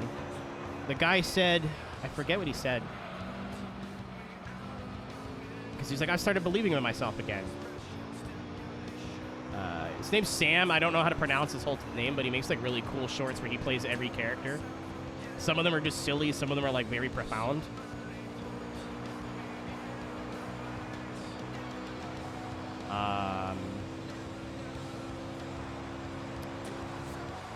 He's like, yeah, I stopped believing in like... I stopped trying to get anxious about things that didn't even happen. I was like, oh shit. The amount of like fucking shit that I worry about that is not gonna happen and will not happen. But there's a you know?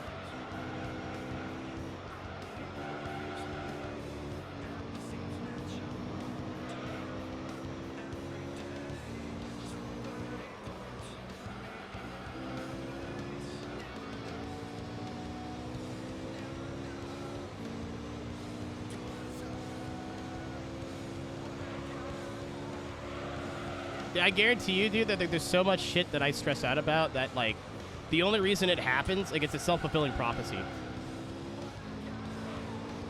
It's like, well, if you think that's what's going to happen, then that's what's going to happen. I'm getting better, but it's been a process for years. I try not to think and just do stuff now. Not thinking has always been better. Like, that's why I did that California trip. I was like, wow, this is going to be expensive. What if it sucks? I'm like, but what if it doesn't? I'm like, but what if it sucks? I'm like, well, you already got the plane tickets, so you're going. And I had a great time, so. I was meeting a lot of people there for the first time. Like, what do they all fucking hate you, dude? Like, well, their problem, because I paid for the tickets. I'm going. And I had a great time. And I made some, I had friendships that now are, like, even better friendships, and then I made new friendships with new people. The V-Rally games? Probably, but not enough to remember anything, Alice. Like, I'm sure I own quite a few, but I don't remember anything about any of them. Saw the pics from that. Dude, that was fucking something else.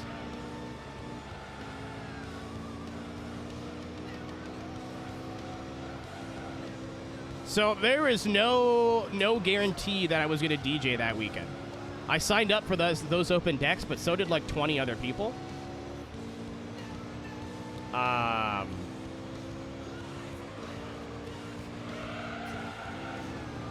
So I was all stressed out about it. Like, I knew that, like, I got the Discord DM that morning at like 9 a.m. So right when I woke up, we went out to breakfast, went to Target to grab some stuff for Airbnb, and immediately started getting a set ready. I am not at the point where that was my first, other than like some friends, like I DJ'd at my friend's bachelor party, like the week after I got my controller. I didn't know what the fuck I was doing. I had no idea what I was doing.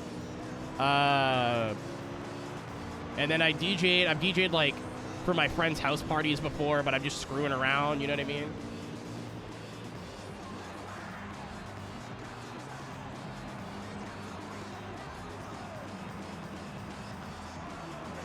That was the first time I was like, there's a room full of people who don't know me, and I will be playing music for them, and hopefully it goes over well. The guy before me was playing hardcore, hardstyle. I was like, oh my god, I'm gonna bomb. Every time I looked up, people were having a good time. I was like, that's awesome. Yeah, the guy, like, it was a good set, dude, but the guy before me, bang, bang, bang, bang, bang. I was like, oh god, I play fucking, like, disco and house music and shit. This is not what I had ready, like, and I tried to condense, like, all of me into, like, all of my musical style into 20 minutes. Like, this is not enough time. And then I get there, they're like, yeah, can you cut it down another minute? I was like, I guess. I didn't have access to the samples, Zach. If I would have went for sound check, I could have figured out how to do it, but I did not go for sound check. I drank more beer. Or I think I was on the vodka. There's this juice that they sell in America. It's Tropicana Pina Colada juice. It's so fucking good, man. I went through like 2 bottles over the weekend. Yeah, that was a core memory, man. There's also I played on the ocean, like right on the coast, because we had a beach party and I played on Sunset. That I had no plan for. I had no fucking clue what I was doing. A different controller. So I have a Pioneer FLX4, so I played on a XDJ. Wait, no, what was it? It wasn't CDJs. But I forget. I think it was like an XDJ XZ or something like that. I don't remember. They don't pay me enough. That was fine, because all the buttons were in the same place. No, I'm not talking about the beach. So, like, anything I touched that weekend that was Pioneer, like, I could figure out. And my friend at my Airbnb, luckily, also had an XDJ XZ. So that's what I prepped my set on. Like, there was one point where I was looping vocals, and I was doing it just with the beat jump. So I knew everything was. I knew how to, like, do a loop if I needed to do a loop. I knew where, like, the sample buttons were. Like, it has more tools, and some stuff's in different places. But the meat and potatoes, like, all the faders and stuff are on the same place. All the beat jump stuff's in the same place. I used a Denon product twice that weekend, and holy fucking shit, I do not like them at all. Like, I'm sure if somebody only used Denon stuff and then tried to use Pioneer stuff, they'd have the exact same complaints. But holy fuck, nothing was in the same place. The USB sticks didn't load the same way. Like, it was all different. So both time I played with Denon stuff, I was like, holy shit, I don't know what I'm doing. The first time I was playing, like, emo music, so I didn't actually have to DJ anything. The second time I was actually trying. Again, it was a 20-minute set on the beach. First 10 minutes, I was like, where are the buttons to? I don't know what I'm doing.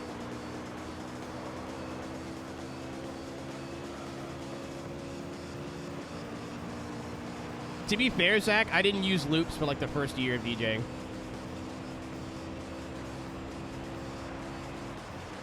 Even now, like, it's scaly. Because if you screw a loop up, everything goes to shit. Like, I think when I actually did my set, I missed the cue for a loop. And it was off by a couple bars, so I just mixed it out obvious, like, really quickly. I'm not good enough for vinyl, man. So I bring a USB stick, and it has, like, the tracks that I want to play. For this specific set, I had, like, all the songs picked out ahead of time. But, like, you can go through folders and do it that way. Yeah, I'm not good enough for vinyl. I have friends that do vinyl, and it's... I know how to beat match manually. Like, I can do it. I don't know if I could do it with vinyl without looking at waveforms. To at least get me started. Like, I could hear it, because, like, some of my songs in my Pioneer stuff on Record Box, their beat grids are off by, like, a little bit. So you'll sync it, and you go, wow, why does it sound like shit? And then I went, oh, okay, and then you move it forwards or backwards a little bit and just wait until it sounds clean. I don't know if I could just do that on vinyl. It would take a practice, that's for sure. You have to really know your music library. I feel like I'd love that style of DJing, though, because you could just chill. Like, you're not expected to play, like, a new track every 90 seconds. So you can put on, like, a 5 to 7 minute house song, look through your collection, like, you're just hanging out. I feel like you can be chaotic and really fucking, like, all over the place with it, but...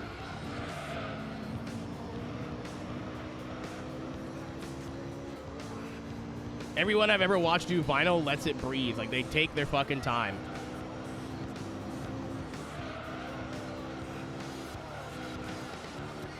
I know, like, maybe 5 people that can DJ vinyl, and they're all nuts. Especially when you give them not vinyl. The amount of shit, they're like, oh my god, look at all the buttons I have now. And they're just, like, cracked. My favorite part about going to stuff like that is just watching. Like, I think I watched Logic's DJ for, like, 10 minutes. Just to see what he does, and, like... I'm like, oh, hey, why do you do it like that? I'm like, oh, I do it like that because, like, of this. Like, my friend Buncha was DJing, and he had, like, when I got one song in, I leave all my, like, highs, mids, lows directly in the middle. Unless it's, like, a shitty YouTube rip, then I'll boost it a little bit if it sounds really bad, but, like, a really, like a 100 kilobits YouTube rip. That sounds terrible. But he had, like, some of his highs were cranked up a little bit, some of his mids were cranked up a little bit. I'm like, why do you do that? He goes, oh, just give some songs a better punch. I never thought to do that. I watched somebody who the way they would mix in songs is they would, like, kill the high, mids, and lows, put the song in, and then slowly turn up the EQs. I was like, why would you do that? I'm like, oh, it's just, like, a softer way to bring it in sometimes, depending on the track. I was like, oh. It's really cool. Like, I don't think I learned as much. Like, the first time I watched another human DJ at MagFest last year, I learned a lot. Yeah, I'll do that when I, like, double Logics. Like, if I want the vocals from one song to be louder than the song I'm bringing in, I'll do that. But he does it, like, when there's one track playing. Like, that's it. So I never thought to even fuck with it like that. I don't know. Like, there's stuff that, like, maybe I'll never do that, but I know why this person does it, and that helps me understand, like, what I want to do with that in the future. Really, it's really cool. Like, I literally, like, I don't know how many different DJs I would just, like, hang my head over their shoulder and stand there for, like, 10, 15 minutes. And just go, and then sometimes I'd have questions, sometimes I would just watch. Oh, my, no, I'm falling apart! Boost! No! All right, we need them to pit now. That was bad. They might pit, though. Usually if the NSX is leading, we're due for, they're going to pit.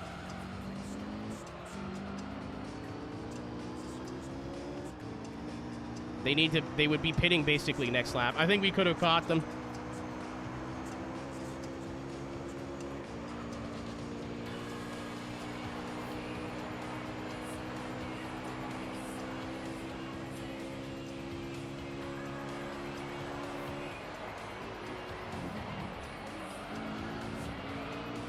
Oh. So that car has pit by itself before. That's not like a guarantee.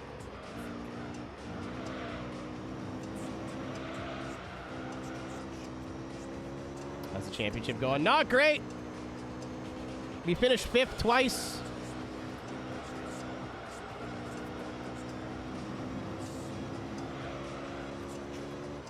The Sard is up there.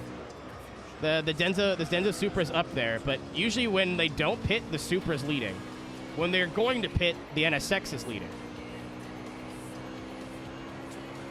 And they have pit coming. Oh my god, why did it just not rotate there at all? They have pit coming to lap 14 before.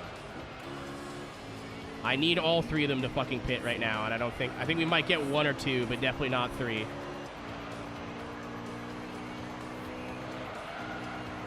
Yeah, I think we had a chance at catching them if I didn't wall it.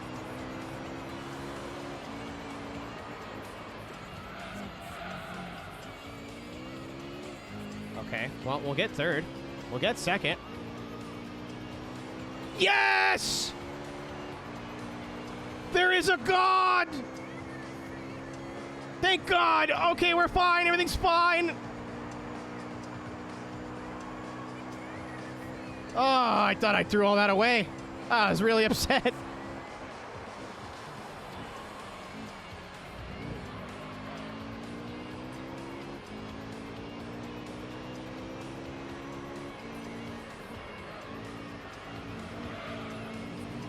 They're on like giga hard tires. We'll be fine.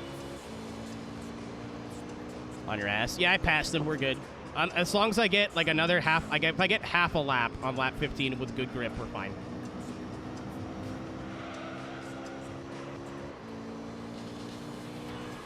If I hadn't fucked up and they didn't pit, I think I was gonna win that race anyway. It would have been close. Thank you, Kristen. Thanks for the raid. How are we? How did stream go?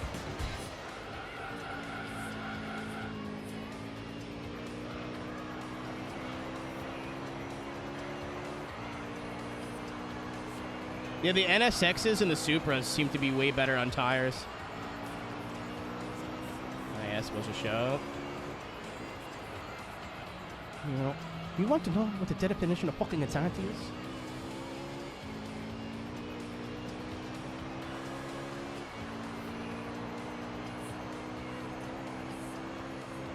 How we doing? I started this championship 4 hours ago. And we have 2 races to go, and then I have to redo 2 of them because I finished 5th. I was like, the day I will pit. They did not.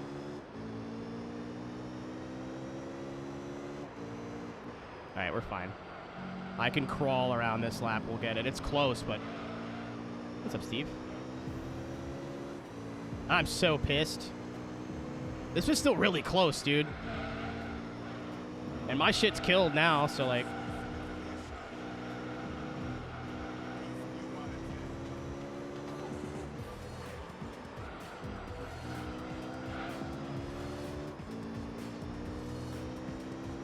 Wanted to get 2 done. I didn't think it was going to take that long. And then I did the math and was like, I was like, oh, they'll be like a little bit shorter, right? Because they're 10. No. No. Yeah, my left sides are dead. I'm just going to assume that every championship is going to take 5 to 6 hours now. Which is good because we only have 2 or 3 of them left, but 2 or 3 of them left.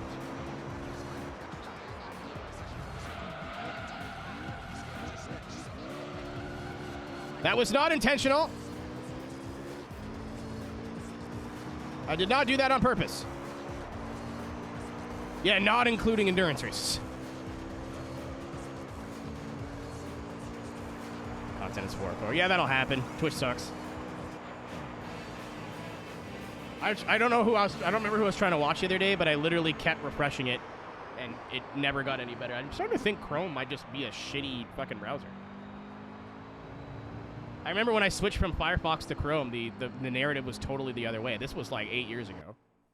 It's like, no, Chrome's better, and now Chrome sucks. Yeah, I have like 4 websites that just don't work on Chrome anymore. Like my power company's website where I can check my bill and stuff, that doesn't work on Chrome anymore. Some of the dispensaries around here, their websites don't work on Chrome properly anymore. I always have I always have 2 second-party browsers just in case. I have my Firefox just in case. Firefox I have set up on this computer to be just YouTube stuff. So I have my main YouTube account with all the stuff I'm subscribed to, and then my YouTube account that I upload to, which I'm subscribed to like myself. That's on Firefox. So all I have to do is log into Firefox, and I'm ready to do any like sort of management that I need to do. I said no. It's a legal fucking stream, though. It's not illegal. Unless you live in America, then you have to use a VPN. Then it's like morally gray. I don't think so, DC, but I don't. Okay. I don't know. All my shit's on Chrome. All my bookmarks are on Chrome. All my save data's on Chrome. I'm using Chrome.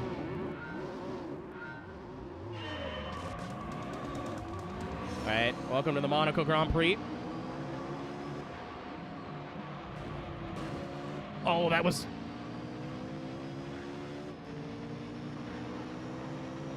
It's morally the right to use ad blockers, period. As somebody who makes not a small amount of money on ads, it is morally correct to use an ad blocker.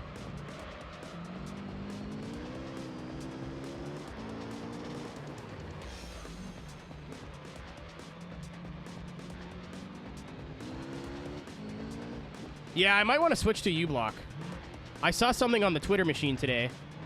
I use when I need like just a video sometimes, I'll use like a YouTube to MP3 converter or whatever, like browser, which is, don't do that. Get JDownloader. JDownloader is amazing. But it, like, uBlock blocked the website that it tried to open and then opened another tab that was like, hey, this website's using our API. Why would you not go to our website instead? And then has the link. And I just bookmarked the link to that website. I was like, oh my God, I didn't know that was a... Huh. I didn't know that was a thing that you could do. I've been using AdBlocker Pro since I was like but a wee child, but this seems like way better. Oh, that's a wall. Roku's being sued for what?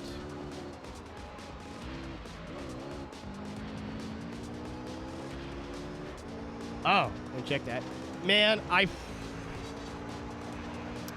don't want to get angry. But I will get angry. The internet fucking used to be so cool, dude.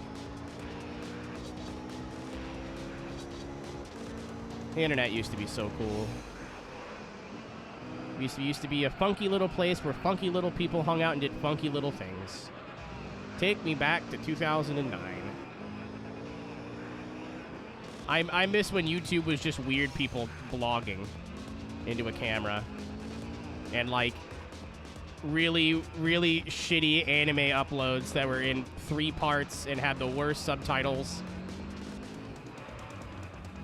And like weird video option clips that if you wanted to watch the whole thing, you'd have to go to streetfire.net.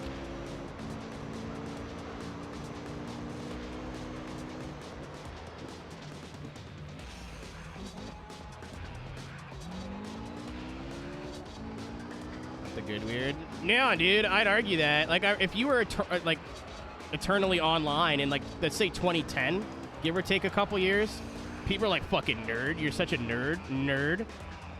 Now, everybody's eternally online. You have the internet in your pocket with unlimited download speeds or transfer speeds. Like, even when a lot of phone plans were super limited, now almost everything's unlimited. There's no reason you can't be online 24/7. Like, farmers out in the middle of nowhere still have access to the internet because they need it. They need it for everything now. The internet used to be a destination. I read that like 2 days ago.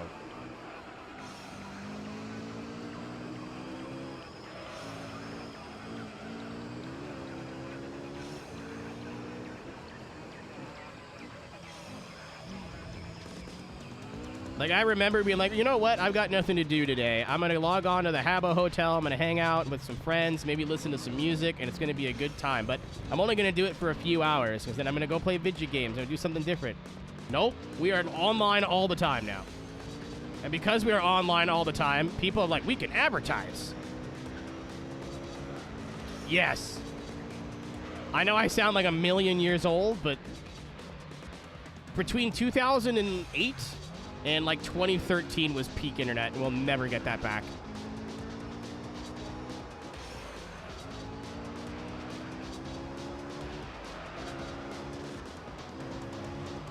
Like, again, in 2009, I'm pretty sure the most popular YouTuber was like a college kid doing skits in his mom's basement. Now it's like fucking multi-million-dollar companies. Like, even if it's just a dude, like even like Mr. Beast. That's still like a huge company with hundreds of people. Like, it is. We are in a different fucking place now.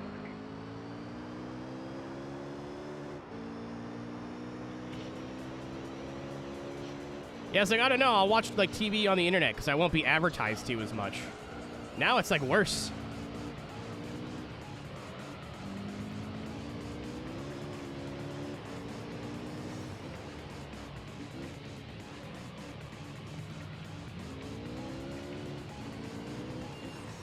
The internet became what we sought out to destroy. Like, the reason we campaigned behind, like, YouTubers and stuff like that was because it was like, they represent the counterculture, right? They're not Hollywood stars, and, like, they are more like the everyman. And now it is, like, more people know who Logan Paul is than whoever won in the Oscars this year, or whatever TV show won a Golden Globe. It's the literally the opposite. You have shows having to market themselves on TikTok to get viral so they actually get viewership. Like, it's completely 180.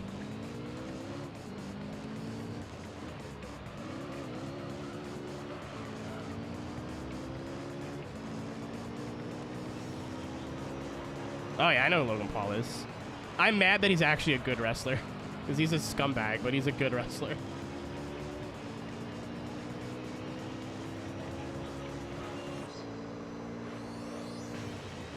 Well, Aaron, I mean, to a point, I think that is, like, it is VR. But now with the Vision Pro, like, being in VR chat has felt like the most old school internet since the old school internet. It's just weird little people doing weird little shit for, like, maybe a couple of bucks. That's it.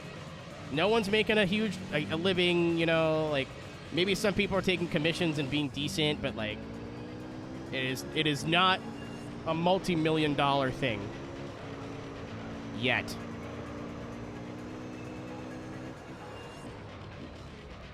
The Vision Pro is going to change all that. Whether it's any good or not is not relevant. It's, like, popular. Zach, to be fair, I should do that more, but I don't. I have the means to, I just don't.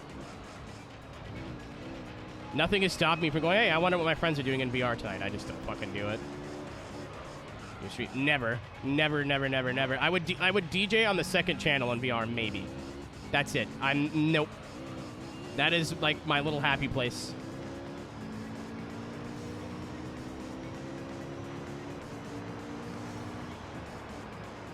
I did VRC streams for, like, a week, like, 6 years ago, and I was like, no, I'm good.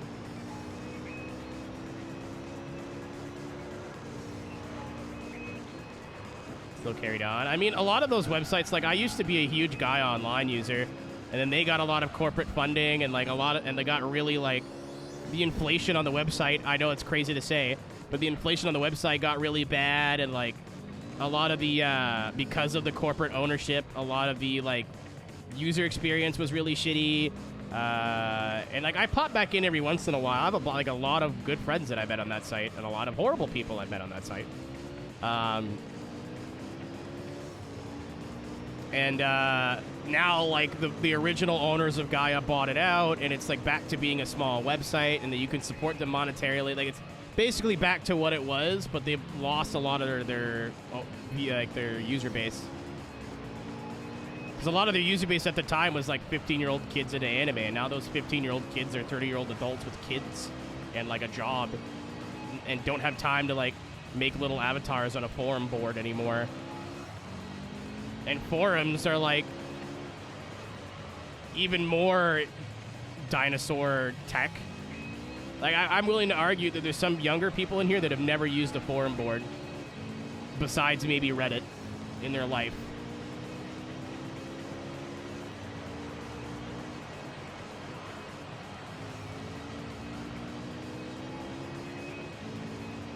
Esports are bigger than real sports. Not really.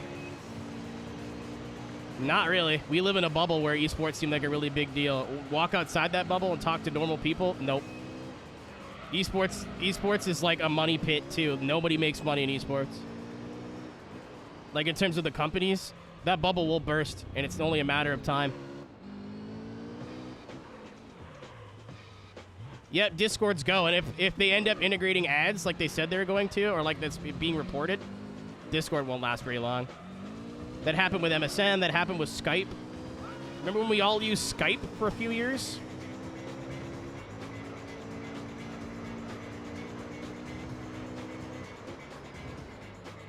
Skype was like, I was an MSN Messenger kid, and then I heard Skype was like dope.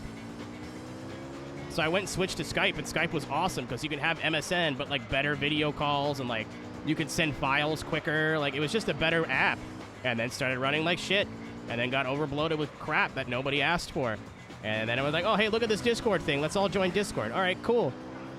And Discord's like, had a lot of, like, it's lasted a long time. But it's starting to get bloated with a bunch of shit nobody wants. This will kill the site. I'm 100% convinced Elon is ruining Twitter on purpose. There's so much shit that he's done to that site that just makes no sense in retrospect. Like, there's no benefit. There is only downsides. Like, it doesn't make any sense. Oh, I fucking remember Expire. And Vent. Ventrilo and TeamSpeak were, like, just before my time. So I didn't play PC games as a kid. We couldn't afford a PC good enough.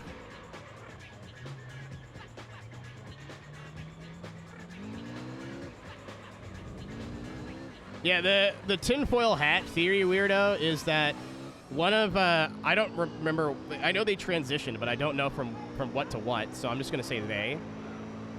One of Elon's children transitioned, and Elon now blames Twitter for them transitioning. And this all happened really suspiciously close to when he bought Twitter. And again, as only really, like, as somebody who used Twitter a lot and still does, shit has only gotten worse. Nothing has gotten better.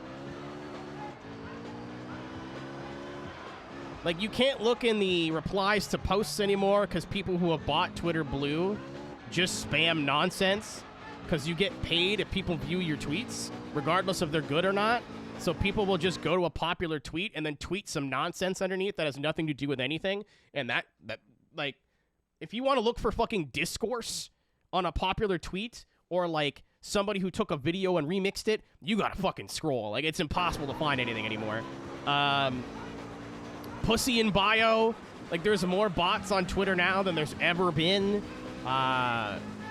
Their moderation team, like, doesn't do shit anymore. I used to just report and block people, but there's not even a point to do that anymore because you'll get an email 8 months later saying, yeah, they didn't do anything wrong. Like, it's... They took circles away. Like, they've only made the site worse. I am fully convinced that he's ruining it on purpose out of spite. Oh, you can block people. That was a rumor. I literally blocked someone today. Moderation team. Before Elon, like, they got to it. It took them forever, but they got to it. Like, I'd have somebody who, like, would say something transphobic to one of my friends, or I'd see them, like, just post something homophobic in a reply, and instead of giving them a platform, I would just block and report them. And 9 times out of 10, within, like, a month, they'd get clipped. Their account would get banned. It might not get perma'd, but it would get banned or suspended or something. Now, I literally will report somebody and then forget about it. And 6 months later, I'll get an email saying, hey, yeah, we didn't do anything. I'm like, didn't do anything for what? I don't remember what I reported this person for.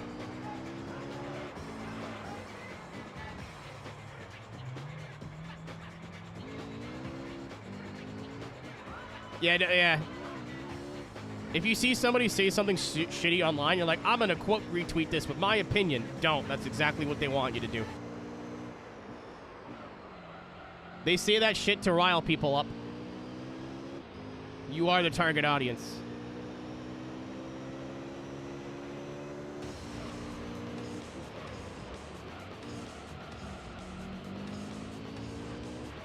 So if you've ever, like, taken a random post that wasn't directed at you at all, quote retweeted it or replied to it with, like, fuck you, buddy, and when I'm doing a thing, you've literally done exactly what they want you to do. You just bought into it. It's like classic high school bullying. All these people want is a reaction. If they don't get one, they'll go away. But there's so many people that are like, I need to give my opinion on this right now. You're a bad person.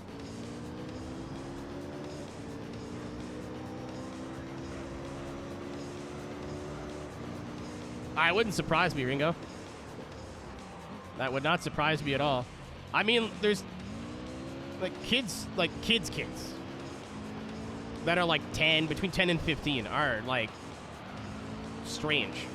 They're either like very, very mature for their age or cannot think for themselves at all. There's no in between.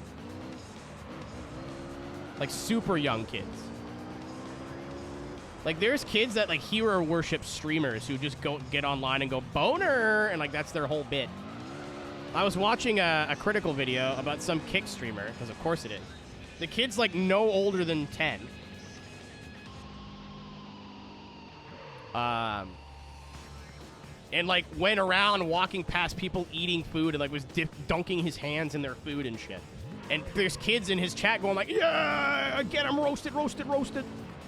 Like, not that kids haven't always been fucking dumb. I'm pretty sure, like, somebody in their 30s probably looked at me when I was 14 and went, what a fucking idiot. But I feel like it's, like, kids aren't, like, I know I'm going to sound like a boomer, but kids aren't going out and, like, beating the shit out of each other with sticks anymore. You know what I mean? Like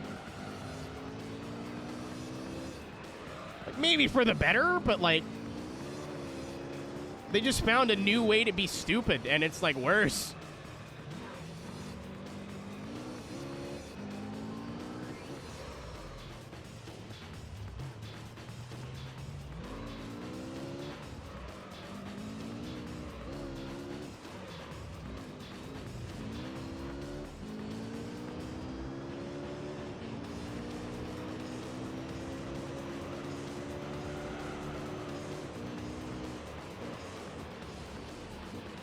You know what the best part about it, though, is kids are still dumb, so they'll basically believe anything they tell you. Kids are stupid, but in a different way, but they are indeed still stupid. I tell the story a little, like, often enough, but I think it's funny, so I'm going to tell it again. There was a guy in this stream that we had to ban. I think he was 15 or 16. I forget how old he was. I think 16, and would only show up when I was playing Fallout New Vegas, and would, like, be really weird, but, like, not bannable weird, just, like, weird. You know what I mean? Like, you're a little bit odd, but, like, you're still welcome here. I believe you, bro. That number hasn't changed 3 times. It wasn't the At the Beach kid, it was a different kid. And then one time in stream, he came in and goes, what's up, sexy baby? I went, could you not talk to me like that? I know for a fact that you're underage. And, like, this had already been an issue where he went into, like, Frisky Wallace's stream and caused problems and got banned and then wouldn't leave Nick alone. Like, bothered him every day, like, unban me, unban me, unban me. Why do you have me banned? Unban me, unban me, unban me, unban me. And, like, just fucking wouldn't leave him alone. Would come in here and go, yeah, one of your mods banned me. I'm like, well, that's not my problem, dude. That's his stream. If he wants to ban you, that's his choice. Like, I don't fucking know you, you know? And then when so I was already, like, not cool, but, like, had not done anything wrong, really, here. Like, I'm not going to ban someone for being annoying unless it's, like, super problematic. And then, again, just, like, made a sexual comment. And it's not like I banned him on the spot. I was like, dude, I know for a fact you're under 18 and I'm pushing 30. Could you just not? I feel gross, okay? That'd be really cool if you just didn't do that again. All he had to do was go, oops, no problem. But the kid lied. Said the 2006 in my name isn't actually how old I am. It's something, something, something. And then I opened his Twitch account, and it literally said, like, 16 years old in the bio. I'm like, do you think I'm fucking stupid, or what? Like, and you've talked about being underage in this chat before. Like, I'm not an idiot. And then I banned him. Because I don't want to be hit on by a fucking toddler. Thanks. I get it was a joke, but it was still creepy. You know what I mean? I was like, I don't like that. And then the kid proceeded to harass me and anybody relatively close to me for months. Like, every day, unban me, I didn't do anything wrong. You're wrong. I'm actually, like, 19 years old. No, you're mistaken. You're wrong. This isn't true. Blah, blah, blah. This, that, and the other thing. I'm like, dude, please just leave me alone. Like, go watch another stream, man. It's not that fucking deep. Like, there's thousands of people streaming on this website. I'm flattered you think I'm cool enough to put, like, weeks and months of effort into. But please just leave me alone. I know you lied. You said something gross and then lied about it. Like, I don't want you here. Like, go be somewhere else. And I kept fighting it, kept pushing it, and said, well, we'll see what happens. We'll see what happens. You'll rue the day. Like, started threatening me, and I went, I could call the authorities if this is the way you want to go. Keep in mind, I live in another fucking country. I have no idea where this kid lives. No idea. They don't even know how I would go about finding that out. But I was like, you know what? If you keep harassing me and my friends, that's cool. We can take this up a notch if you want. I've been screenshotting everything, which was a lie. I made that up.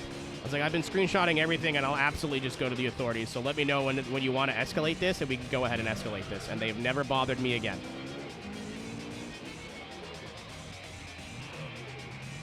That was a load of hooey. I made all that up.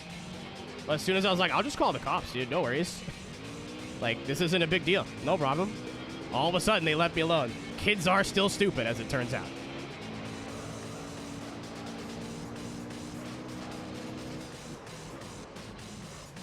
I don't know, Seawolf. I'm not sitting here, like, pulling my dick out every stream, right? Like, this is an 18-plus stream. I do curse a lot. We do talk about sensitive topics. I make a lot of dick jokes. You know, this isn't a place for somebody who's under the age of 18. Did I frequent a lot of 18-plus shit? Watch a lot of M-rated stuff as a kid? Absolutely. I'm not going to sit here and fucking go, ID, please. You know what I mean? And if some 14-year-old's kid's parents don't want to police their children enough to, like, stop them from doing that, I'm not your fucking parents. It's not my job. But there has been certain instances where I'm like, okay, it's time to go. The school bus has arrived. It is time to go.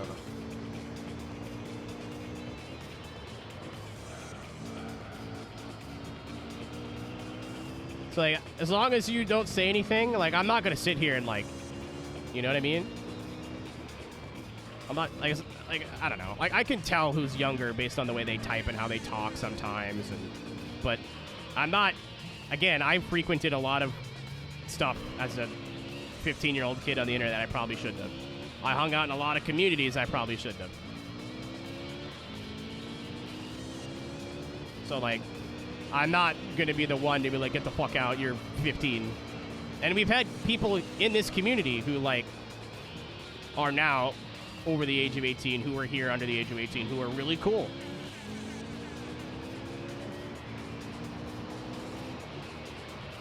Like, literally, if this kid had never said anything remotely sexual or bothered my friends, they would be here to this day. That was never the issue. It's like, yeah, you said something gross and then lied about it. All the kid had to do was go, my bad. Didn't realize that was against the rules. That's it.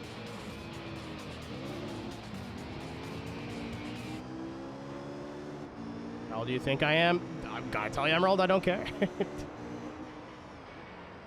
That is none of my business.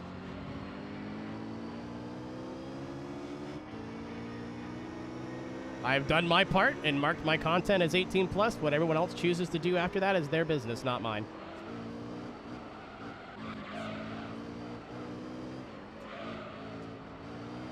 If I was, like, doing, like, super sexualized shit, like, I wouldn't do this on Chatterbait, but, like, if I was a Chatterbait streamer, you know what I mean? Or did some stuff on OnlyFans. Or, like, even if I was like an OnlyFans model who did regular games during the day. And there was kids in here, I'd be a lot more fucking strict about it. But, like, a 13-year-old is not going to be corrupted by dick jokes and swearing. Because if that was the case, I was watching Red vs. Blue at that age, and I'm fucked.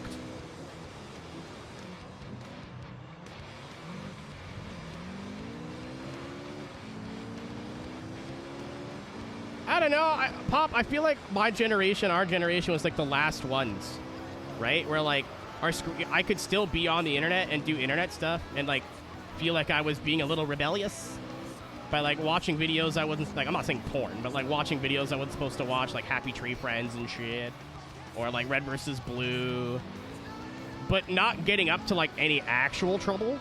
iPad kids are a different fucking breed now.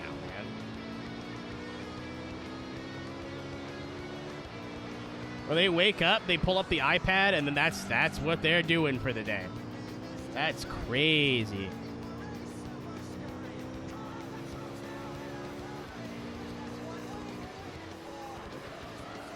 If for whatever reason I choose to procreate, my kid will have limited screen time. And I will be in the room when they have that screen time.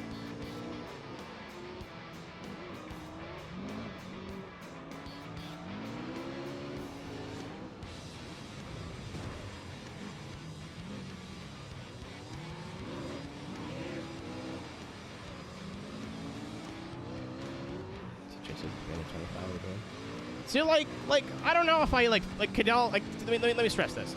It's Cadell's channel, he can run it the way he wants. It's his community, he can run it the way he wants. So my opinion does not matter at all. But like I don't want to ban somebody for being annoying, especially if they're a kid. Like asterisk. It depends on how annoying that is. Like if you're just making like fart jokes every 2 seconds and it's not funny. Like, I forget, there used to be somebody who came in here all the time and just told dad jokes. That's all they did. Like, over and over and over and over and over again. Is that annoying? Absolutely. Is that a child? Absolutely. I'm not gonna fucking ban. That's just kind of... I don't want to make a kid feel not welcome. Right? I will ignore you, though. Like, I'm not gonna acknowledge everything you put in chat, but... Like, I don't want someone to get banned for not being funny. Like...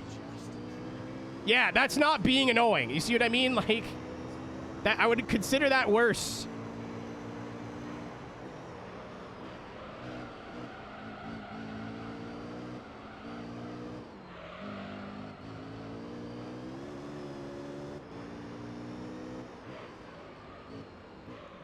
So yeah, I don't want to be talked like that to I don't want to be spoken to like that by a child. To be honest, like if adults came in here and said that to me, I'd be like, all right, that's a little weird. All right.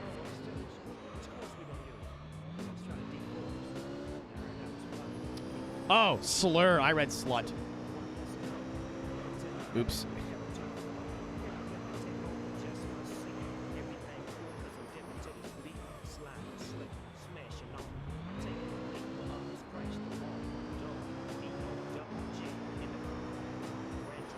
Yeah, I don't know. I feel like everyone deserves like a fair shake here, and I don't think anything I do is really anti-children. Like, I don't really drink on stream, very, very seldom. I don't smoke on stream anymore. That was like up for a week during the streamathon. I was like, nope, I don't like these content warnings. I'm just gonna not do that anymore. So other than cursing and like suggestive themes, like this stream is rated T for teen, basically.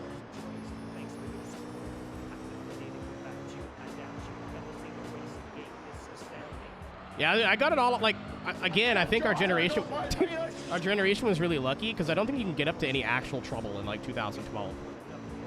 Like, you can go on a forum and call somebody a fucking dick, or, like, something offensive, and they're like, yeah, fuck you, asshole, and it's over. Now, it's like, I know where you fucking live, like... He's pulling his cock out! I didn't get as into Newgrounds. I was an albino black sheep kid. Like, weird Flash videos. Fucking the Demented cartoon movie was like the funniest thing I've ever seen. I still go back and make my friends watch that every few months, and it's a half an hour long. And fucking Gmod Idiot Box, dude. It's not aged great. They use some language that has not aged excellently, but I go back and watch that every once in a while. On my own and just go, it was a different time.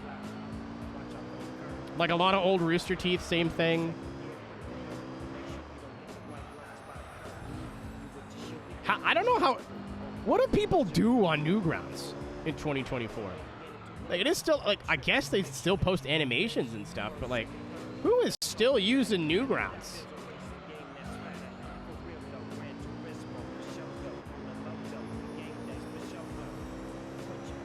I do vividly remember being on Newgrounds and coming across. Last time I gave a lot of detail on something horny, I got in trouble. And I do have to be on twitch.tv/iRacing tomorrow, so I'll be a little bit vague about this, I suppose. But it was a very poorly animated video game about there's a lot of high school girls, and they didn't wear clothes often. That's what I remember. I was like, I vividly remember this. And then I started talking. I'm like, I don't fucking vividly remember this. I don't know what I'm talking about.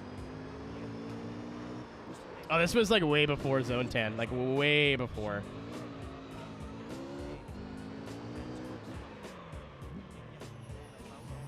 Boobies. Like, it was animated like on MS Paint. Like it was awful.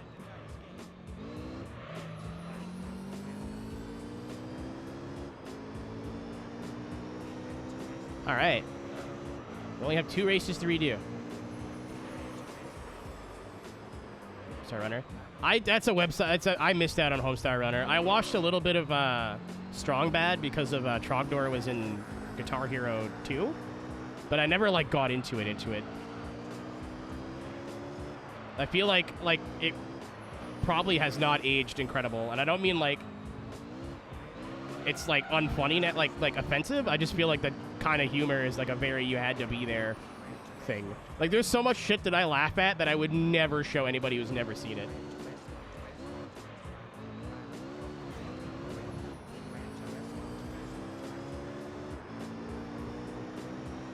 Pike being a Homestar kid, I found that out when I went to Charlotte. Did not surprise me at all.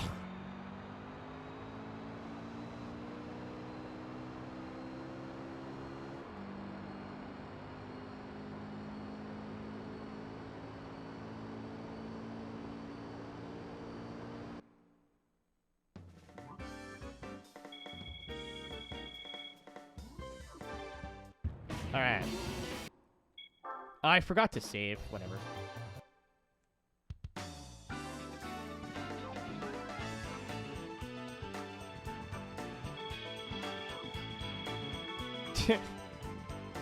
Chat is going full Homestar. That's fine. I'll allow it. Oops, all NSXs? Oh, wait, that looks cool. Oh! I have one of these already. Unless it is a different livery, I suppose. Speaking of the devil, what's up next? Oh, boy. Congratulations. Congratulations. Congratulations. This isn't going anywhere anytime soon, is it? Congratulations. Congratulations. Congratulations. Congratulations. Congratulations. Congratulations. Congratulations. Congratulations. Fresh on margaritas. Thank you for the resub, Nick. We were talking about you earlier. Remember that kid that you had to ban that like wouldn't leave you alone for months?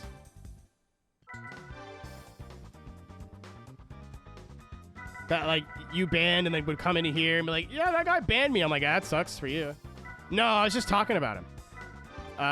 Cause he like, I told you the story of how he got banned from here, right? He like came in chat one day and was like, what's up, sexy baby? I was like, don't talk to me like that. You're underage. He's like, no, I'm not. And I banned him and then bothered me in my DMs for months. And I went, what if I just sued you? And then left me alone. I threatened him with legal action. He was like, I'm scared. And then never bothered us again. 1,000 horsepower. You know what? I think it's overkill, but at the same time, I already did this race, so that's fair. Like, I think this is totally, like, unnecessary. I think this current combo should be fine, but...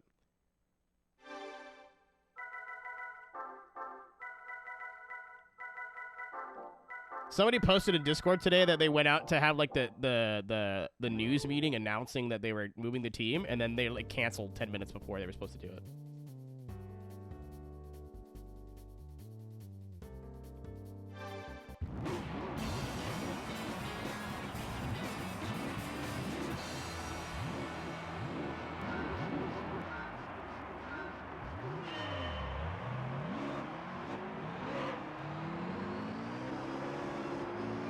All right, we have the juice now.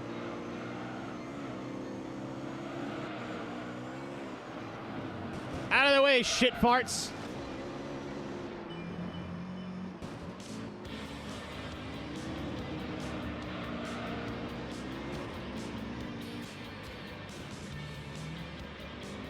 You gotta come down to me, Goro. I was supposed to be there last week, but motions to the everything. Feel bad for Cody's fans? Not really.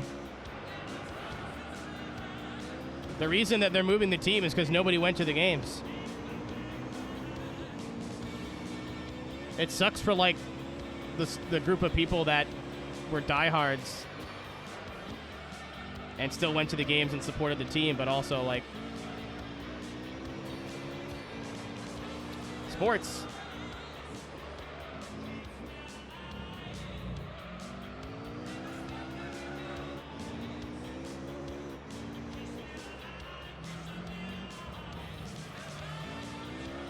They had played in Phoenix, and then they moved to Tempe, and they were in that, like, goofy little arena. And, like, arguably one of the best players in the NHL right now is from Arizona, Austin Matthews. But gotta go to the games, guys.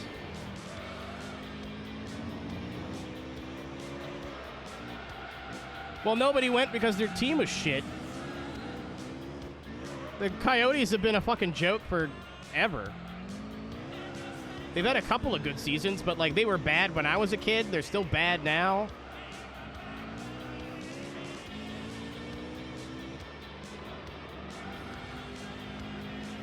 Honestly, Aaron, I'm shocked it's that much.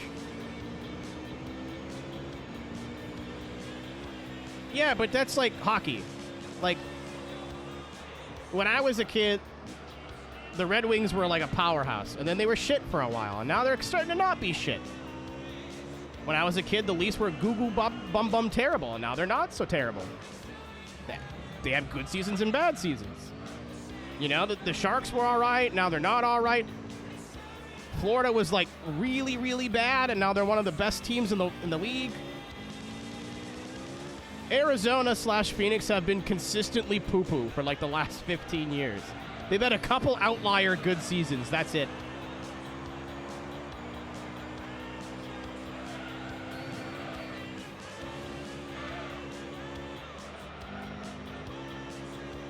The Hurricanes, again, they've had great seasons. They've had bad seasons. They just have up and downs. Like that's normal.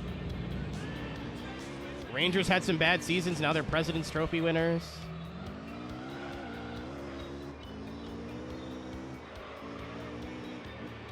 Home order food.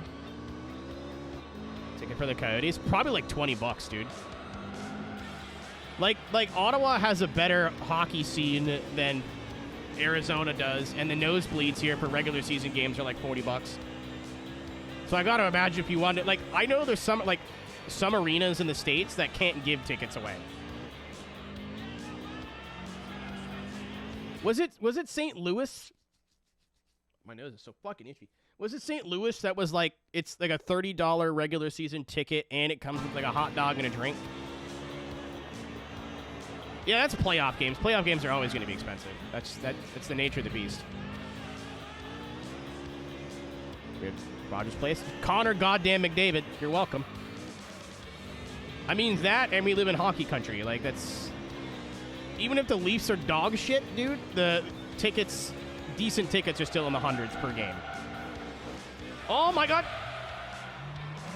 Like, Montreal has not had a good team. Minus that one time in a long time, tickets are still expensive. Is what it is.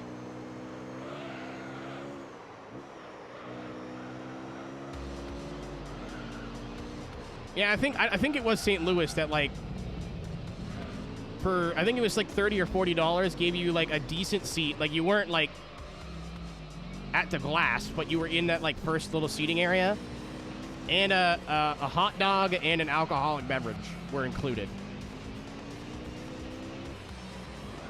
It may have been alcoholic, it may not have been alcoholic. Don't quote me on that. But...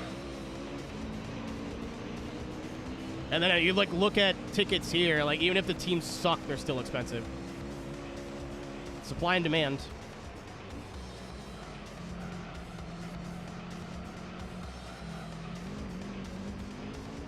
That lasts the whole game.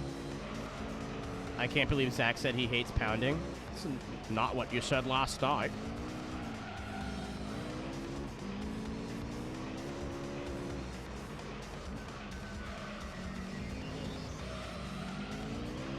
Listen, Trebek.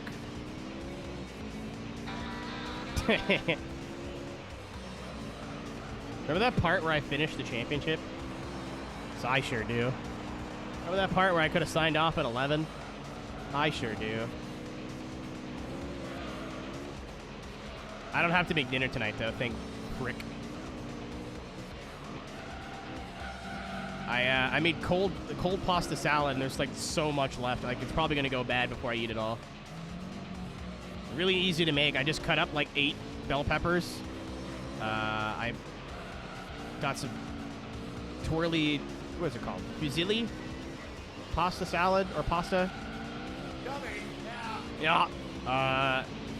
And then I made chicken for it. The chicken was the only thing I really tried. I seared it, took it out of the pan, cut it, and then when it was back in the pan to like cook, I seasoned it with, I already seasoned it with like salt, pepper, and garlic powder, but when it went back in the pan, I hit it with more garlic powder, lemon juice, and a lot of pepper. So I basically, like, it's not that strong tasting, but it's still lemon pepper chicken.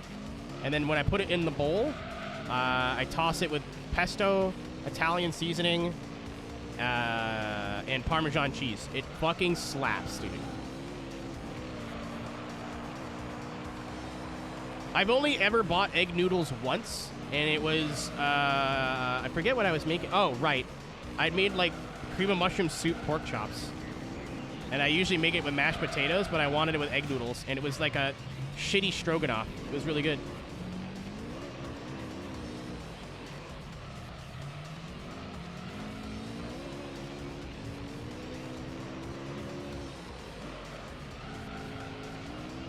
You know, all fresh pastas got egg. Aaron's being silly. Never mind. I believed it.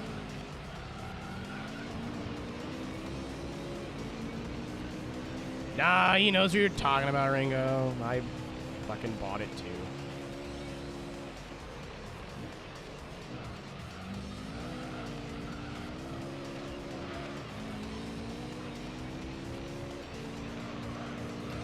I went all winter without making chicken soup too. I love my chickens. Oh no, I made it like in the beginning of winter, I think. Then I did not make it since.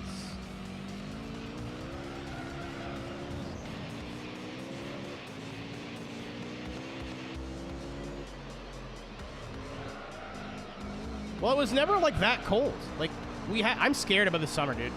This winter was like the most mild winter that I remember in my whole life.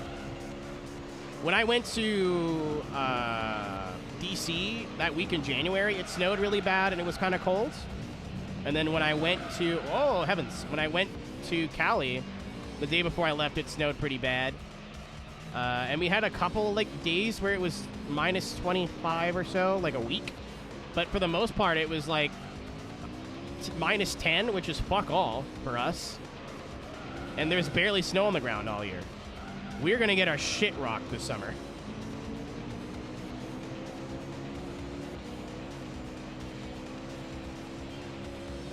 Ringo definitely just Googling, why does my cat love me?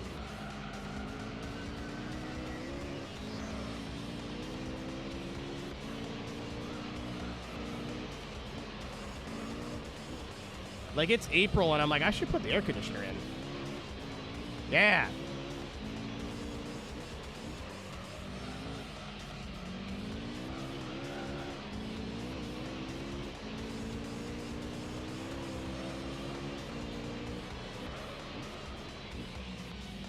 I keep going to reach for my phone, and my phone's on the other side of the fucking room. Probably for the best.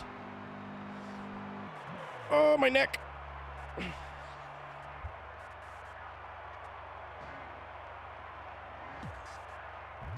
Skelly, I now remember why there was no discussion and you just assumed that you were working this weekend. I now remember. I was tentatively going to be at something called Nishi Fest, and you're going, Aero, what's that? I don't know. No idea. But I was told that I was maybe going, so that's in my calendar now.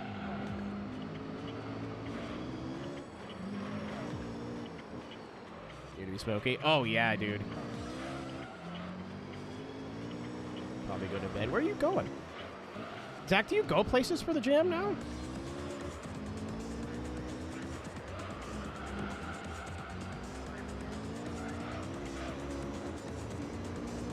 That's fucking awesome, dude. I didn't know that. Congrats. I feel like everybody who runs Monster Jam now is just like all friends jam. Another reason why I almost hate that I'm Canadian. I feel like if I lived in America, I'd have a cool job by now. The amount of people I know in cool places, there's only so much nepotism, you know? But living in another country makes things a lot, not even just travel, but makes things so complicated with taxes and...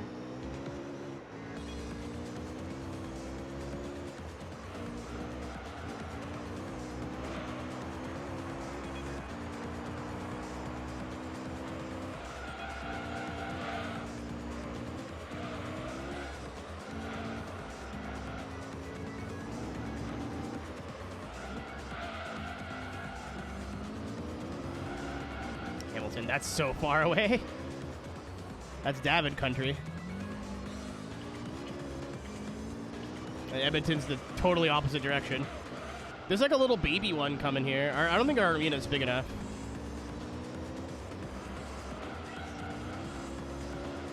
Get out of here, you fat fuck.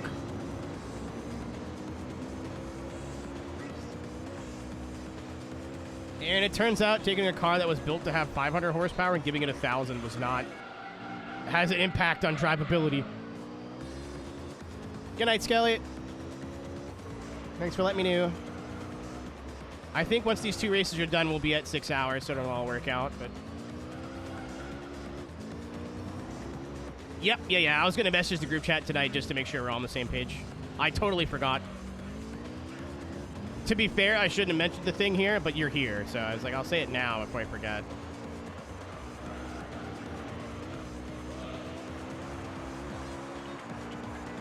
Manual car. It's not that hard. You're gonna look like an idiot for like a month, and then you'll be fine. I drive a manual every day, and my first, like, my mom does not drive a manual often, but she learned on one. I got my Ford when I got it, and I wasn't smooth, but like I could drive. And then I dropped her off at home after she taught me, and I was like, I'm gonna go driving for a bit. She's like, okay. I literally stalled it immediately. Like hill starts are like the hardest thing, but once you can feel the grab point of your clutch, it's easy. Like it's one of those things where everyone worries about it, and it will just get easier with time. I've started my car on some fucking wacky hills with no handbrake, and it's been fine. Oh, yeah. That's either going to be in neutral or the clutch is in. Yeah, I still stall my car in parking lots and stuff. I don't like revving it too much, so I'll pull the clutch in until it bites and then get right back on it just to roll in a parking lot. And sometimes the car's like, nope, and just turns off. Aaron, I don't want to drive it. Driving automatics or I wrecked my... I didn't wreck my rental car, but I drove my rental car into a wall last year because it was automatic.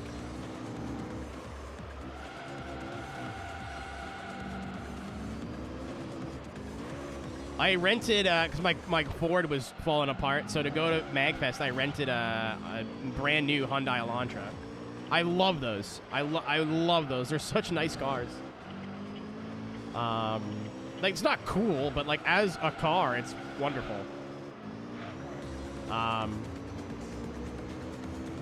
And I got to where I needed to go in DC. I drove 8 or 9 hours. Like, it was a pretty long driving day. I'll never fucking do that again.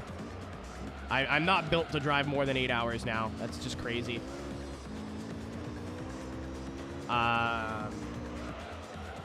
We get to where we needed to go, and like the way I park my car at home is I just put it in first, and that's it. Like, I'll turn the car off, put it in first gear or reverse, depending on what way. Like, if I'm going uphill, downhill, I don't think it matters, but that's it. So I get to where I need to go, and I've been driving for 8 hours, and I asked the people whose hotel I was staying in, like, hey, here's when I'm expected to be there. I haven't eaten today. I know it's kind of an ass, but would it be cool if you could just be in the hotel so I can just show up, launch my fucking suitcase in there, and we can go grab something to eat? Like, I'll drive. I don't care. They're like, yeah. And then I get there, and sure enough, they're like, hey, we're downtown already. I was like, wait, what? Like, yeah, just park there. I'm like, I don't know where there is. Like, the hotel's called the Gaylord. They're like, park at the Gaylord. I'm like, no. So I was pissed. My friends who have been here before are like, oh, it's not that big of a deal. Me on like 10 hours of driving with no food, anxious as shit. I was pissed. So I get out of the car and I'm like, well, I'm in like track pants that I've been sweating in all day. So I'm going to change really quick and then I'll go meet them downstairs for food. And I was in a parking garage and I just left the car and drive. So I get out of the car and I go to start like getting in the back seat to change. And the car just rolls and fucking dunk. Hits the concrete wall. The whole front lip of the car was all fucked up. The only reason I didn't get in trouble with that with Enterprise is because I brought it home covered in snow and they couldn't tell there was damage. Ringo, it ruined my whole trip, dude. Well, it didn't ruin my whole trip, but it was a dark cloud hanging over me the whole trip. I'm like, I'm going to owe them $500 when I get back. Because they're going to have to repaint that. That scratch is huge. And it's, like, in the paint. But because I drove home, like, on snow-covered roads, the car was covered in salt when we got back. They couldn't tell. Once they washed it, I'm sure they noticed. But it was already not my problem. Sound like bad friends. It's not car having friends, not understanding what it's like. It's fair. Didn't get the insurance? Nope. The reason I went on that trip is because my friend paid for the rental car.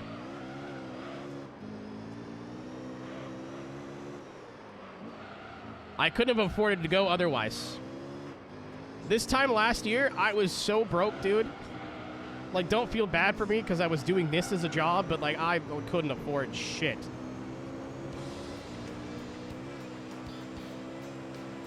I was still paying debt off. I was, like, eating sleep for dinner. It was a rough go.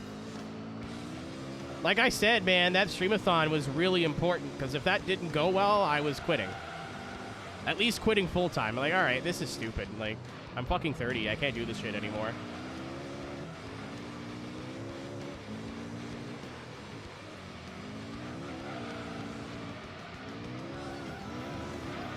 Later, Emerald. I have one more race to go, then I'm right behind you.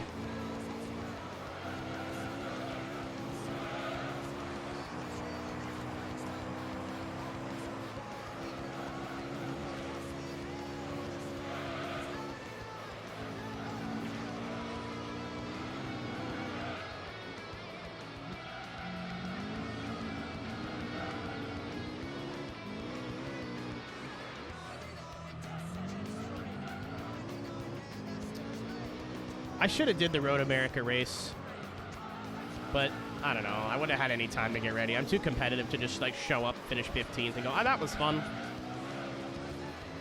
I'm way too competitive. Even when we did Bathurst, like I wanted to make sure I was on pace with my teammates, and like I was a little bit slower than my teammates, and I was like my teammates that were setting fast laps, and I was kind of upset about it. And I'm way too fucking competitive. The podium drama? I don't care, man. I don't give a shit.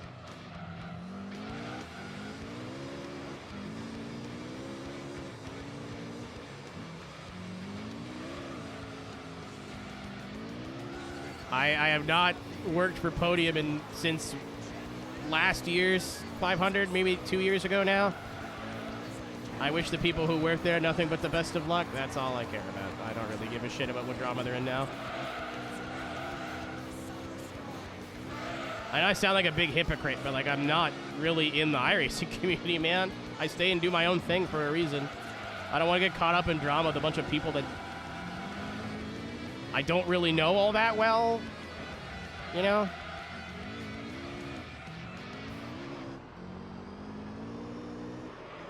There's so much iRacing drama that I hear about, like, from word of mouth. I'm like, I'm so stoked I fucking don't care. Well, it's not like I don't take it seriously, right? It's just like, that's their thing. iRacing is their thing. That's their community. They're involved. I've learned enough that when you get involved in a big community like that, the chickens will come home to roost. There was, being a part of the competitive community in Forza, I was fucking involved either third party or whatever in some sort of new bullshit every week. I'm too old for this. I don't care anymore. I will stay on my little corner and I will enjoy my little corner.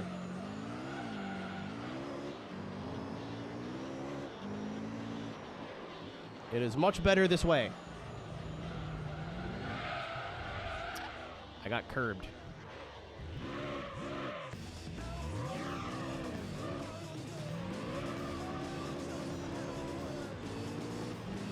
I put on the harder tires too, didn't I? That did all of nothing.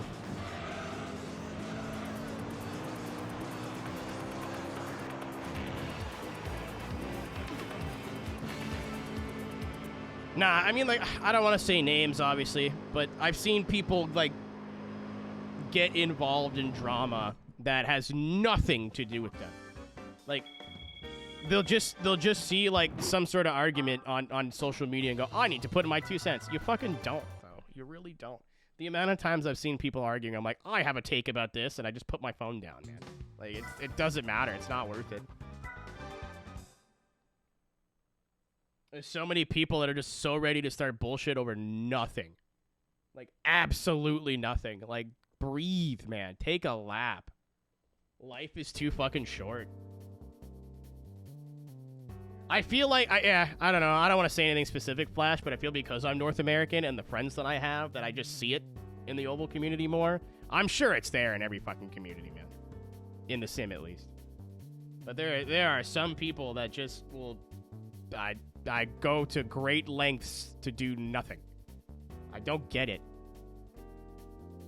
Aaron, it's great, right? Like, not everything needs your fucking opinion, especially when your opinion is just parroting somebody else's opinion.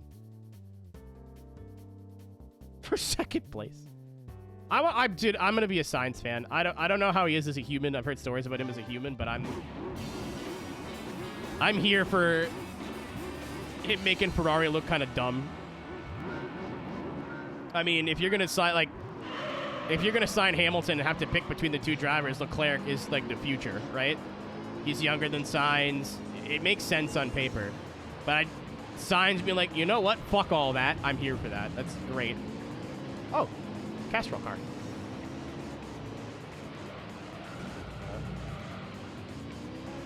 Small communities are usually better because there's nowhere to run. Like, if you're a piece of shit in a small community, you will be dealt with quickly. If it's a big community, you can kind of just be a piece of shit with other pieces of shit quietly.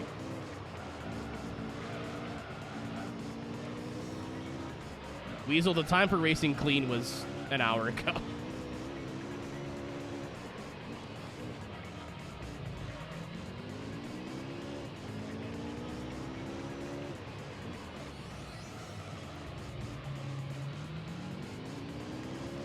I've stopped caring. I usually try not to bowl the AI out of the way, but I have stopped giving a shit. I'm gonna try and not and cook the tires this time too. We'll see what happens.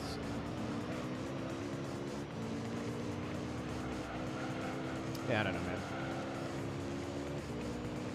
TLDR and that whole thing, I just try not to get involved anymore. It's not worth my time.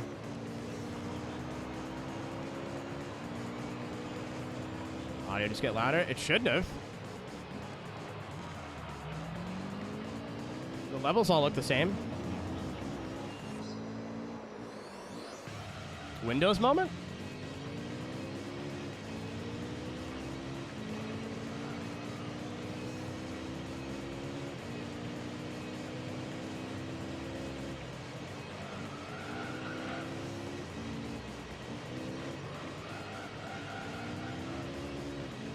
I don't know. I think in terms of iRacing, I guess that's the most involved I am in a community now. I like just hanging out on some people's Twitch chats, like Brendan's and Rudy's.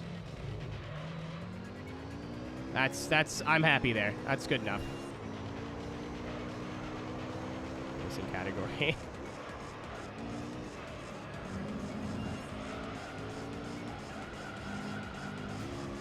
I'd like to get more into the sim drifting community again, but I've like been burned by so many people so many times for so many different reasons.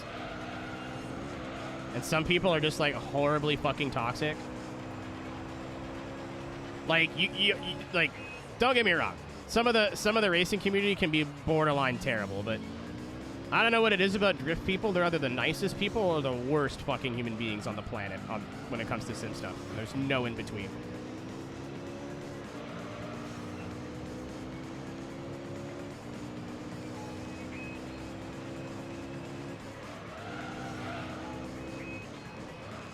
You don't know that, Ringo. I mean, I'm sure it's not going to be bad, but that kind of mentality just, like, I don't know.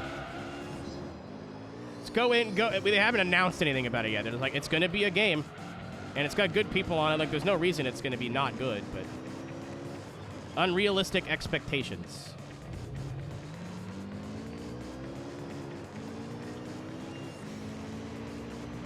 Good. What is he code? What is Dale Jr. code in, you think? C++? They've consulted real drivers on games before that haven't been very good. I'm not saying it's going to be shit, but like, and it's a company that I do work for, right? I don't want to be whatever. It just, how many times in the last 10 years in video games have we all went, this is going to be so good, this is going to be so good, and then you get your hands on it, you're like, huh.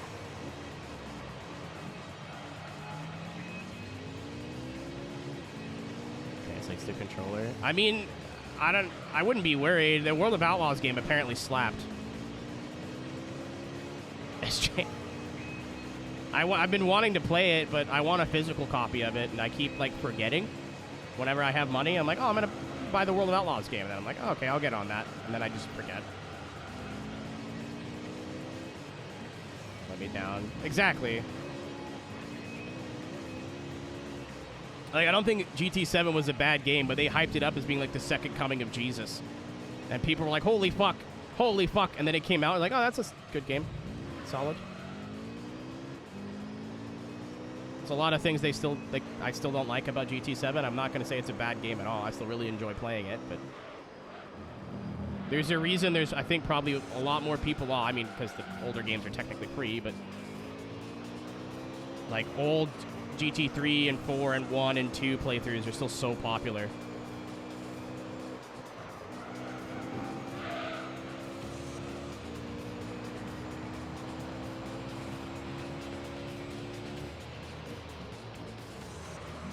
Yeah, it wasn't perfect though, Aaron. I think that's like a lukewarm take. We talked about it a bit at the beginning of the stream, but the cafe system kind of is a make or break. Yeah, I loved my time playing it, James. I've 100%ed it up until the first set of updates. So, and I've like been chipping away at it very slowly since. It feels so, as somebody who never really played GT Sport on a wheel, it feels incredible on a wheel. And keep in mind, my wheel is like an Xbox wheel that I'm like hacking to be a PS4 wheel. So I expect there to be some sort of loss there, and there just isn't. It is, from what I've played, the perfect middle ground between like a true arcade and a true sim, where you can jump on, do 10 minutes of practice, and find some competitive races. Like it's a blast of a game, but it is nowhere near perfect. I don't even think the best in the franchise, like nowhere near best in the franchise.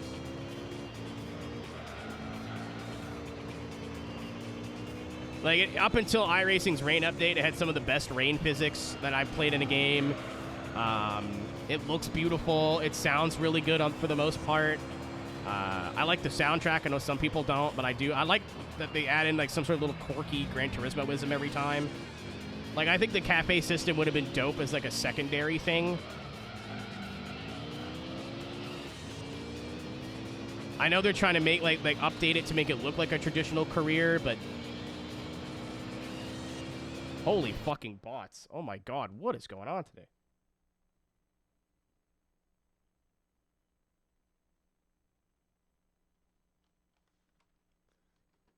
Did perfect rain in iRacing. The only thing that I don't like is the spray. The spray seems like, maybe I'm just because I'm dumb and I've never been in a race car, but the spray seems like it needs a little bit of work. It's close, but it's not. They've been working on it, but... And then fucking, what was the other thing? But like the tarmac to the ground part, it was off-putting how good it was.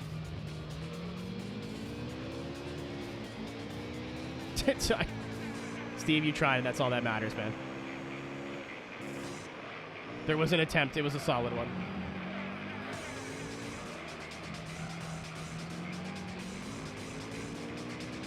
Is enough stuff to do? You play a lot more GT7 than I do, but there's lots of stuff to do. It's just, like, very similar. Like, big complaint is the grids are too big and you're too spread out. So if you want to win the race, which it's Gran Turismo, that's the idea, is you win everything. You have to use a car that's so much stronger than your competition that the racing's not close. And, like, yes, in these older GT games, like this one, sometimes you do destroy the field, but sometimes there is a close race, and it's fun. It's the variety, right? But you can't show up to a race that's 3 laps, starting 16th, with half a second gap between every car, and expect to win with equal, like, somewhat equal equipment. It's not possible. Either that, or you're going to have to sweat and try way too hard, and that's not the point. And the career system, like, cafes are cool, and, like, Gran Turismo's been on this thing where they try to do something different every game instead of just doing the same thing they do over and over. And the cafe system, I think, sounded good on paper, but there's just no fucking replayability at all. Like, none.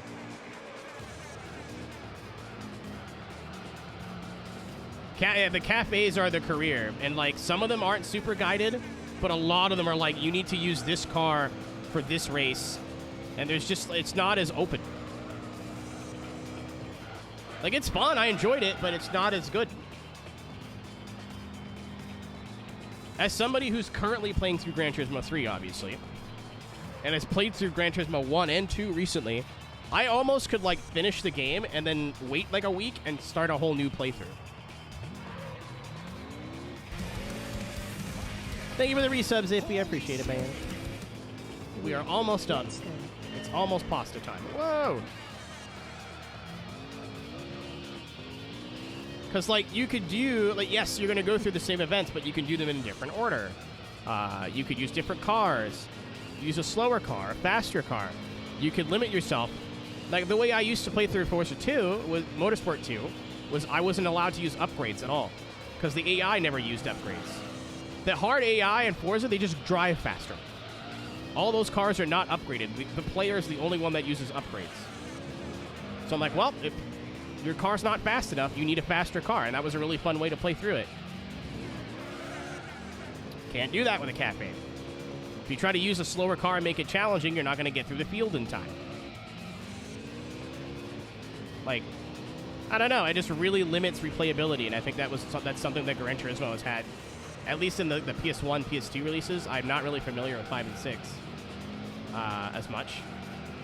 But that's something that these first 4 games did really well. It's like, I feel like, maybe less so 3, but 2 and 4 specifically, I could boot up and play through a different way every time.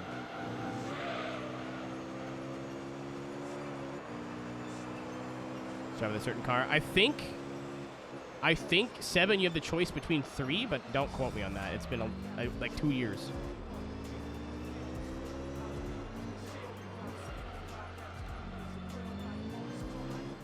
I mean, Mitch, there are ways to do it different, but have it the same.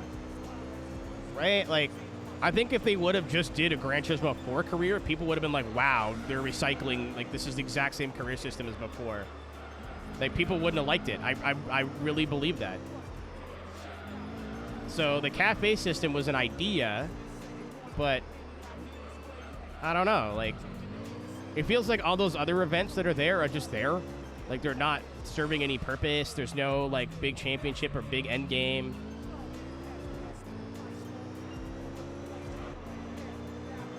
It's just kind of there. They're like, oh, okay, cool, like, events to do for money, for stuff. Okay. Like, it feels like once I've done the cafes, like, that's the game done. So I don't know. Like, there's probably a way that I'm not thinking of right now to still do career in a different way that GT has not done before, but also still make it fun to play through over and over again.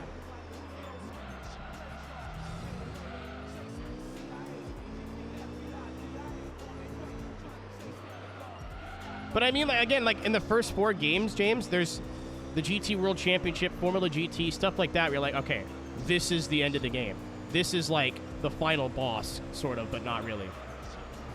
I don't get that at a GT7. I get the cafes being like the final boss, and then those extra races just as a way to make money. Like, I don't feel connected to that at all.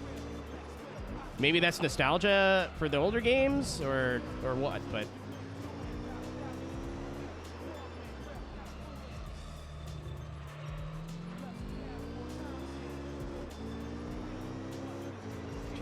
It's the GT's thing. That's what they do. They do something wacky in every game. They do some sort of weird off-the-wall thing. That's just what they do. I'm not saying it's good. I'm not saying it's bad. It's just their MO.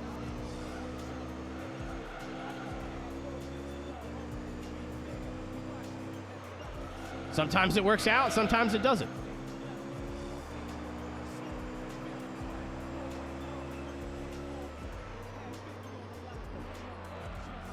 Like a track editor in one of the PS3 ones. Fucking nobody asked for that shit. It was cool.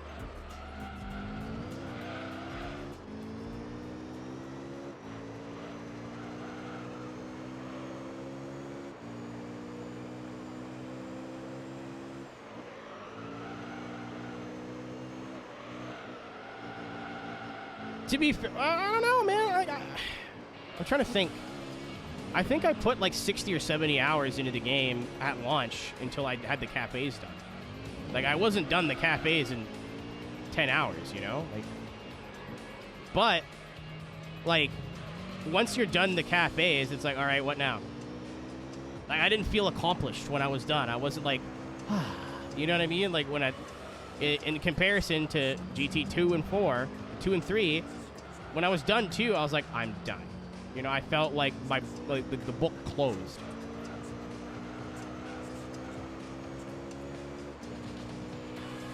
But when the cafes were done, like, in game time, like, it still took a while, but it didn't feel like I was progressing. I felt like I was just checking things off. Again, because there's not a whole, like, it's very guided. Not to say there's not championships and stuff in this game, for example. No, it's not for PC. There's been rumors for Forever Flash, but nothing definitive yet.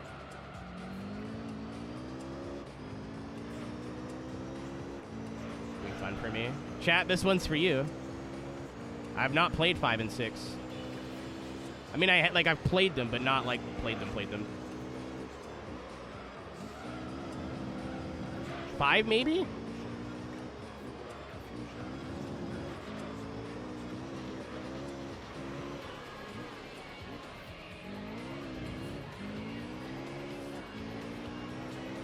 But even, like, off the bat, it's like you beat the cafe, you get money or a car that you could use in the next cafe.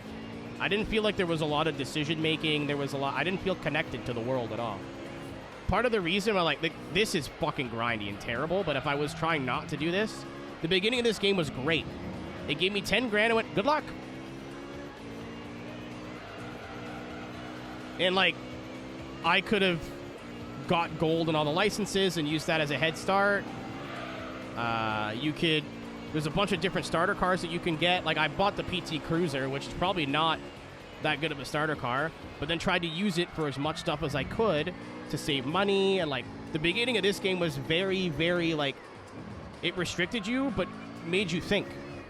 Like, well, I could buy this car, or I could buy the more expensive one and win for sure, or I can get a cheaper one that I could use at this event and this event. Like, you kind of had to think a little bit farther ahead. The cafes were like, all right, cool, you're done. Go to the next one. All right, cool, you're done. Some of them weren't like that, but most of them were. Remember, absolutely not. No thinking in this house. What's up, Mitch? Oh, this game, like, it was fun, though, James. It was like a real ball buster, because there were some times where I needed my car to be faster. So I'd go do, like, a grinding race, like maybe 2, but that's it. I feel like I grinded way more for money in GT2 than in this game.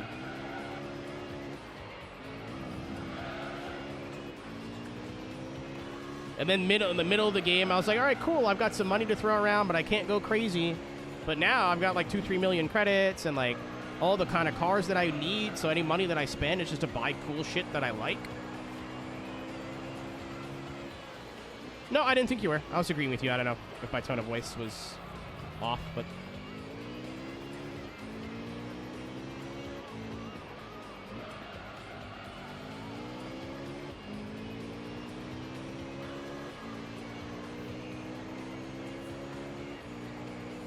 But yeah, I don't know. That's what the new game's missing. Like, there's no... I didn't really get a sense of, like, big accomplishment or a sense of, like, wow, I'm really coming up through the ranks. There's like, no, I'm, like, just checking off accomplishments from a box, which is fun. It just isn't as good. And like I said, I think the biggest criticism I have of that is I can go back and play GT 1 through 4 at least anytime that I want to, but anytime. I don't think I'll ever play GT7's cafes again. Maybe in 10 years I'll be eating my words, but I'm like, yeah, no, once is good. Once is enough. I've experienced it. I don't think I can experience it much differently. I think we're good.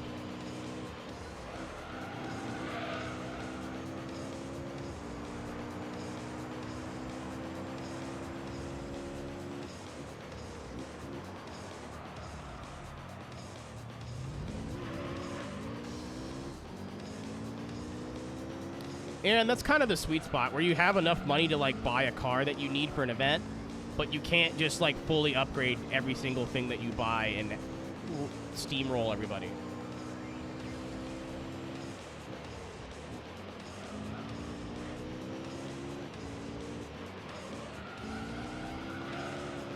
There's like such a fine balance now in games period of like making you feel like you progress and giving you too much too soon.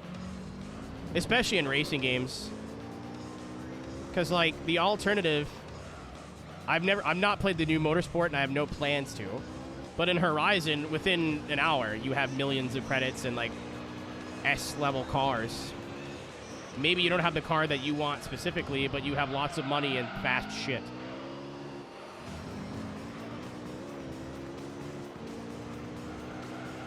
Some people love that. Some people love that they could just jump into the game and treat it like a sandbox and not have to worry about the single player and get, like, some decent shit right out of the gate.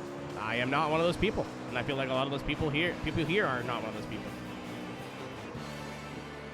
Yeah, it's cars that you need for the cafes too, James. So it's not like, I need a real-world drive Japanese car for this cafe. What do you think? Let me go see what's on the used car list or blah, blah, blah, blah, blah. It's like, thank you for beating the front-wheel drive Japanese car cafe. Here's a rear-wheel drive Japanese car. You're like, oh, cool. I could just use that for the next one. You could always just not do that, I guess, but...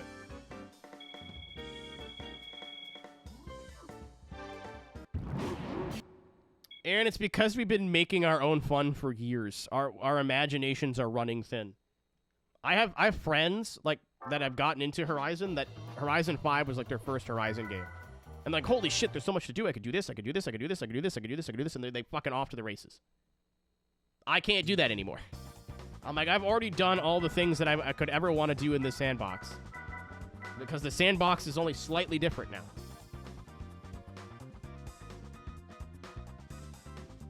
Okay, so what do we have left? GT All-Stars, Formula GT, and GT World Championship. We have 3 championships left and the endurances. We are nearing the end, gang. We're gonna have to put in a fucking shift for some of these. But we are getting there. 70%. We are accruing percentage.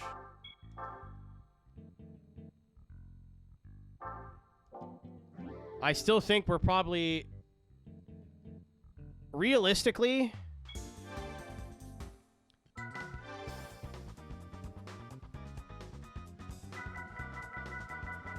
This is going to take a full stream. This is going to take a full stream. I will be lucky if we can do 2 of these a stream. So that's 1, 2, 3, 4, 5. So that's 7 streams. Rally's done. I thought of that.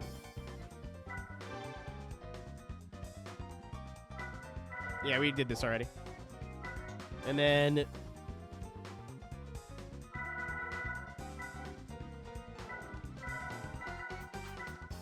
this will be its own stream.